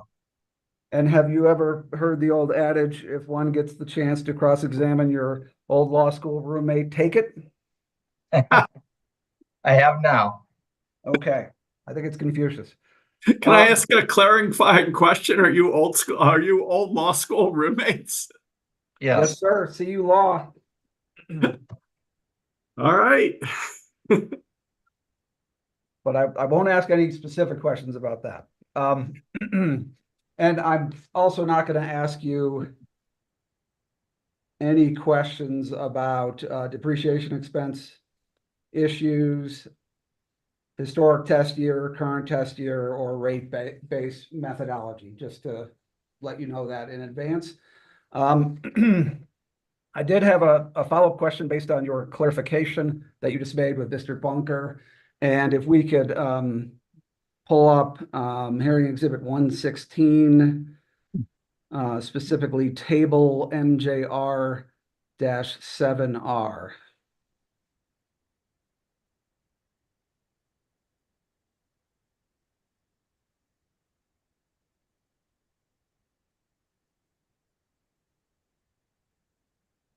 Was that an attachment or 116 in the testimony? I believe it's within the hearing exhibit itself. It's part of Mr. Harrington's testimony, rebuttal testimony. And I could try to find that page if you like. I believe it's MJ8. MJR 8.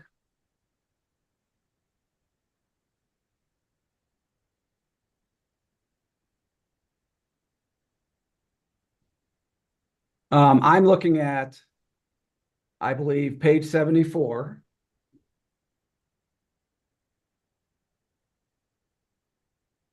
Specifically, table MJH-7R. No, this is, I was looking for hearing exhibit 116, not 101. Sorry. It's all right. Oh, I get it. Okay, I have the wrong hearing exhibit number. Yeah, there's his rebuttal testimony.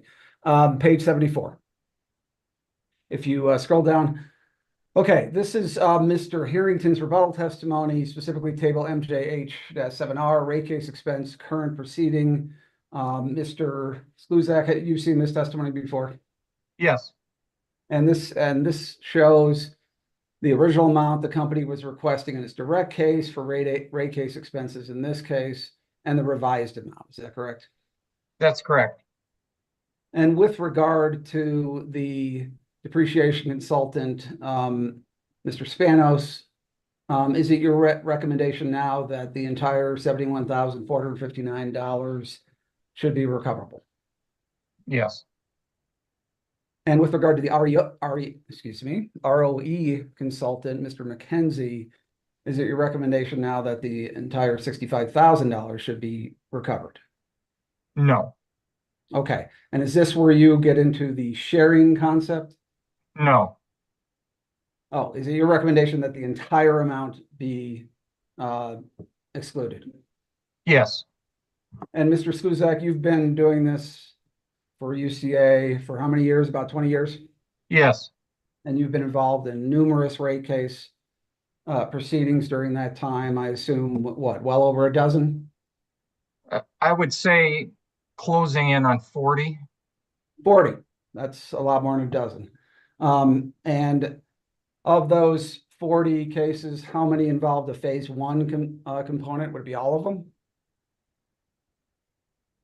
No. Any guess? Over 20? Oh, yeah, over 20. Okay. And in those cases, would you agree that it's very common for the utility company coming in, attempting to prove its phase one case and recommendations to have an ROE consultant testify? I quibble with the premise of the question in order to prove. I will say, Mr. Sopkin, that almost always, in fact, I think without exclusion, an ROE consultant has been used by the utility in a phase one revenue requirement.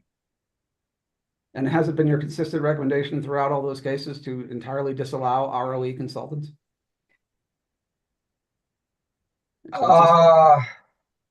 Probably not. And my first rate case was back in 2006, so my memory is faulty going all the way back.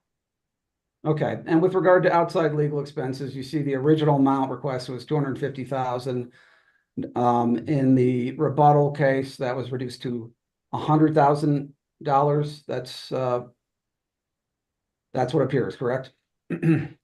Yes, that's what's in the table. And as I recall from your testimony, this is an area where you did apply a sharing concept. Is it your testimony now to still apply that 50-50 sharing concept? Yes, but we will have to see what the final invoices show. And I must say that 100,000 has now been pared down by the company even further, pursuant to a discovery response. Okay, and we'll talk about that in a second. And I believe other rate case expenses, you're now okay with recovery of $30,000. Is that correct? No. Oh, no? No, I think as I stated to Mr. Bunker and the chairman, I still have a problem with the travel expenses portion of that, which I am unsure what that dollar amount is, but I think it's approaching 10,000. All right, fair enough. Thank you, Mr. Skusak.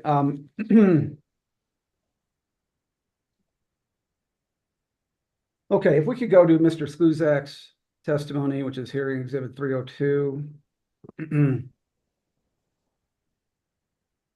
And starting on page 57, please. Little halfway down. You have a section here entitled BHCOE's compliance with the prohibited expenses section of SB 23-291, correct? Yes. And there, I believe you go through the various categories of prohibited expenses, and if we could scroll up a little bit on this page to page 57, lines 4 to 6. It is your conclusion from your review. It appears that Black Hills Colorado Electric has complied with Senate Bill 23-291's mandate to remove prohibited expenses, including organizational dues and investor relations expenses. That's your testimony, correct? Yes, may I make one quick comment, though?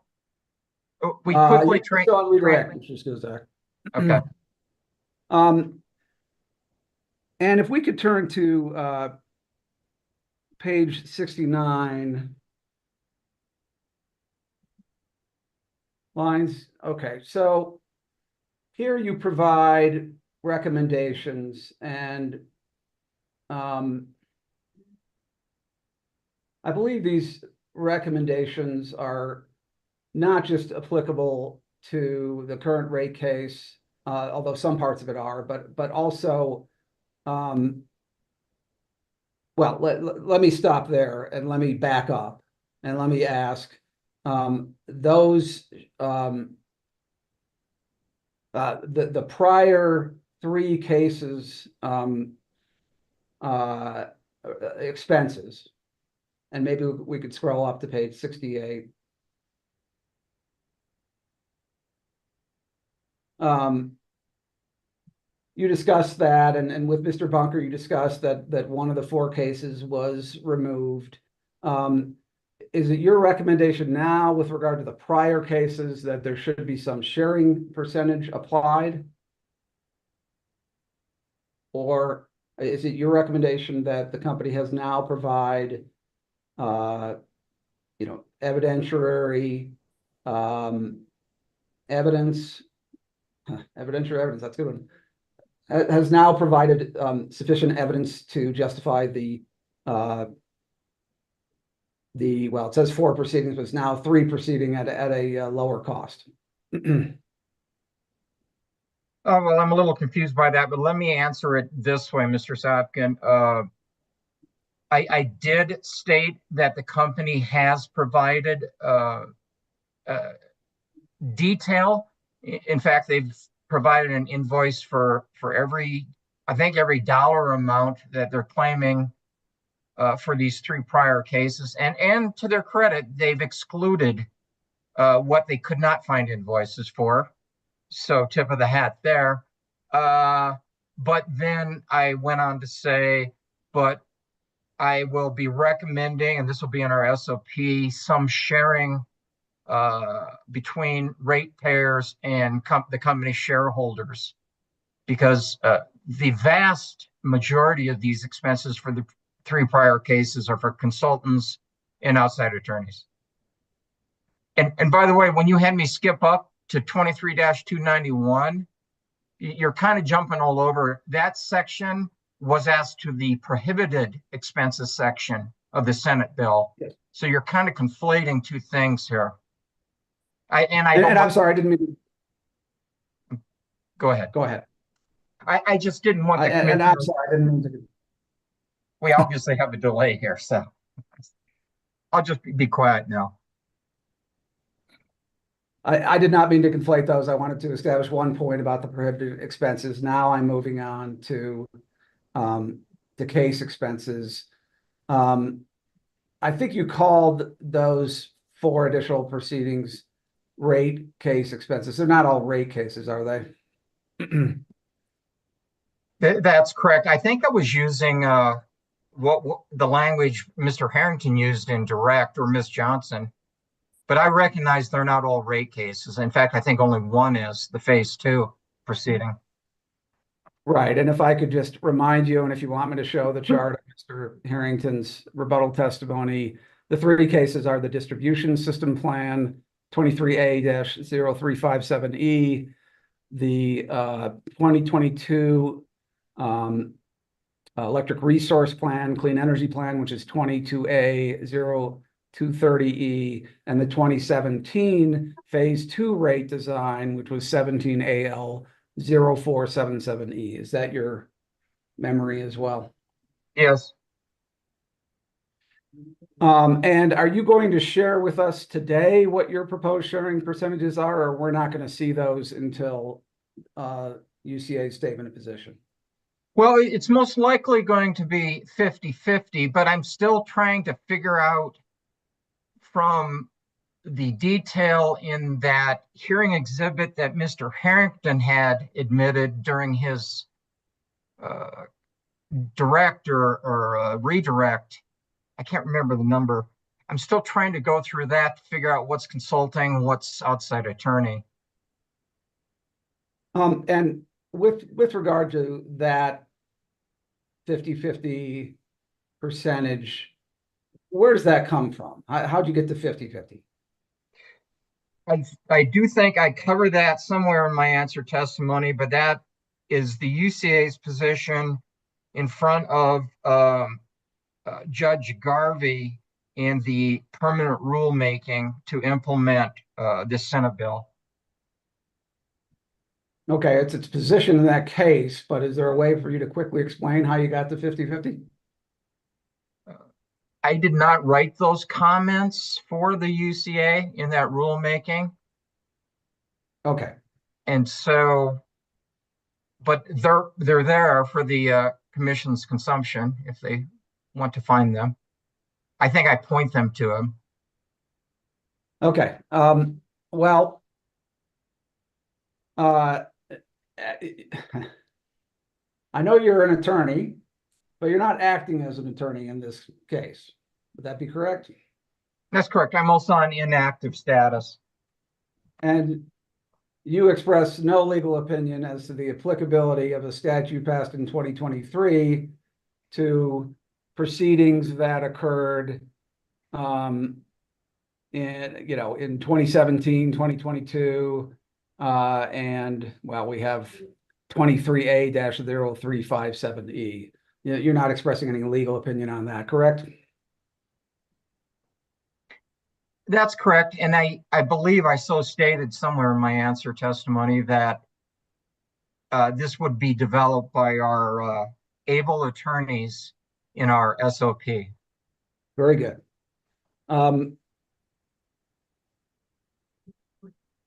Okay.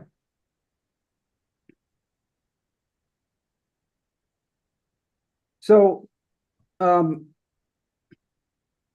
your testimony at page 69, now we're back to hearing exhibit 302.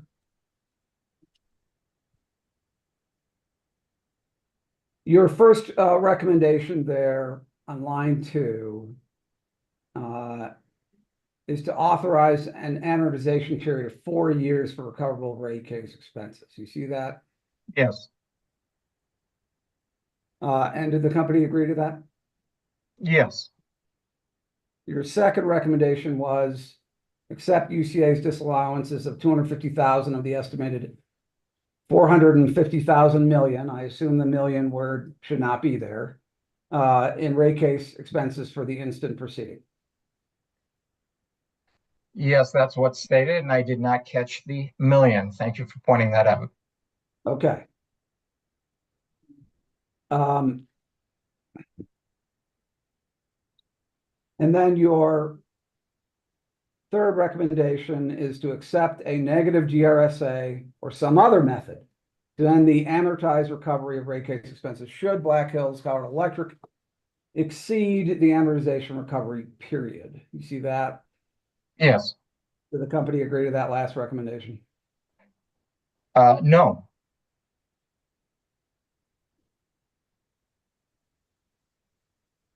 How? Okay.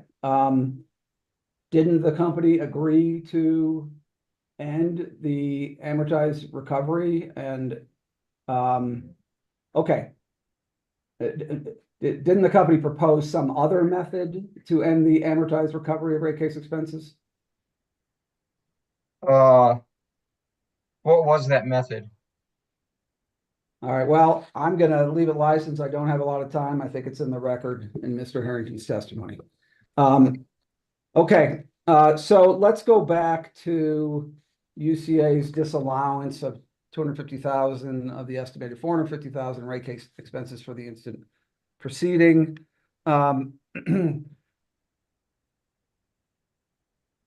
You acknowledged just a little bit ago, and if we could go back to hearing exhibit 116, that same table, there it is, that the outside legal expenses that the company will be submitted in a recent discovery response, the company indicated that it expects it to be less than 50,000 and maybe less than 30,000. Do you recall that?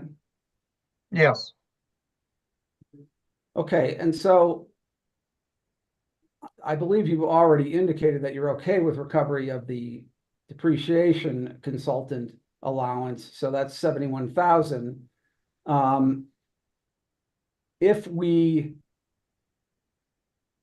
add that 71,000 to what you have recommended here, you have recommended, I believe, a disallowance of 250,000, which would make our total recovery 200,000, but you have since revised that to allow $71,000 for the depreciation consultant, right?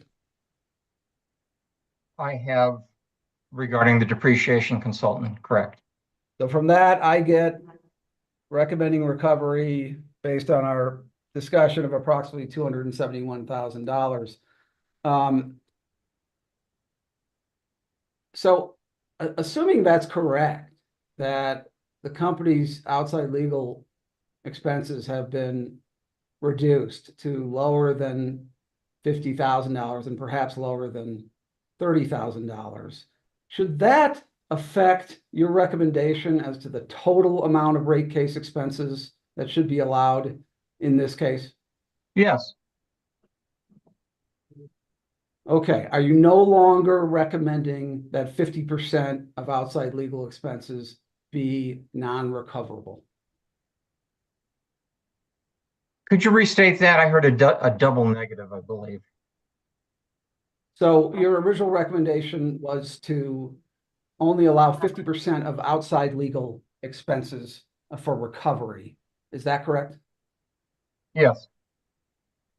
Are you still maintaining that even if the company's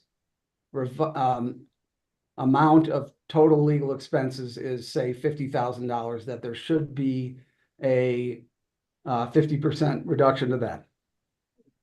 Well, it really depends on what the invoices are that come in. If Mr. Albright's is the sole outside attorney and his sole purpose was to prepare for the cross-examination of Ms. Segala, and he comes in at 50,000 or even 30,000, that may not be just and reasonable and may lend itself for a sharing concept. So I don't know. Rate case expenses are a strange animal in a rate case because you don't actually know what the dollar amounts are until the case is done, right? That's why it's such a strange part of the revenue requirement. Well, as a hypothetical, let's assume it is $50,000, and let's assume his only purpose, and I'm not saying it is, was to cross-examine Ms. Segala. How would that affect your recommendation? What would your recommendation be then? Probably a sharing amount. Why? Because on the face of it, it wouldn't be just and reasonable. I mean, Why? I'd have to see how many hours he spent and what his billing rate is. And I have to push back at the premise of this implied premise that you've created a safe harbor by estimating higher than it's actually coming in.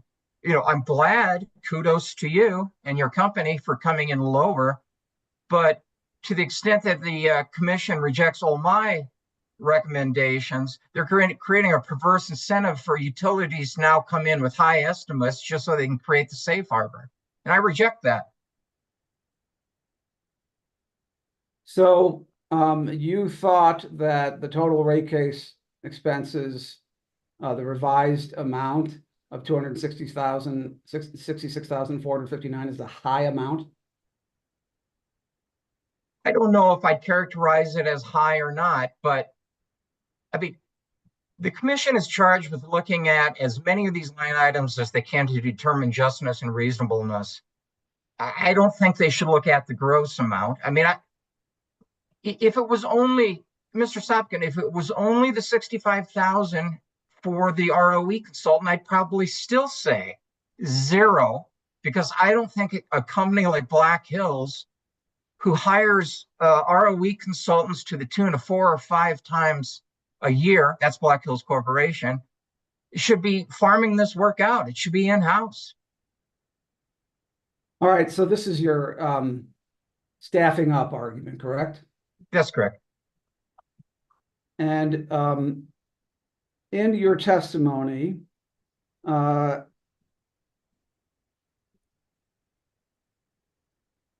page 57, so going back to Mr. Sluzak's testimony, page 57, looking at lines 9 through 11, you compare Black Hills, this Black Hills case with another case. Fiesco's gas is still pending gas rate case, pending proceeding number 24AL-0049G, correct, in your testimony? Right. Again, this is in the context of the prohibited expenses section of the Senate bill. I get that, but I want to hit this staffing up issue.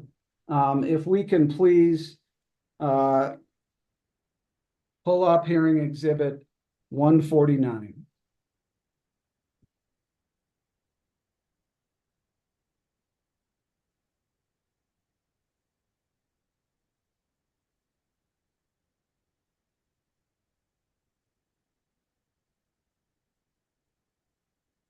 Mr. Sluzak, I will represent to you that hearing exhibit 149, if we can scroll up a little, well, actually, this is fine. This is your answer testimony and attachments that you filed in proceeding number 24AL-0049G, which I will call the Public Service Company gas rate case. This is your testimony, correct? In its full glory of 243 pages. That's correct. Okay, and if we can please turn to page 172. And if we go to line 9, okay, we stop right here. The question is, and this is your own testimony, you mentioned game changer above. How did Black Hills Electric respond to Senate Bill 23-291 and the language limiting rate case expenses in its recently filed consolidated rate case? And your answer is Black Hills Electric in its recently filed Phase 1 and Phase 2 rate case responded to Senate Bill 23-291 by staffing up with additional internal attorneys, maximizing internal resources as much as possible to provide savings to customers, only estimating $250,000 for outside legal expenses contingent upon the level of litigation, and limiting its rate case expenses to $450,000 in total, which includes 2 outside consultants. By way of comparison, Piesco is requesting over $1.5 million for a Phase 1 only proceeding. That's your testimony, correct? That's correct. Your Honor, I would seek to admit this. Any objection, Mr. Bunker? No objection to that. So admitted. Mr. Sluzak, in the Piesco rate case, here you are complimenting Black Hills for staffing up and for limiting rate case expenses. And by comparing the $1.5 million for a Phase 1 only proceeding for a public service company. And in that case, you also recommended a 50% disallowance for attorney's fees, correct? I I'm believe going to so. object to this question on the basis that, one, it was compound, and two, the assumption is, without seeing the Black Hills Electric testimony and case decision, that you're trying to make a comparison here between the testimony in the public service case regarding what Black Hills did in a electric case with this third case, which is a Black Hills gas case. So I'm not sure the foundation is laid there to go where you're going, and I'm making that objection at this point before we get there. You might rephrase Mr. Sopkin on the compound question point. Yeah, I'll start with the first part. Here you are in the public service company case complimenting Black Hills for only estimating $250,000 for outside legal expenses and limiting its rate case expenses to $450,000 in total, correct? Well, yeah, that favorable testimony went as to attorneys, but not as to the 2 outside consultants, nor to the $55,000 estimate for other rate case expenses. But you specifically do say limiting its rate case expenses to $450,000 in total, which includes 2 outside consultants. That's your testimony, right, Mr. Sluzak? Yes. And then the last sentence, by way of comparison, you're making this comparison, not me.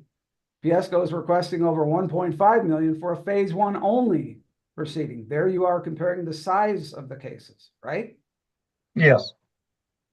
But in the Black Hills case, you're still maintaining your position that if our attorney's fees come in under $50,000, that depending on what that shows, it still should be cut in half. That's your testimony. No, I don't think that was my testimony, and I can explain. Okay, go ahead. I think I said we will need to see the invoices and see what the billing rate is and multiply it by the number of hours. And it very well may be that Mr. Albright's time spent in this, at least from my view, was reasonable and would be a just and reasonable expense. Okay, fair enough.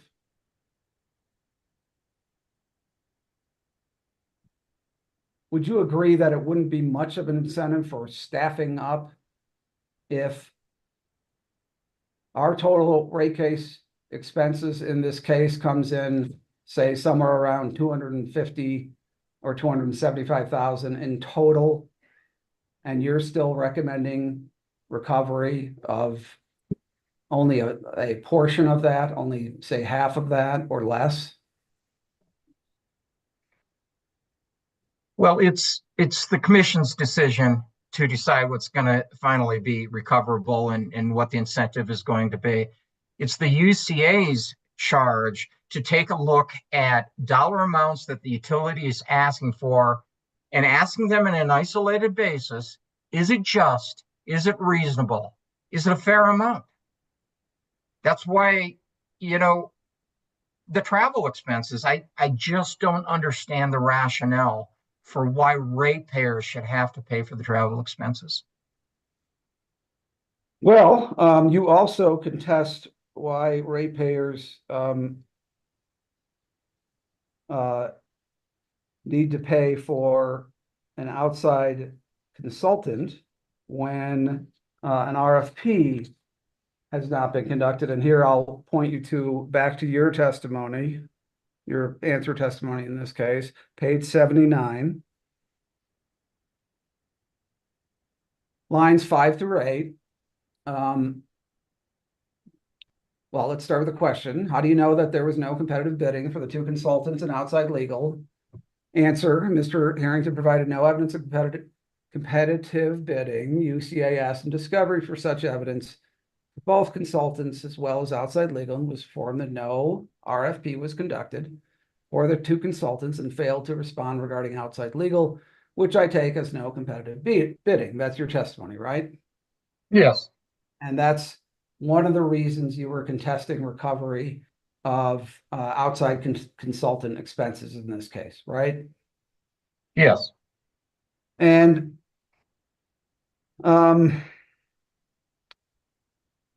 if I can please have pulled up hearing exhibit 116 attachment MJH 14.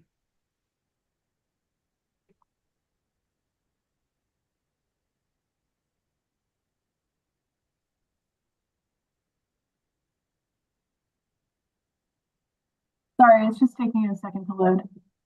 Sure.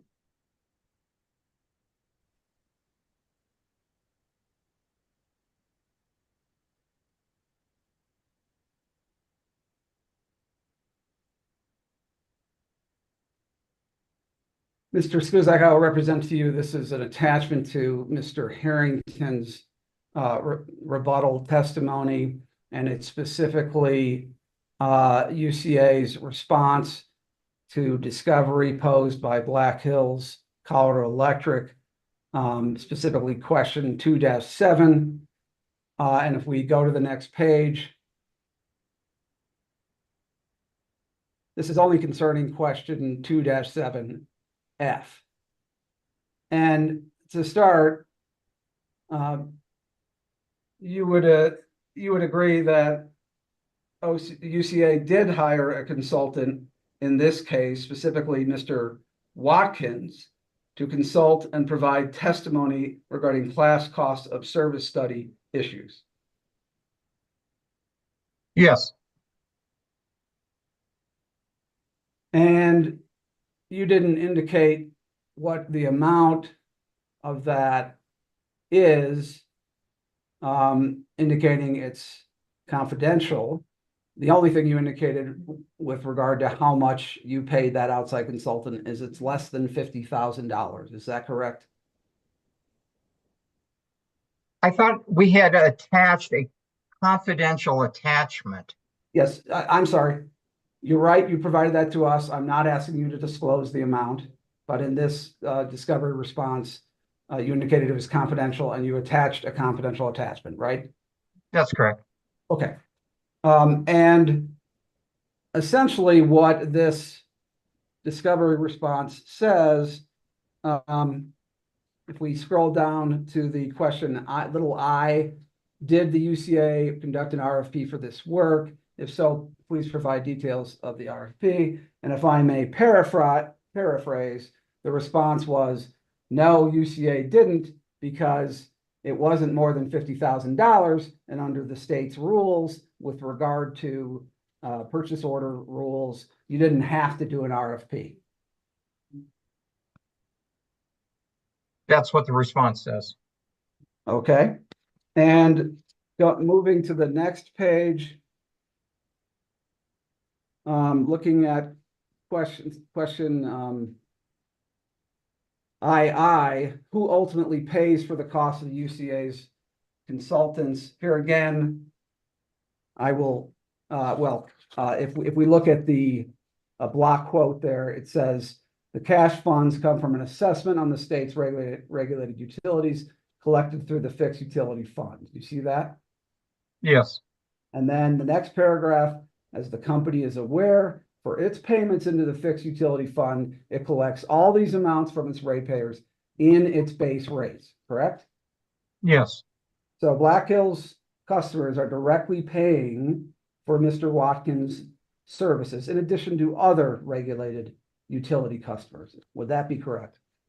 Not at present. They will be paying into that? Yes, most likely. Okay. And so you make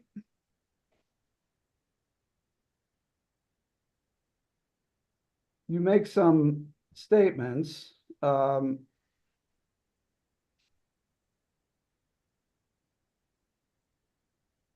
before we get there, is this the first time that UCA has hired Mr. Watkins to provide services for UCA? It's my time at the then named OCC in 2005. I don't ever recall him being hired by the UCA. Why doesn't UCA staff up to provide class cost of service study analysis? That would be a better question for Dr. England, as he was involved in the direction of this and the hiring of Mr. Watkins. Okay, and if we look at hearing exhibit 302, page 82, line 19 through 22.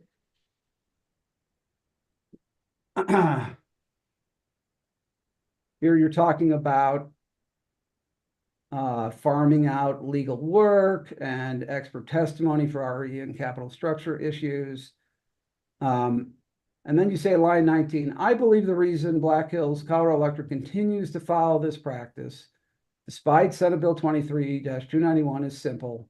Black Hills Colorado Electric has been allowed by the commission to pass along all these costs 100% to ratepayers. There is no incentive for Black Hills Colorado Electric to further staff up if it is allowed to have ratepayers pick up the tab. You see that? Yes. And why would it not be fair to make the same allegation back to you folks, saying the reason why you're using Mr. Watkins is because you're allowed to have ratepayers pick up the tab? Well, I will say to you, Mr. Sapkin, that it is unusual for us to have a consultant. We don't do it for every rate case. We think long and hard about it. In this case, you can ask Dr. England as to why we had a consultant, but unlike Black Hills Corporation, Black Hills Service Company, Black Hills, Colorado, we don't have the number of employees that you all do. And so we get stretched pretty thin. And then when we hire a consultant, it's not to increase rates for the end goal of increasing rates. It's to try and decrease rates and the burden on beleaguered ratepayers. But you know that because of the fixed utility fund, you will get recovery for hiring that outside consultant from ratepayers, correct? Yes, well, we're budgeted for a certain amount of consulting dollars on a per annum basis. Thank you, Mr. Skuzak. Your Honor, those are all the questions I have. Thank you, Mr. Sopkin.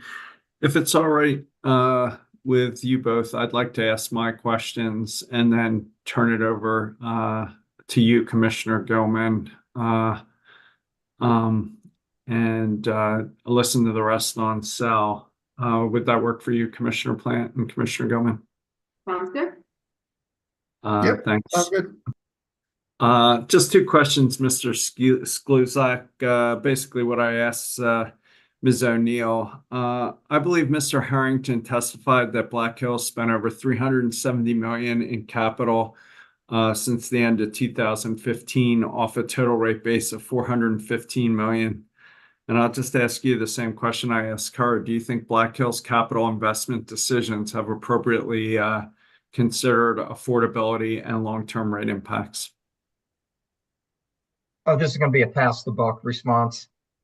I don't want to steal Dr. England's thunder, but he is the lead analyst on the case, and he would probably be the best one to respond to this, unless you absolutely want me to weigh in, but I don't want to cross him up. All right, I'll ask my questions to Dr. England. So if you can save me the right to do that tomorrow morning, Commissioner Gilman, that'd be appreciated. Go ahead, Commissioner Plant. Do you have any questions for Mr. Skluzak?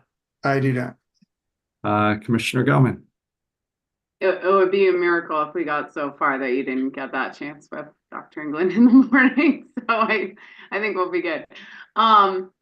Mr. Skluzak, just a follow up. I suspect you heard my conversation with Ms. O'Neill, particularly with the difficulty of adjusting to changes in income tax, especially after the fact, and trying to figure out if there's a better way we can think this through before rather than after something happens. But yeah, just curious if you had any ideas on the general difficulty there.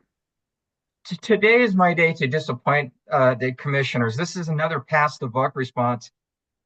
Ms. O'Neill did mention my name in relation to the Tax Cut and Jobs Act docket, but that was actually Mr. Ronald Fernandez of our office that handled that, and he's our inside expert on that. So please follow up with Mr. Fernandez. I will do so. That was my only question for you. Okay, thank you. I think maybe I'm in charge now. I'm not sure since the chair disappeared. So with that, Mr. Skluzak. If you don't mind being in charge, Commissioner Gilman, that'd be great. Good. Thank you. Get off complete. With that, Mr. Skluzak, I believe you may be. Oh no, we're gonna go to redirect. See, already messing it up. All right, Mr. Bunker, we'll go to you for redirect. Thank you, Commissioner Gilman. Appreciate it. Mr. Skluzak, do you recall the questions on cross-examination by Mr. Sopkin regarding several rate case expense recommendations in your adjustment proposals? Yes. And he spent quite a bit of time, Mr. Sopkin did, spent quite a bit of time on Mr. Harrington's table on page 74 of his rebuttal testimony, MJH, I think it was table 6, but I don't recall. If we could turn to page 74 of Mr. Harrington's testimony, MJH7R. Thank you. And here we see the various depreciation, ROE consultant fee, outside legal, other rate case expenses. And is it correct, just to clarify, on the depreciation consultant fee, the revised amount of $71,459, you've changed your testimony, as we discussed in direct, to allow that amount? That's correct. And to further clarify, on the ROE consultant, your testimony on a cross-examination was to deduct or subtract the entire $65,000 amount for the ROE consultant, correct? That's correct. I will say the $71,000 amount, I believe, is going to be the actual incurred cost, whereas the $65,000 is still the estimated cost. I don't know what the final amount will be for the ROE consultant.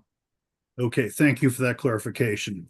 And as to the outside legal fee, the revised amount is $100,000, and there was a discussion between you and Mr. Sopkin that it depends on what that actual final build amount is, and that it would be for Mr. Albright and his cross-examination of one witness. Is that right? That's correct. So the suspicion would be, am I correct, that that number would be less than $100,000? Yes, and I think this is in the record, the response by the company to UCA data request 36-6, where they stated it could be below 50,000 or even 30,000. Okay, thank you for that. And then on that last item, other rate case expenses and the revised amount of $30,000, I think you testified that approximately $10,000 should be deducted from that 30,000 for travel expenses. Is that right? Yeah, that's correct. But I suspect that $10,000 amount for travel expenses will go up, just given that didn't have invoices to bring all these Black Hills witnesses into Denver for this hearing. So I suspect it's going to be more than 10,000. Okay. So based on what we've just talked about and what you talked about with Mr. Sopkin, the total rate case expenses, if all of those deductions come to pass, would be roughly $100,000 to $125,000. Would that be an accurate estimate at this point? I will trust your math, but again, that's just for this instant proceeding and not the 3 prior proceedings. Yes, yes. Thank you for that clarification. And if we could now turn to your answer testimony, which is hearing exhibit 302, and at page 57, and on lines 4 through 6, Mr. Sopkin was asking you about, in particular, the prohibited expenses under SB 23-291, and you were cut off before you could fully answer what you wanted to state about that passage of testimony. And do you happen to have further comments on that? Yes, and well, the first thing is, and I think I got this clarified with Mr. Sopkin, is he kind of was jumping back and forth between Senate Bill 23-291 and its application to rate case expenses versus prohibited expenses. And then I also wanted to insert that even though the word appears is there, I then explain why I use the word appear down below.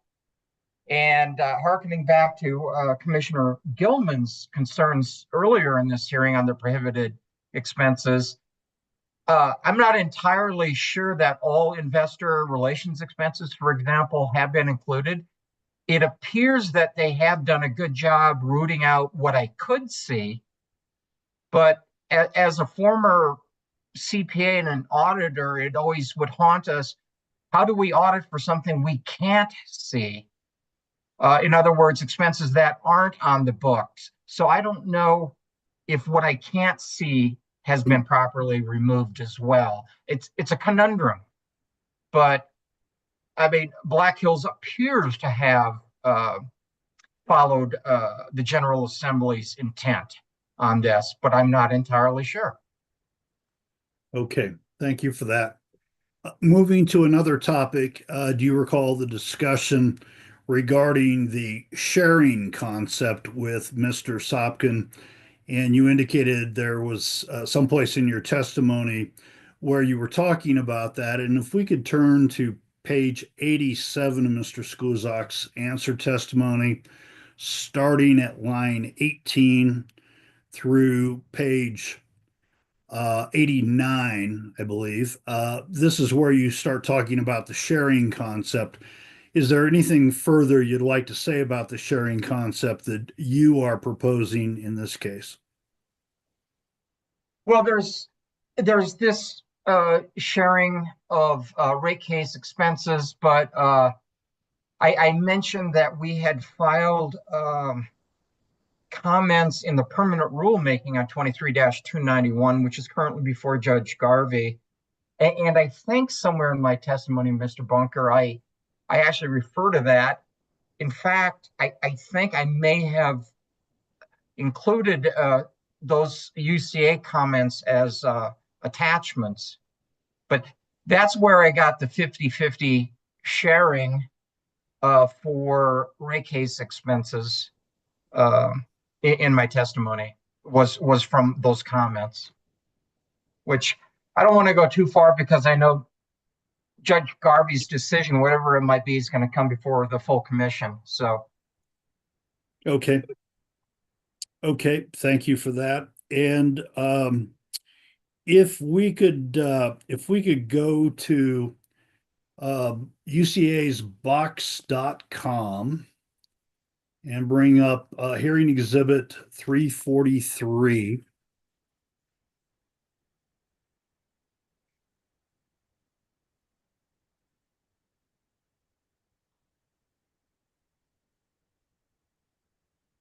And as you will see, this is a Black Hills Corporation Q3 2024 earnings call transcript. You see that? I do. And you made a comment during your discussion with Mr. Sopkin that Black Hills files 3 to 4 rate cases per year and that it should have more in-house staff. And you talked about this in the staffing up discussion with Mr. Sopkin. Do you recall that? I do. And if we could turn to page 4 of this document, and if we could look at the last sentence in the second paragraph there from the top, it reads, we're currently targeting a cadence of 3 to 4 rate reviews annually driven by our investments to serve our customers' growing energy needs. Is that right? That's correct. And was that in part what you were talking about with staffing up internally for rate cases with an ROE expert, for example? Yes. Could we just scroll up one page?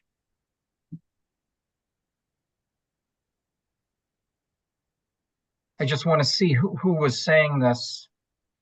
I think it's the CEO, Lynn Evans. If you could scroll up just a little bit more. And I believe it is on the bottom of page 1. You'll Page 1 or see 2. Lynn, very bottom, it says Lynn. Yeah, bottom page 2. Maybe it's page 2, I'm sorry. Bottom of page 2. It says Lynn Evans, and then it carries that statement running for on page 4, but also a couple of pages there, right? Right. So you have the Chief Executive Officer of Black Hills Corporation, Lynn Evans, promising the investment community, we're going to have 3 to 4 rate reviews every year. Now, this isn't just for Colorado, of course. This is for all their operating companies. But this is what I was trying to discuss with Mr. Sopkin is, I mean, if you're going to have 3 to 4 rate reviews, and he got me to say, do you know of anyone that didn't have an ROE expert? And I said, no. So you're going to have an ROE expert for each one of those year after year. Doesn't it make sense to train up somebody, Black Hills Service Corporation, perhaps Black Hills Corporation, train somebody up and use them in-house rather than hiring a Mr. McKenzie at $65,000 for every case or more, and and passing it on to the ratepayers? It's irrational to me, and it was irrational to the General Assembly when they passed Senate Bill 23-291. And so that's why I made a distinction, Mr. Bunker, between this depreciation consultant, Mr. Spanos, and from my own experience, I know how infrequent you use a depreciation consultant in a rate case and how hard they are to find, and a contrast with an ROE expert. And Commissioner Gilman, I would move to admit UCA hearing exhibit 343. All right, any objections? No objection. Okay, so admitted. Mr. Skluzak, any additional thoughts or comments on the rate case discussion with Mr. Sopkin that you felt you were not able to fully explain? Well, Mr. Sopkin asked me about the public service gas case in my somewhat laudatory testimony, comparing Black Hills rate case expenses and what public service. And I will concede Black Hills appears to have taken the limiting of rate case expenses much more to heart than public service gas did. And so kudos to them. And I do understand that the dollar amounts for outside attorneys are way down compared to what we usually see. Again, congratulations to Black Hills for doing that.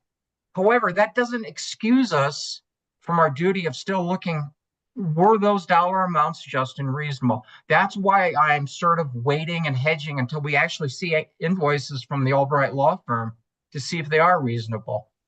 So. Okay, thank you for that. And with that, my redirect is concluded. Thank you, Mr. Skluzak. Thank you, almost a chairman or chairwoman Gilman, but thank you, Commissioner Gilman. Hey, Eric, the chair's not here, so whatever. Thank you, Mr. Bunker. Appreciate it. Mr. Skluzak, thank you for your testimony, and you may be excused, sir. Next, we have Ms. Schoenhout. So, UCA, if you can please call her up. Oh, I guess I'll swear her in first. Ms. Schoenhout, can you please raise your right hand? Do you swear to tell the truth, the whole truth, and nothing but the truth? Yes, I do. And are you alone now as you testify? Yes. Is anyone communicating with you in any way? No. And if either of those changes, can you please stop and let us know? Yes, I will. Thank you. Go ahead, Mr. Dixon. Thank you. Good afternoon, Ms. Schoenhout. Good afternoon. I actually thought you would get on much sooner, but we'll deal with it at the end. Would you prepared and had prepared here in Exhibit 300 your answer testimony? Is that correct? That is correct. May I stop for 1 second and spell my name for the record? Oh, please do. Thank you. Tough one. It's C-I-N-D-Y, and the last name is spelled S-C-H-O-N-H-A-U-T. All right. And maybe before we even get there, would you advise your position at the Utility Consumer Advocate? So I'm director of the Office of the Colorado Utility Consumer Advocate. And how long have you held that position? It's 11 years now. And did you cause to have here in Exhibit 300, and did you either prepare or have it prepared subject to your direction in this case? Yes, I did. And if I were to ask you the questions in here in Exhibit 300, would your answers be the same? Yes, they would. And do you have any corrections or modifications to here in Exhibit 300? No, I don't. Okay. I'm going to ask you one question that's not contained in it, but was based on a comment that was raised with Mr. Sopkin. Do you hire or have the oversight of the hiring of outside witnesses like Mr. Glenn Watkins, which was just discussed a few minutes ago by Mr. Skluzak? Yes, I do. Can you tell us why that happened in this case? Well, traditionally for years now, in phase 2 rate cases, we have hired an outside expert, and it has almost always been Mr. Dave Peterson, who retired. So we hired Mr. Watkins for that same role. I think it's important to note that we hired Mr. Watkins to represent the public interest, to help us represent the public interest and consumer interest. We did not ask Black Hills shareholders to pay for him, which would be the flip side of what the company asked for here. And that's a big concern I have about the focus on our outside consultant. Thank you. Ms. Schoenhardt is available for cross-examination. Thank you. Mr. Sopkin, I have 20 minutes for you. Thank you. I don't think we're going to exceed 20 minutes, but I had reserved a little extra time because of all the ones we waived. So hopefully it'll go quick. Okay, no worries. Thank you. Schoenhardt, let me just check real quick, Mr. Sopkin. Harriet, are you all right? Can we keep going until 5 or a little bit after 5? I'm okay. Thanks. Okay, thank you. Sorry, go ahead, Mr. Sopkin. All right. Ms. Schoenhardt, good afternoon to you. Good afternoon. I've met you before, but I don't think I've seen you since pre-COVID. So. Oh, that's absolutely true. Not since then. Yeah, it's good to see you again. Same here. So you were just discussing hiring Mr. Watkins. Has UCA hired Mr. Watkins before this case? No, we haven't. I'm not since my tenure. And Mr. Peterson, was that an outside person or an inside person? He's an outside person.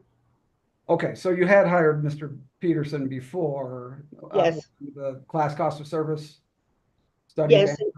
Yes, correct. Phase 2. Understand. And you say the distinction between you folks hiring an outside expert and us hiring an outside expert is, in your case, it's within the public interest. In our case, it is not, or am I paraphrasing that incorrectly? In our case, we represent the public interest. The company represents shareholders. It's shareholders. And that's the difference. Okay, thank you. And when a commission makes a decision in a rate case, is that decision solely based on consumer interest advocacy, or does the commission have a balancing function in which it must also analyze whether the utility can provide reasonable and adequate service given the revenue requirement that the commission allows? So just to be clear, our office represents the public interest, and only to the extent consistent with that, the interests of 3 classes of consumers.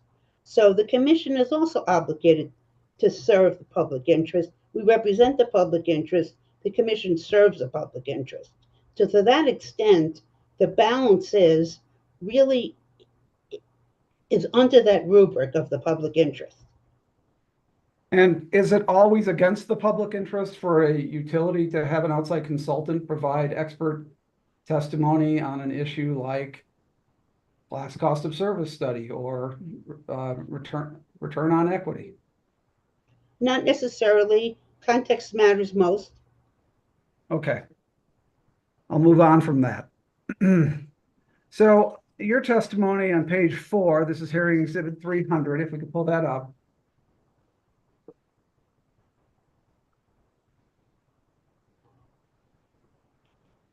Well, lines 15 and 16, you indicate.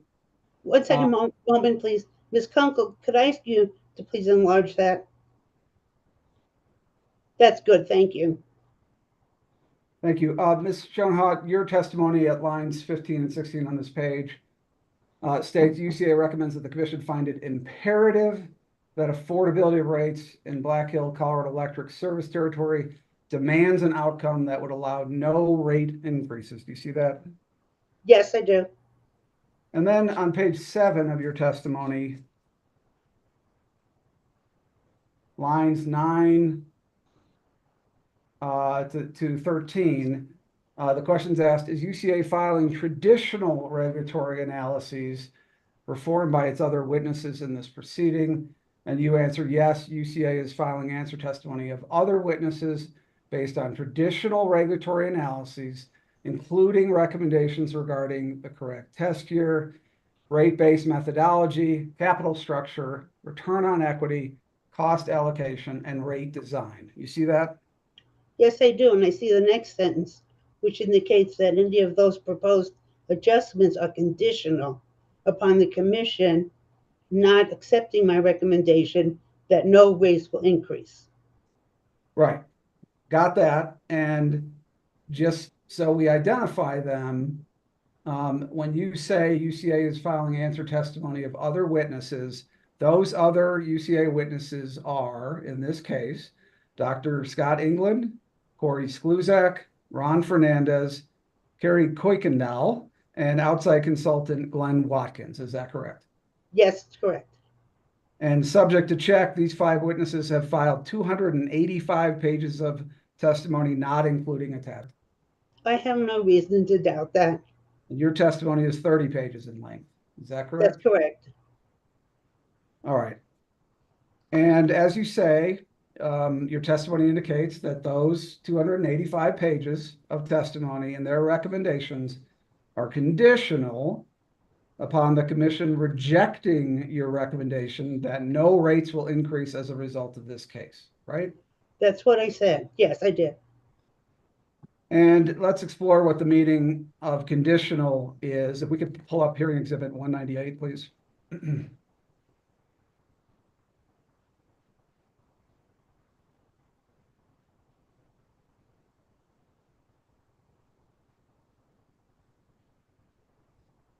Now, I will represent to you, Ms. Schoenhout, that this is a discovery that Black Hills served on UCA, and this is the discovery response of UCA for question 2-3. The first question asked for you to explain how the proposed adjustments by UCA witnesses are conditional upon the commission rejecting your recommendation. And you didn't answer that. There was an objection. The cited testimony speaks for itself, correct? Yes, that's correct, but we were just reading. Got it. And then the second question is specifically I'm sorry, that I'm on B. There you go. Specifically, if the commission accepts Ms. Schoenhaut's recommendation that no rates will increase as a result of this case, should the commission ignore the testimonies filed by UCA witnesses other than Ms. Schoenhaut? And your answer is yes. Is that correct? That's correct. And the reason why is because Schoenhaut, that's the only question I asked you. You will get an opportunity on redirect. Well, the reason I'd like to finish my sentence. The reason why I asked you if your answer was yes, you will have an opportunity on redirect. my answer was yes.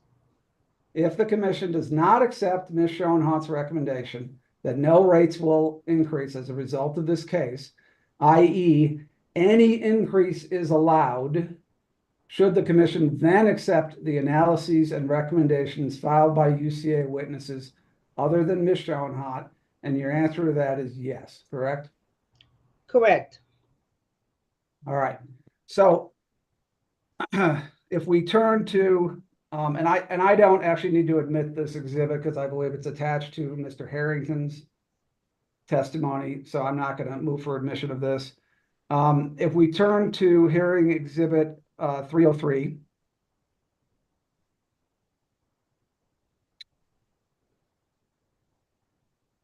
Is that Ms. Fernandez's testimony?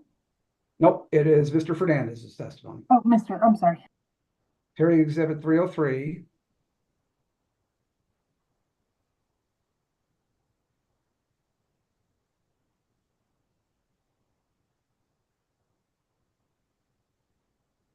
At page 5, line 20. Ms. Kunkel, could I please ask again that you enlarge it a bit? Thank you very much. And so I will represent to you that this is Mr. Harrington's, I'm sorry, Mr. Ron Fernandez's answer testimony, hearing exhibit 303. You are familiar with Mr. Fernandez's answer testimony in this case? Yes, I am. And Mr.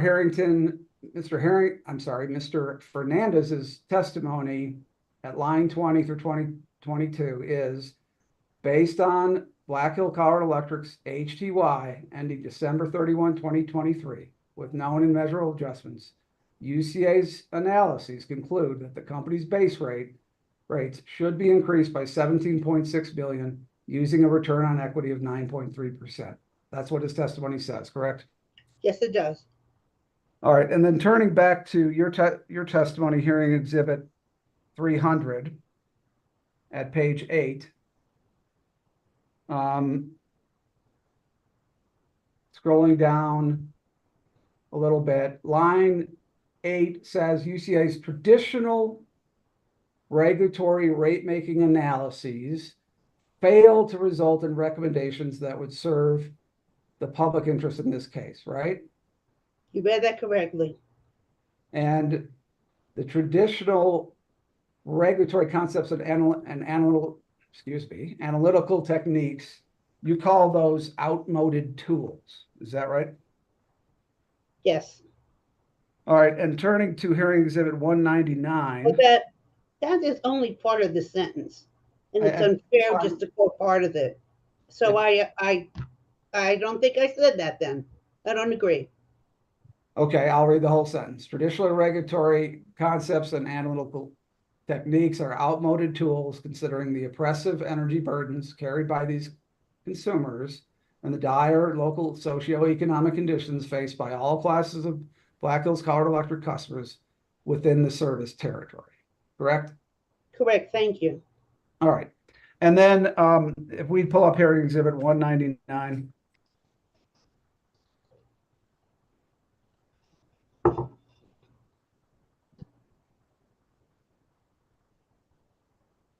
I will represent to you, this is UCA's response to Black Hills Discovery, UCA 2-4. First question, is UCA aware of any Colorado PUC case decisions that support the notion that traditional regulatory concepts and analytical techniques are outmoded tools considering the economic circumstances of a utility's customers? And the response is, subject to and without waiving the objection, the response is no. Is that correct? That's correct. And then the next question, B, is UCA aware of any state utility commission outside of Colorado decisions that support the notion that traditional regulatory concepts and analytical techniques are outmoded tools considering the economic circumstances of a utility's customers?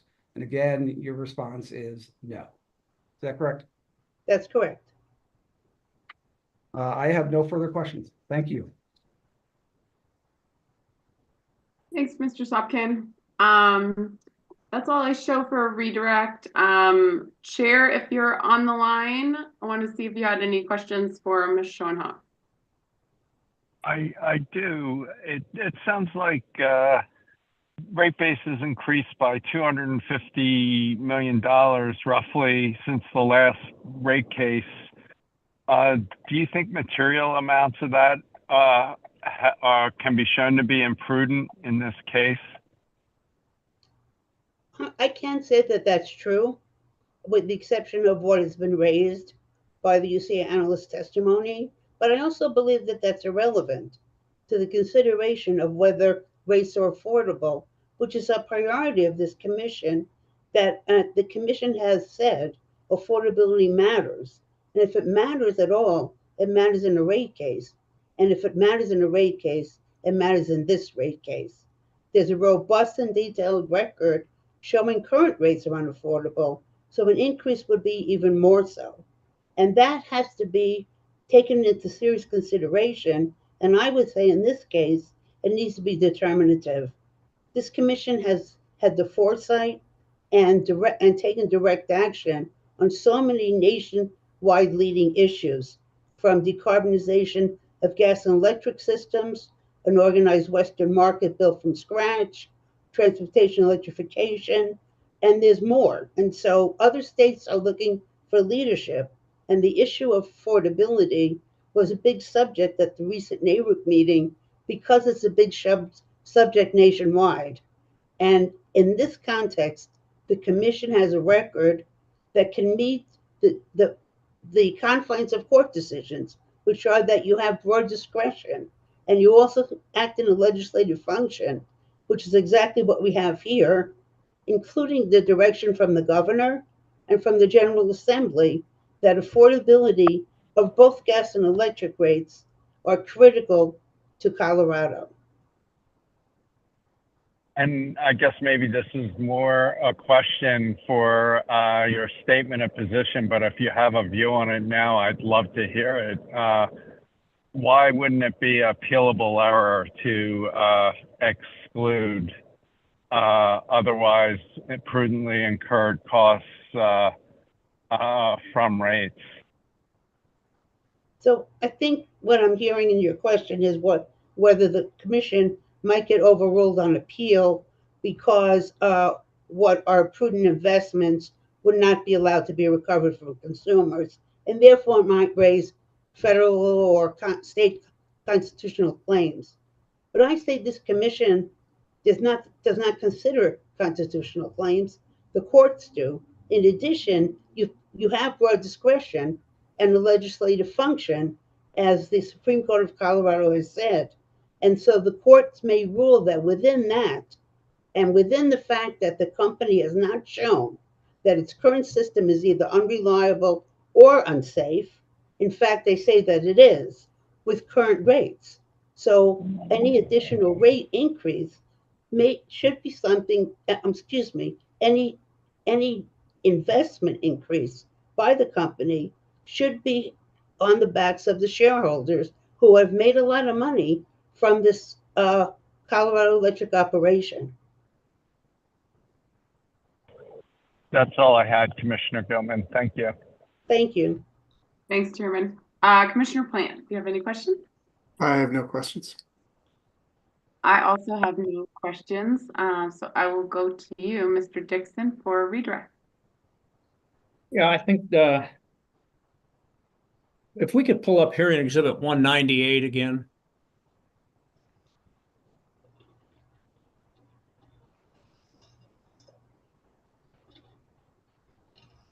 And if we could just scroll down to the B, yes, right there. Ms. Schoenhout, you were asked to address question B, and you started to indicate you wanted to say more than just that the answer was yes, and you cut off and told to come to me. So I'm offering that opportunity to you at this time. Well, thank you. The reason I think this is important is because the analysts for UCA, their recommendations are conditioned on the fact that if the commission does not adopt our primary recommendation, that there be no rate increase, then these other positions and other evidence needs to be considered. That's a very simple idea. If the commission votes and determines there should be no rate increase, there is no reason to consider issues regarding rate base because it will be zero increase. And I think the idea of conditional recommendation is not new. We've even put that in our rate case testimony in the past, especially Mrs. Kluzak, who has said, here's my primary recommendation. Should you not go that way, here's a conditional recommendation. All right, and given the late hour, is there anything else that you wish to address that we haven't already covered at this point? I think I would simply say that context matters. Context matters perhaps more than anything else. So therefore, considerations of what may ensue in future rate cases, other utility service territories, none of that is relevant. Context matters. And the context in this case is well demonstrated by over 750 public comments, and we're still counting. And what's clear here that rates are unaffordable, bill payment assistance programs are merely a consequence of unaffordable rates. They cannot solve them, and economic development rates can't do the same. So I would just emphasize again that context matters. Thank you. Thank you, Ms. Schoenhout. I have no further redirect. Thanks, Mr. Dixon. With that, Ms. Schoenhout, you may be excused. Thank you for your testimony today. Appreciate it. Thank you. All right, let's get Dr. England. Hello. Commissioner Gilman, I'm sorry to interrupt. Yeah. I'm not sure I moved for the admission of hearing exhibit 199, and I would like to do. Let's take a look at that before we swear in Dr. England. Do you need it pulled up?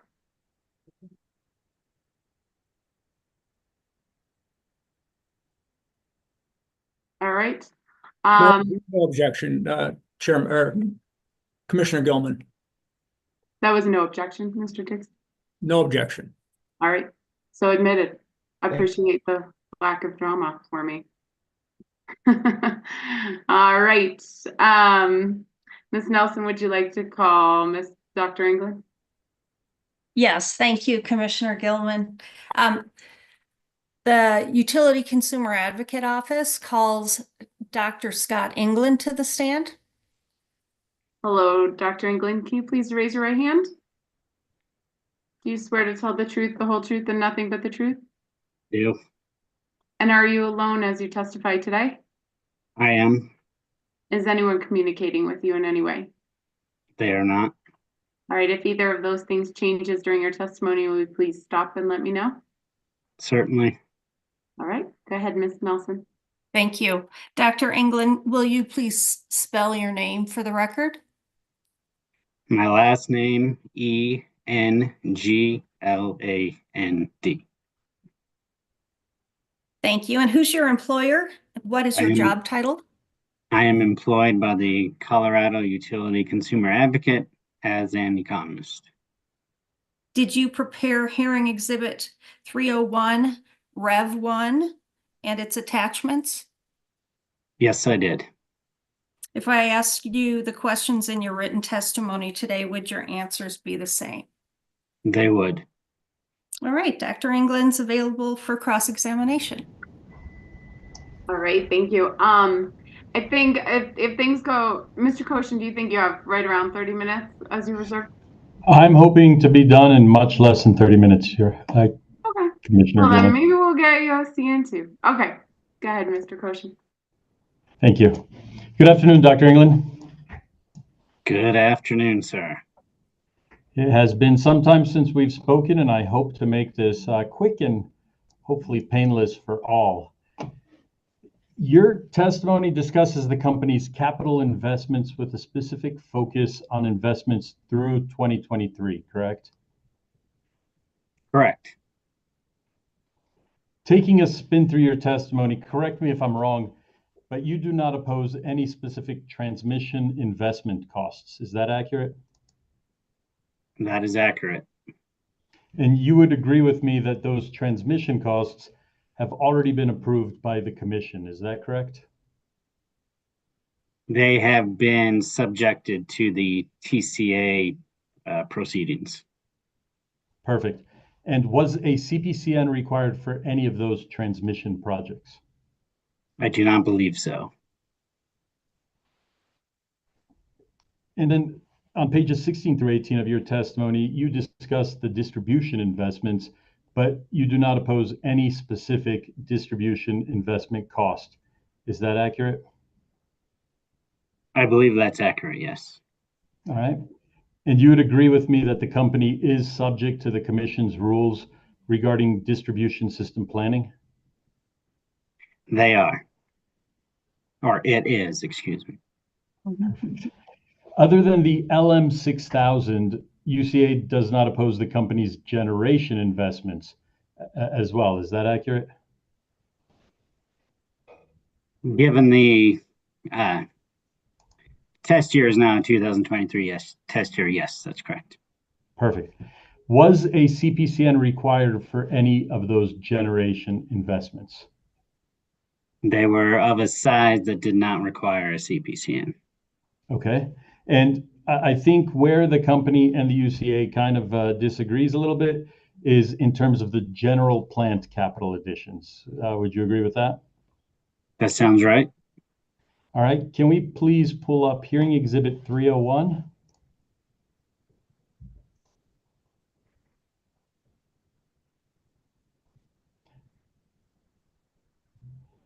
And if we can go to page 21, please. And if we can just scroll down a little bit to table SEE-4. Perfect. Dr. England, you would agree with me that the general plant category includes vehicles, facilities, and hardware/equipment as the three buckets. Is that accurate? Yes. Now, with respect to facilities and hardware/equipment, you recommend that should a CTY be approved, that the correct and actual investment levels be used for the determination of revenue deficiency. Is that accurate? Correct. And that recommendation was based on projections, not necessarily equaling actuals at the time. Okay. And as we kind of discussed a second ago, the company is no longer proposing a CTY, correct? Correct. And would you agree with me that your primary issue with respect to the general plant investment is tied to vehicles? Yes. And so with respect to the 2023 test year, the actual investments for facilities and hardware should be used for the determination of revenue deficiency. Would you agree with that? Yes. All right, so let's talk specifically about vehicles for a moment. Can we turn to page 22, table SEE-5? All right, and so on this table, you provide a breakdown of the total active vehicles for the company per year. Is that correct? Yes, this table is displaying the company's investment in its fleet from 2015 to the present. Perfect. And from 2015 through 2023, those are the actual number of vehicles that the company is using to provide service in the total active column. Column goes up and down. Is that accurate? Yes. And looking specifically at 2023, you would agree that the company has 300 vehicles that are actively providing service, correct? Yes, according to the discovery response that this is based on. Excellent. Let's talk about the LM6000 just for a moment. You state in your testimony that the commission decision number C16-1140 does not preclude the annual update of the Clean Air, Clean Jobs Act rider. Do you recall that testimony? I do. Can we please open hearing exhibit 303, attachment RAF 17? And that's an attachment to Mr. Fernandez's testimony.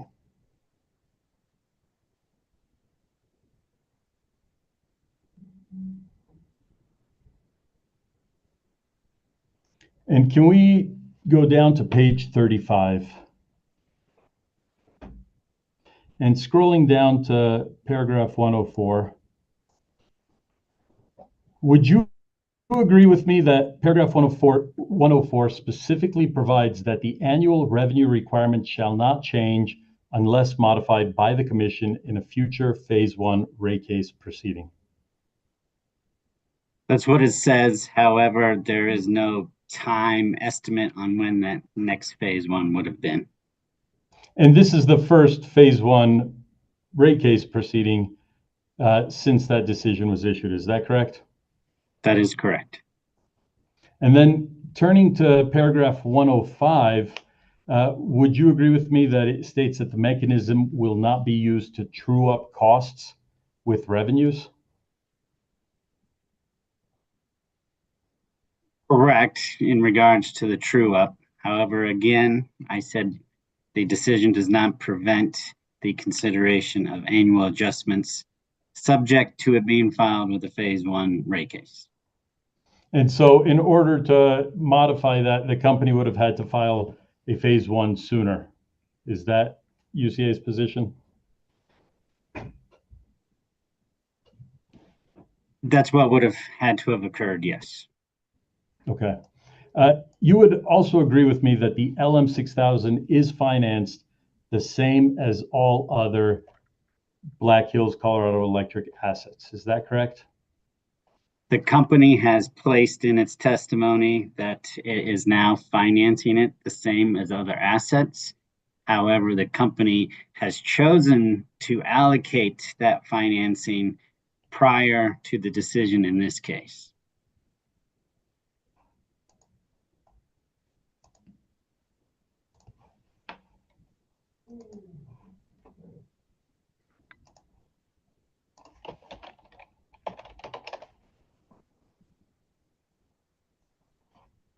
Thank you, Dr. England. I appreciate your time.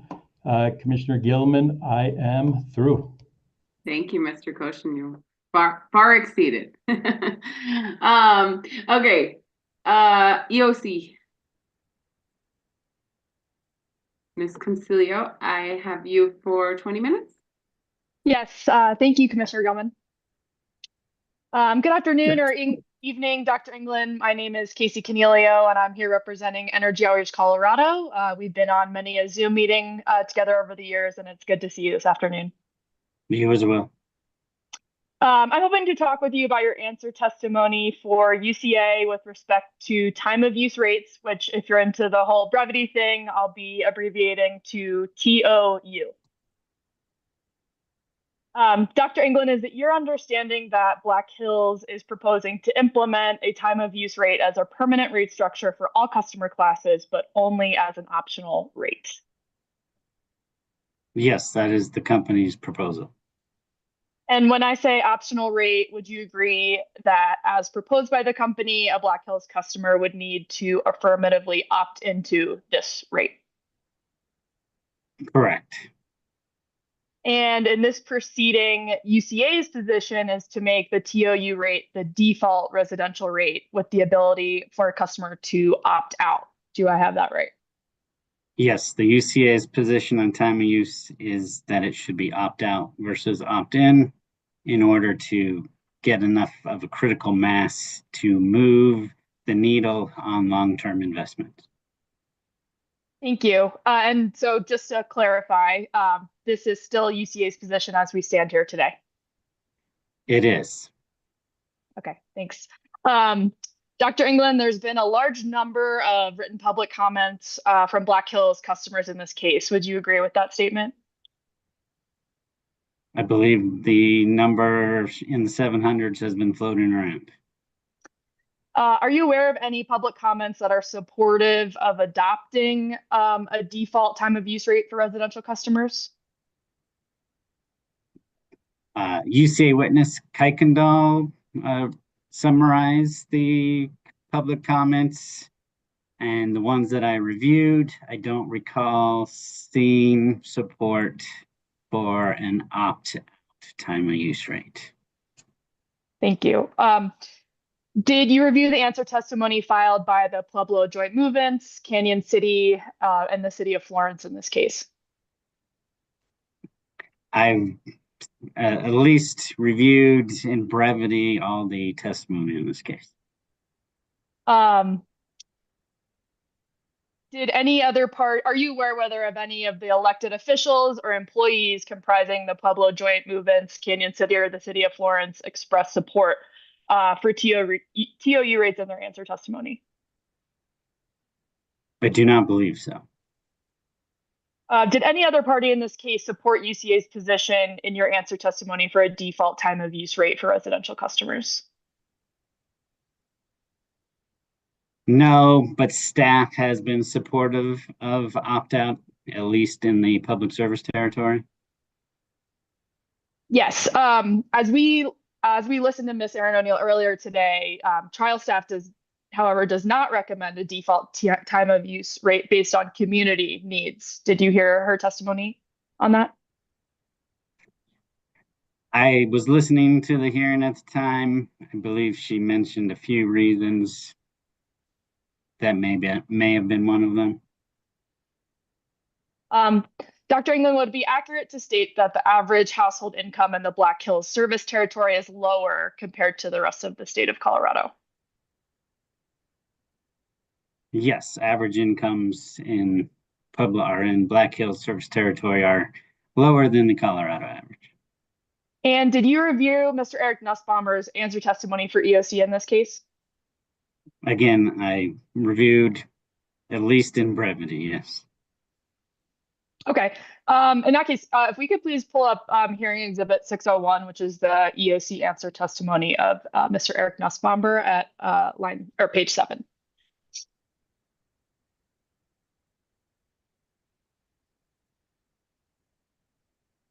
And then starting at lines 3 to 4, do you see here, Dr. England, that Mr. Nussbaumer testifies that a significantly larger proportion of households served by Black Hills are income qualified compared to the rest of the state of Colorado. Yes, consistent with your previous question about average incomes. Thank you. We can take this down. Thank you. Would you agree with me, Dr. England, that there's an affordability crisis for Black Hills residential customers? As testified by UCA Director Ms. Schoenhout, yes. Thank you. Did UCA consider any of the strong customer opposition to Black Hills in this rate case as a utility provider in making its default time of use rate recommendation? I believe UCA's position on time of use is for consistency across the regulated electric utilities, and therefore it would be, for lack of a better word, our default position. Okay.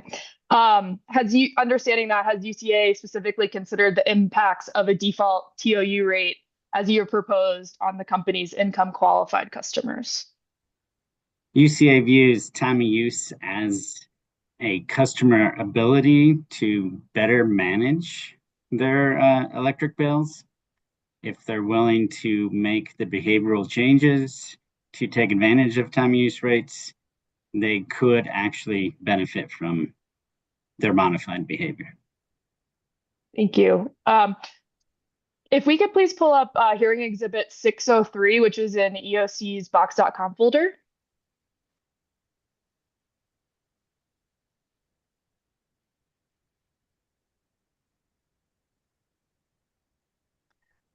Dr. England, are you familiar with an Xcel Energy stakeholder presentation on time of use rates from this past summer? I would have to say, I'm sure I have it somewhere in my archives, but I would need any references to. Okay. Yeah, maybe we can I can refresh your recollection on some of these, some of the findings. So if we could please scroll down to page 15 of this document. And I apologize for the wonky labeling. This is a hearing exhibit from EOC's recent answer testimony in the Xcel TOU rate case, but for this purposes of this hearing, I have labeled it for EOC as well.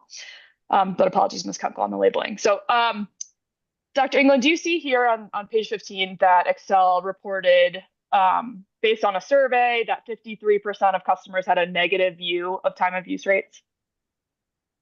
Yes, and now that I see this illustration, I do recall this particular presentation, and I believe they have reviewed customers' view on time of use rates at least over a 1 year period, or maybe a little bit more. Thank you. Do you also see on this slide that the Xcel TOU survey found that customers reported feeling anxious and stressed about managing their electricity use? Yes, and I believe with a appropriately guided education and communication, the ability to take advantage of time of use rates can be relayed to customers. Okay, thank you. I just want to go over a couple more survey findings with you on this exhibit. So based on this one last thing on this slide, that the TOU survey found that income qualified customers, retirees, and people with disabilities reported feeling disproportionately affected by a lack of bill savings on TOU rates. Do I have that right?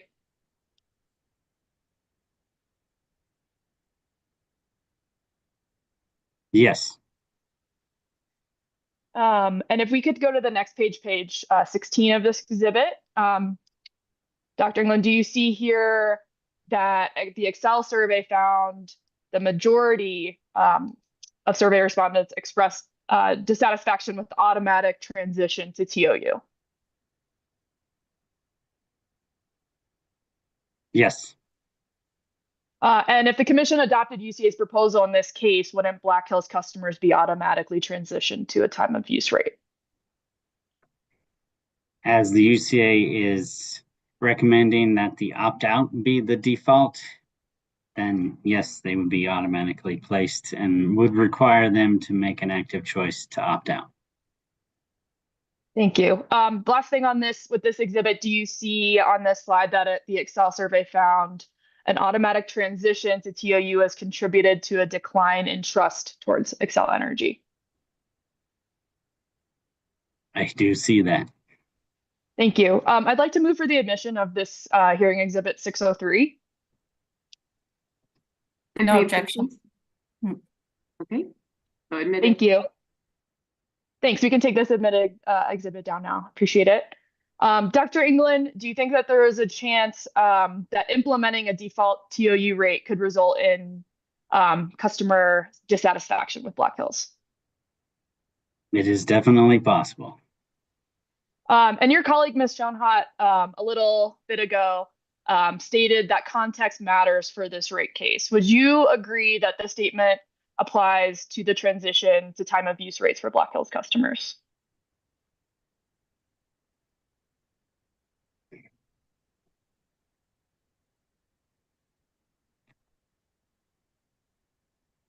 Yes, context would matter. Thank you. Now, if you could please pull up hearing exhibit 604 in EOC's box.com folder.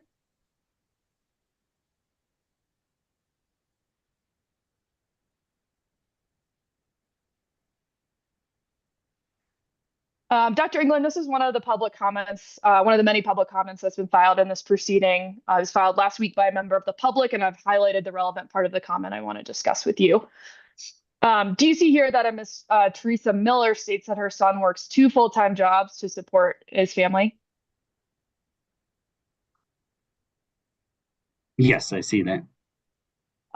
So hypothetically speaking, for a Black Hills customer who works 2 full-time jobs, would you agree with me that it could be harder for that customer to adjust their energy usage to benefit from a time of use rate?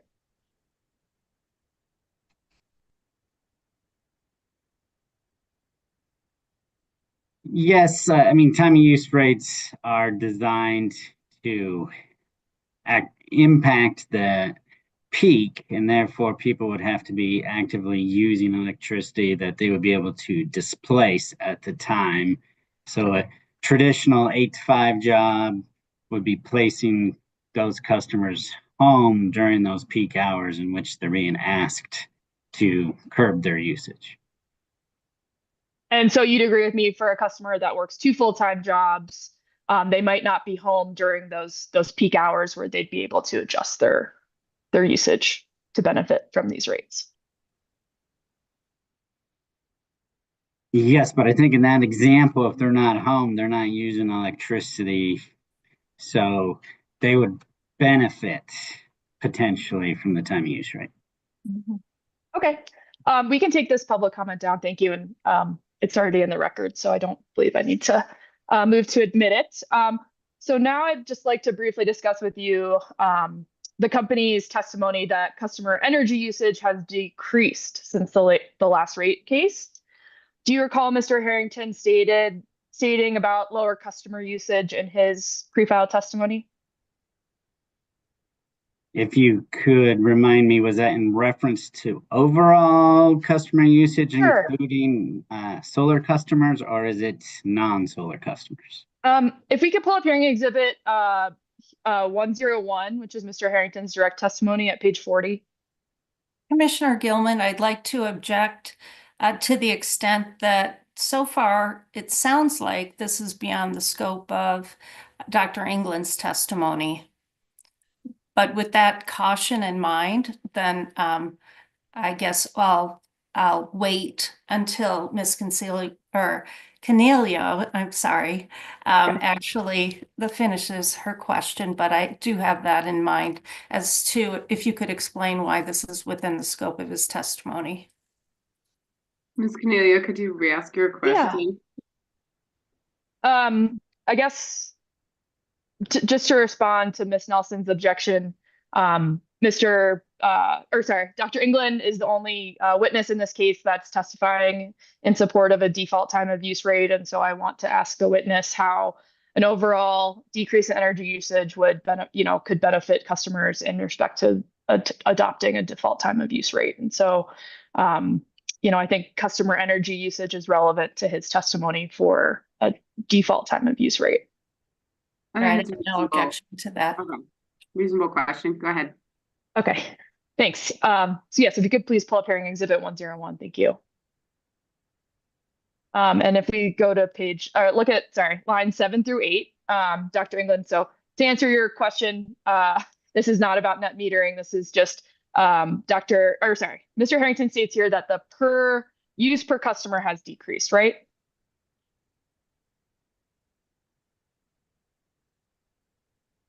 Yes, and I'm not sure again whether it's the total residential group or the solar versus non-solar residential group from this Understood. passage. Understood. If we are hypothetically talking about a household that has decreased their overall usage from the last rate case, would you agree with me that decreased customer energy usage could mean that customers are already conserving their energy usage?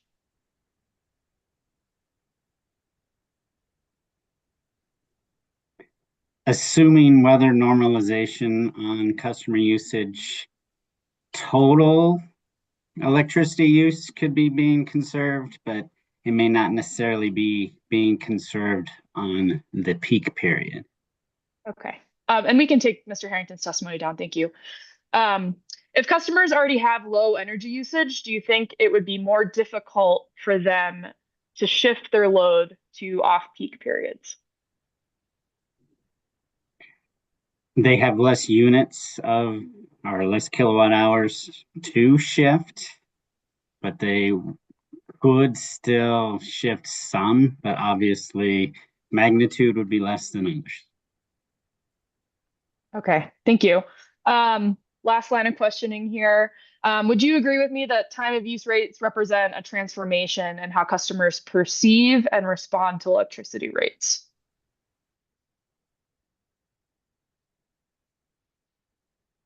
Given it's a change from the current way in which they are billed, yes. And were you present for your attorney, Ms. Crampton's cross-examination of company witness Mr. Doug Hyatt last week? Yes, I believe I was present for most of it, if not all. Okay, great. Do you recall when Mr. Hyatt stated that it's opt-in or optional TOU proposal was based purely on policy considerations and not on any empirically supported studies? Yes, I recall something similar to that. Would you then agree with me that the customer did not provide any information on customer satisfaction for the small number of residential customers that are currently enrolled in TOU rates? I believe at the time the company filed its testimony, it may have had 0 customers on the time of use rates. So given 0 customers, there would be 0 surveys from those customers. That's fair. And Dr. England, did you review Mr. Andrew Bennett's answer testimony in this case for EOC? Yes. And are you familiar with EOC's recommendation that the commission should order Black Hills to provide interval customer usage data so that time of use offerings could be further examined before becoming the default residential rate? That sounds familiar. Okay, great. We don't have to pull it up then. Did you also read that Mr. Bennett stated that EOC is specifically interested in analyzing this type of data to assess energy usage patterns in the heavier income qualified areas of the company's service territory? Yes. Great. Given that there's full smart meter deployment in Black Hills service territory, would you agree that it's possible that the company could collect this interval usage data and present it to the commission and stakeholders for determinations on time of use rates? Yes, I believe it's already available. It just needs to be anonymized. Would the UCA be supportive of this type of data being anonymized and provided to stakeholders to better understand the effect of time of use rates on Black Hills customers? Yes, but we do need customers to be on the time of use rate to be able to make the comparison. And just to clarify, my question was just usage data that could help inform before a customer's even enrolled on a time of use rate. We could still assess their energy usage based on interval hourly data and apply that to the time of use rates, correct? That would enable the customer to see how much usage they are actually using during the on-peak and off-peak periods. Great. And last question I've got for you, Dr. England. Similar to my last question, would the UCA be supportive of this usage data to better understand the effect of time of use rates on the large number of income qualified customers in the Black Hills service territory? Yes, the UCA is obviously interested in enabling customers to take more control over their electricity bills. Thank you, Dr. England. No further questions for this witness. Thanks, Ms. Cornelio. Appreciate it. Chairman, any questions for Dr. England? You're on mute. Just two. I think Mr. Harrington testified that the company has spent roughly $370 million in capital since 2015. Do you believe that capital investment has been spent with adequate consideration of affordability and long-term rate impact issues? I believe most of the investment that the company has engaged in since the last rate case has been incremental investments that don't necessarily rise to the level of needing a CPCN or greater commission oversight. And in discovery, our office asked how they make the decision on these, I'll call them smaller incremental investments. And according to the company, they have an internal process to assess whether continued maintenance or replacement, rebuild and replacement is best for, I would imagine when they say best, they're speaking to the company in its ability to provide safe and reliable service. In your view, have they made those decisions with adequate attention to affordability and long-term rate impact, given the overwhelming majority of the increase in revenue requirement is driven by capital spending? I'm not sure affordability and long-term rate impact is part of their calculus in their decisions. If this commission tried to better integrate affordability and long-term rate impact analysis going forward by somehow constraining capital investment without our oversight and review based on depreciation, inflation, and revenue growth, do you think that would be a good idea? And would you have any advice about how to go about doing that? Well, ideally, I think what you're trying to get at is there a way to instill some level of discipline in the company's investments based on how much is depreciating each year and how much they could invest each year and maintain rates as is? More or less, yeah. Or force them to justify any increase above that. Based as being particularly compelling. I mean, that is a lofty goal to try to gain that type of discipline through a formula such as you provided there. There may need to be a factor of considering reliability and whether that just places an automatic assumption of prudence on those expenses. On those investments, excuse me. I believe staff witness O'Neill said something similar to that. Yeah, I mean, I'm not suggesting it would be deemed prudent, and I guess the sales growth could be weather normalized. Any other advice for how we maintain affordability going forward, given their perhaps concerns about the company profiting, increasing earnings from growing rate base? Yeah, I mean, with more commission oversight comes more commission proceedings, and that may get to the result that you are trying to derive. Okay, that's all I have. Thank you, Commissioner Gilman. Thanks, Dr. England. Thank you. Commissioner Plant. I have no questions. I also have no questions. Curious for you, Ms. Nelson, on an estimate on your redirect, see if maybe we just get done with Dr. England today. Oh, I think I just have a couple of questions in each topic area. So probably at the most 10 minutes. Ms. Weisenthal, is that okay with you? And is that okay with, I think we have Ms. Kunkel today? That's fine with me. This is Stephanie. Okay.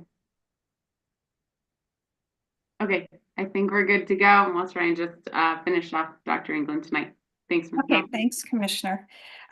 Dr. England, I just want to touch base real quickly on the time of use rate discussion that you had with Ms. Canelio. For UCA, let's see, she pointed out that UCA's position is a minority position on time of use rates in this case, that the default of enrolling in time of use rates is only advocated by the UCA in this case. Is that correct? Yes, I believe we're the only party that's recommended opt-out. So despite all the opposition that we've read about and heard from other parties, why does the UCA continue to maintain that the default of time of use rates is in the public interest? UCA's position on time of use is you need a sufficient number of customers to actually modify their behavior in order to reduce long-term investment.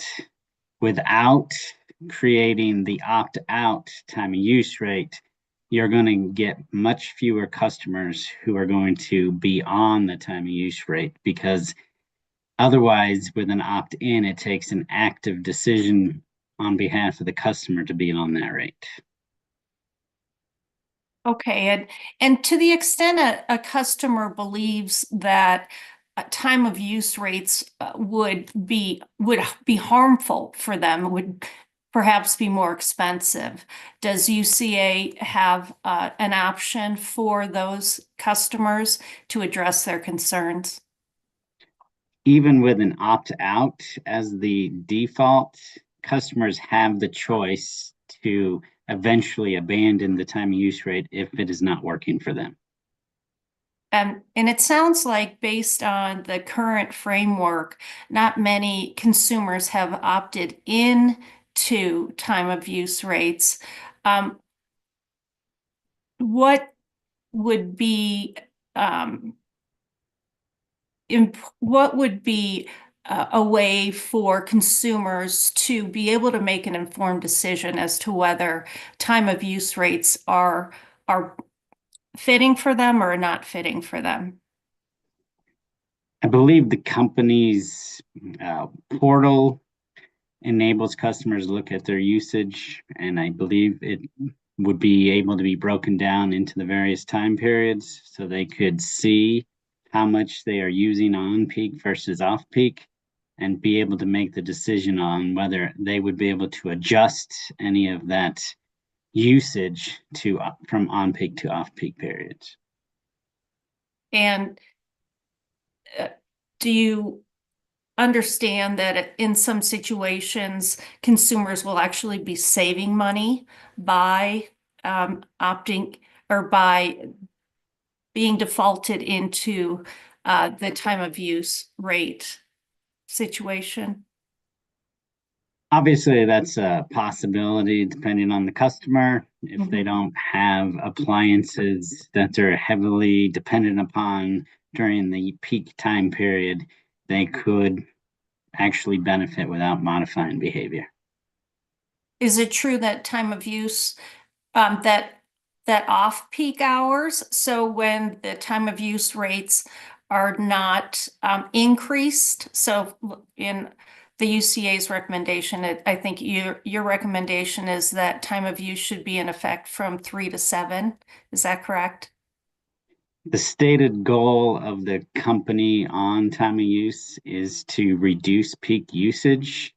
And as discussed with Mr. Hyatt in his cross-examination, UCA was able to demonstrate that the summer peak is not during that 7 to 8 time period. Okay, and so during the time period other than whatever the commission decides to be the time of use period, so from, anywhere outside of later than 8 p.m. at night or 7 p.m. at night and prior to 3 or 4 in the afternoon, are the rates reduced for consumers who opt into or who are involved in time of use rates? Yes, the company has proposed and UCA has not objected to the 2 to 1 peak to off-peak price differential. So all off-peak would be at half the price of on-peak, if you want to look at it that way. Okay, so I'll move on from time of use. And I'll go back to, I think, some of the questions that Mr. Koshin went through. Just a couple of topics. First, he went through some of the investment costs and talked about the fact that a CPCN was not required for most of the investment. And I think this kind of goes to one of the questions that Chair Blank asked you about. But to the extent that the $300+ million of investments were made by the company without requiring a CPCN, do you think that there would be any benefit to the commission engaging in some kind of rulemaking or modification of the current rules to enable closer oversight of expenditures between rate cases? Yes, I believe I put one line in my testimony, perhaps suggesting that if the level of investment year in and year out is a concern, that greater oversight could be levied on Black Hills, and therefore UCA would be supportive of whatever procedure would have to take place to enact that, whether that's a rulemaking or whether that has to be done at the legislative process or whatnot. Thank you. And then I guess the final topic I wanted to hit was the LM 6000. And in your testimony, and you don't need to pull it up, but I'm specifically looking at Hearing Exhibit 301, Rev 1, page 26. You have a question that says, has Black Hills indicated in this proceeding that the financing for the LM 6000 is different? And you say yes. Company witness Mr. Thomas Stevens indicates that the LM 6000 generating unit is financed with the same capital structure as all net investments of Black Hills Colorado Electric. Do you recall that testimony? Yes. Will you highlight for the commissioners the import of that question and answer in your testimony? What did you want to emphasize there? So the company has chosen on its own to change how it has allocated the level of capital, or excuse me, the level of equity and the level of debt to finance its LM 6000 investment. If they were operating in a rational fashion, they would not have adjusted that until a commission decision authorized a different capital structure. So since the company has done that without commission authorization at this time, they simply can reallocate back to the current approved capital structure, which is the 32.66% equity. And the expectations of the return on investment would remain the same as it is now. And therefore, both ratepayers and shareholders' expectations would continue to be met based on the last authorization. Thank you. Mr. England, or Dr. England, excuse me, is there anything else you'd like to say specifically with regard to the LM 6000 and your recommendations to the commission on that issue? Just that I don't see any rationale that there needs to be a change in the capital structure for the LM 6000. The commission has the ability to determine how that particular investment is to be financed. It has long been a subject of debate back to the Clean Air, Clean Jobs Act and the necessity of the LM 6000 itself. And in recognition of that, the commissioners can approve the continued capital structure that it enjoys today. Thank you. Commissioner Gilman, I don't have any further questions. Thank you, Ms. Nelson. With that, Dr. England, you are excused. Thank you for your testimony. Appreciate it. Thank you. So with that, I believe we'll resume at 9 a.m. tomorrow morning. I've got Mr. Fernandez and Mr. Shaw on deck as our next and only witnesses. Ms. Dundas. Thanks, Commissioner Gilman. If there's no other end matters, I just have one exhibit question or something to tell the company. Okay, excellent. So with the understanding, we've got those two witnesses to come in the morning before the conclusion of our hearing. Are there any other matters anyone needs to deal with tonight before we go? All right, we'll go to your issue, Ms. Dundas. Thanks, Commissioner Gilman. If there isn't counsel for the company on the call anymore, or there's Mr. Sopkin, we were just going through the exhibit list and confirming everything is in order with the anticipation will be done tomorrow. Hearing exhibit 118 SKJ 14, work paper 54C. So that's hearing exhibit 118 SKJ 14, work paper 54C, excuse me, highly confidential, doesn't have a public version. That's already been in the highly confidential version, I believe, has already been admitted to the record, but we'll need either a slip sheet or a redacted version for public use. So I'm sorry, we just need to make a public version of that? Yeah, or provide a slip sheet if it's all highly confidential. Okay. And that can just be put through inbox, and I'll just confirm it's there tomorrow and we can be done with this one. Okay, we'll do it. And then just a reminder on the other highly confidential document that we discussed during the session earlier today. Yes. And that's all I've got. Thanks, Commissioner Gilman. Thanks, Ms. Dundas. Ms. Mandel, did you have anything? You're on mute. So sorry, I was just showing up in light of that discussion of the comparing the two highly confidential versions. We're working on that. Thank you so much. No worries. Thanks. Mr. Sopkin, anything else? No, thank you. Okay, excellent. We will resume at 9 a.m. tomorrow with Mr. Fernandez. So everyone enjoy your night. Thanks so much. Thank you. Good night.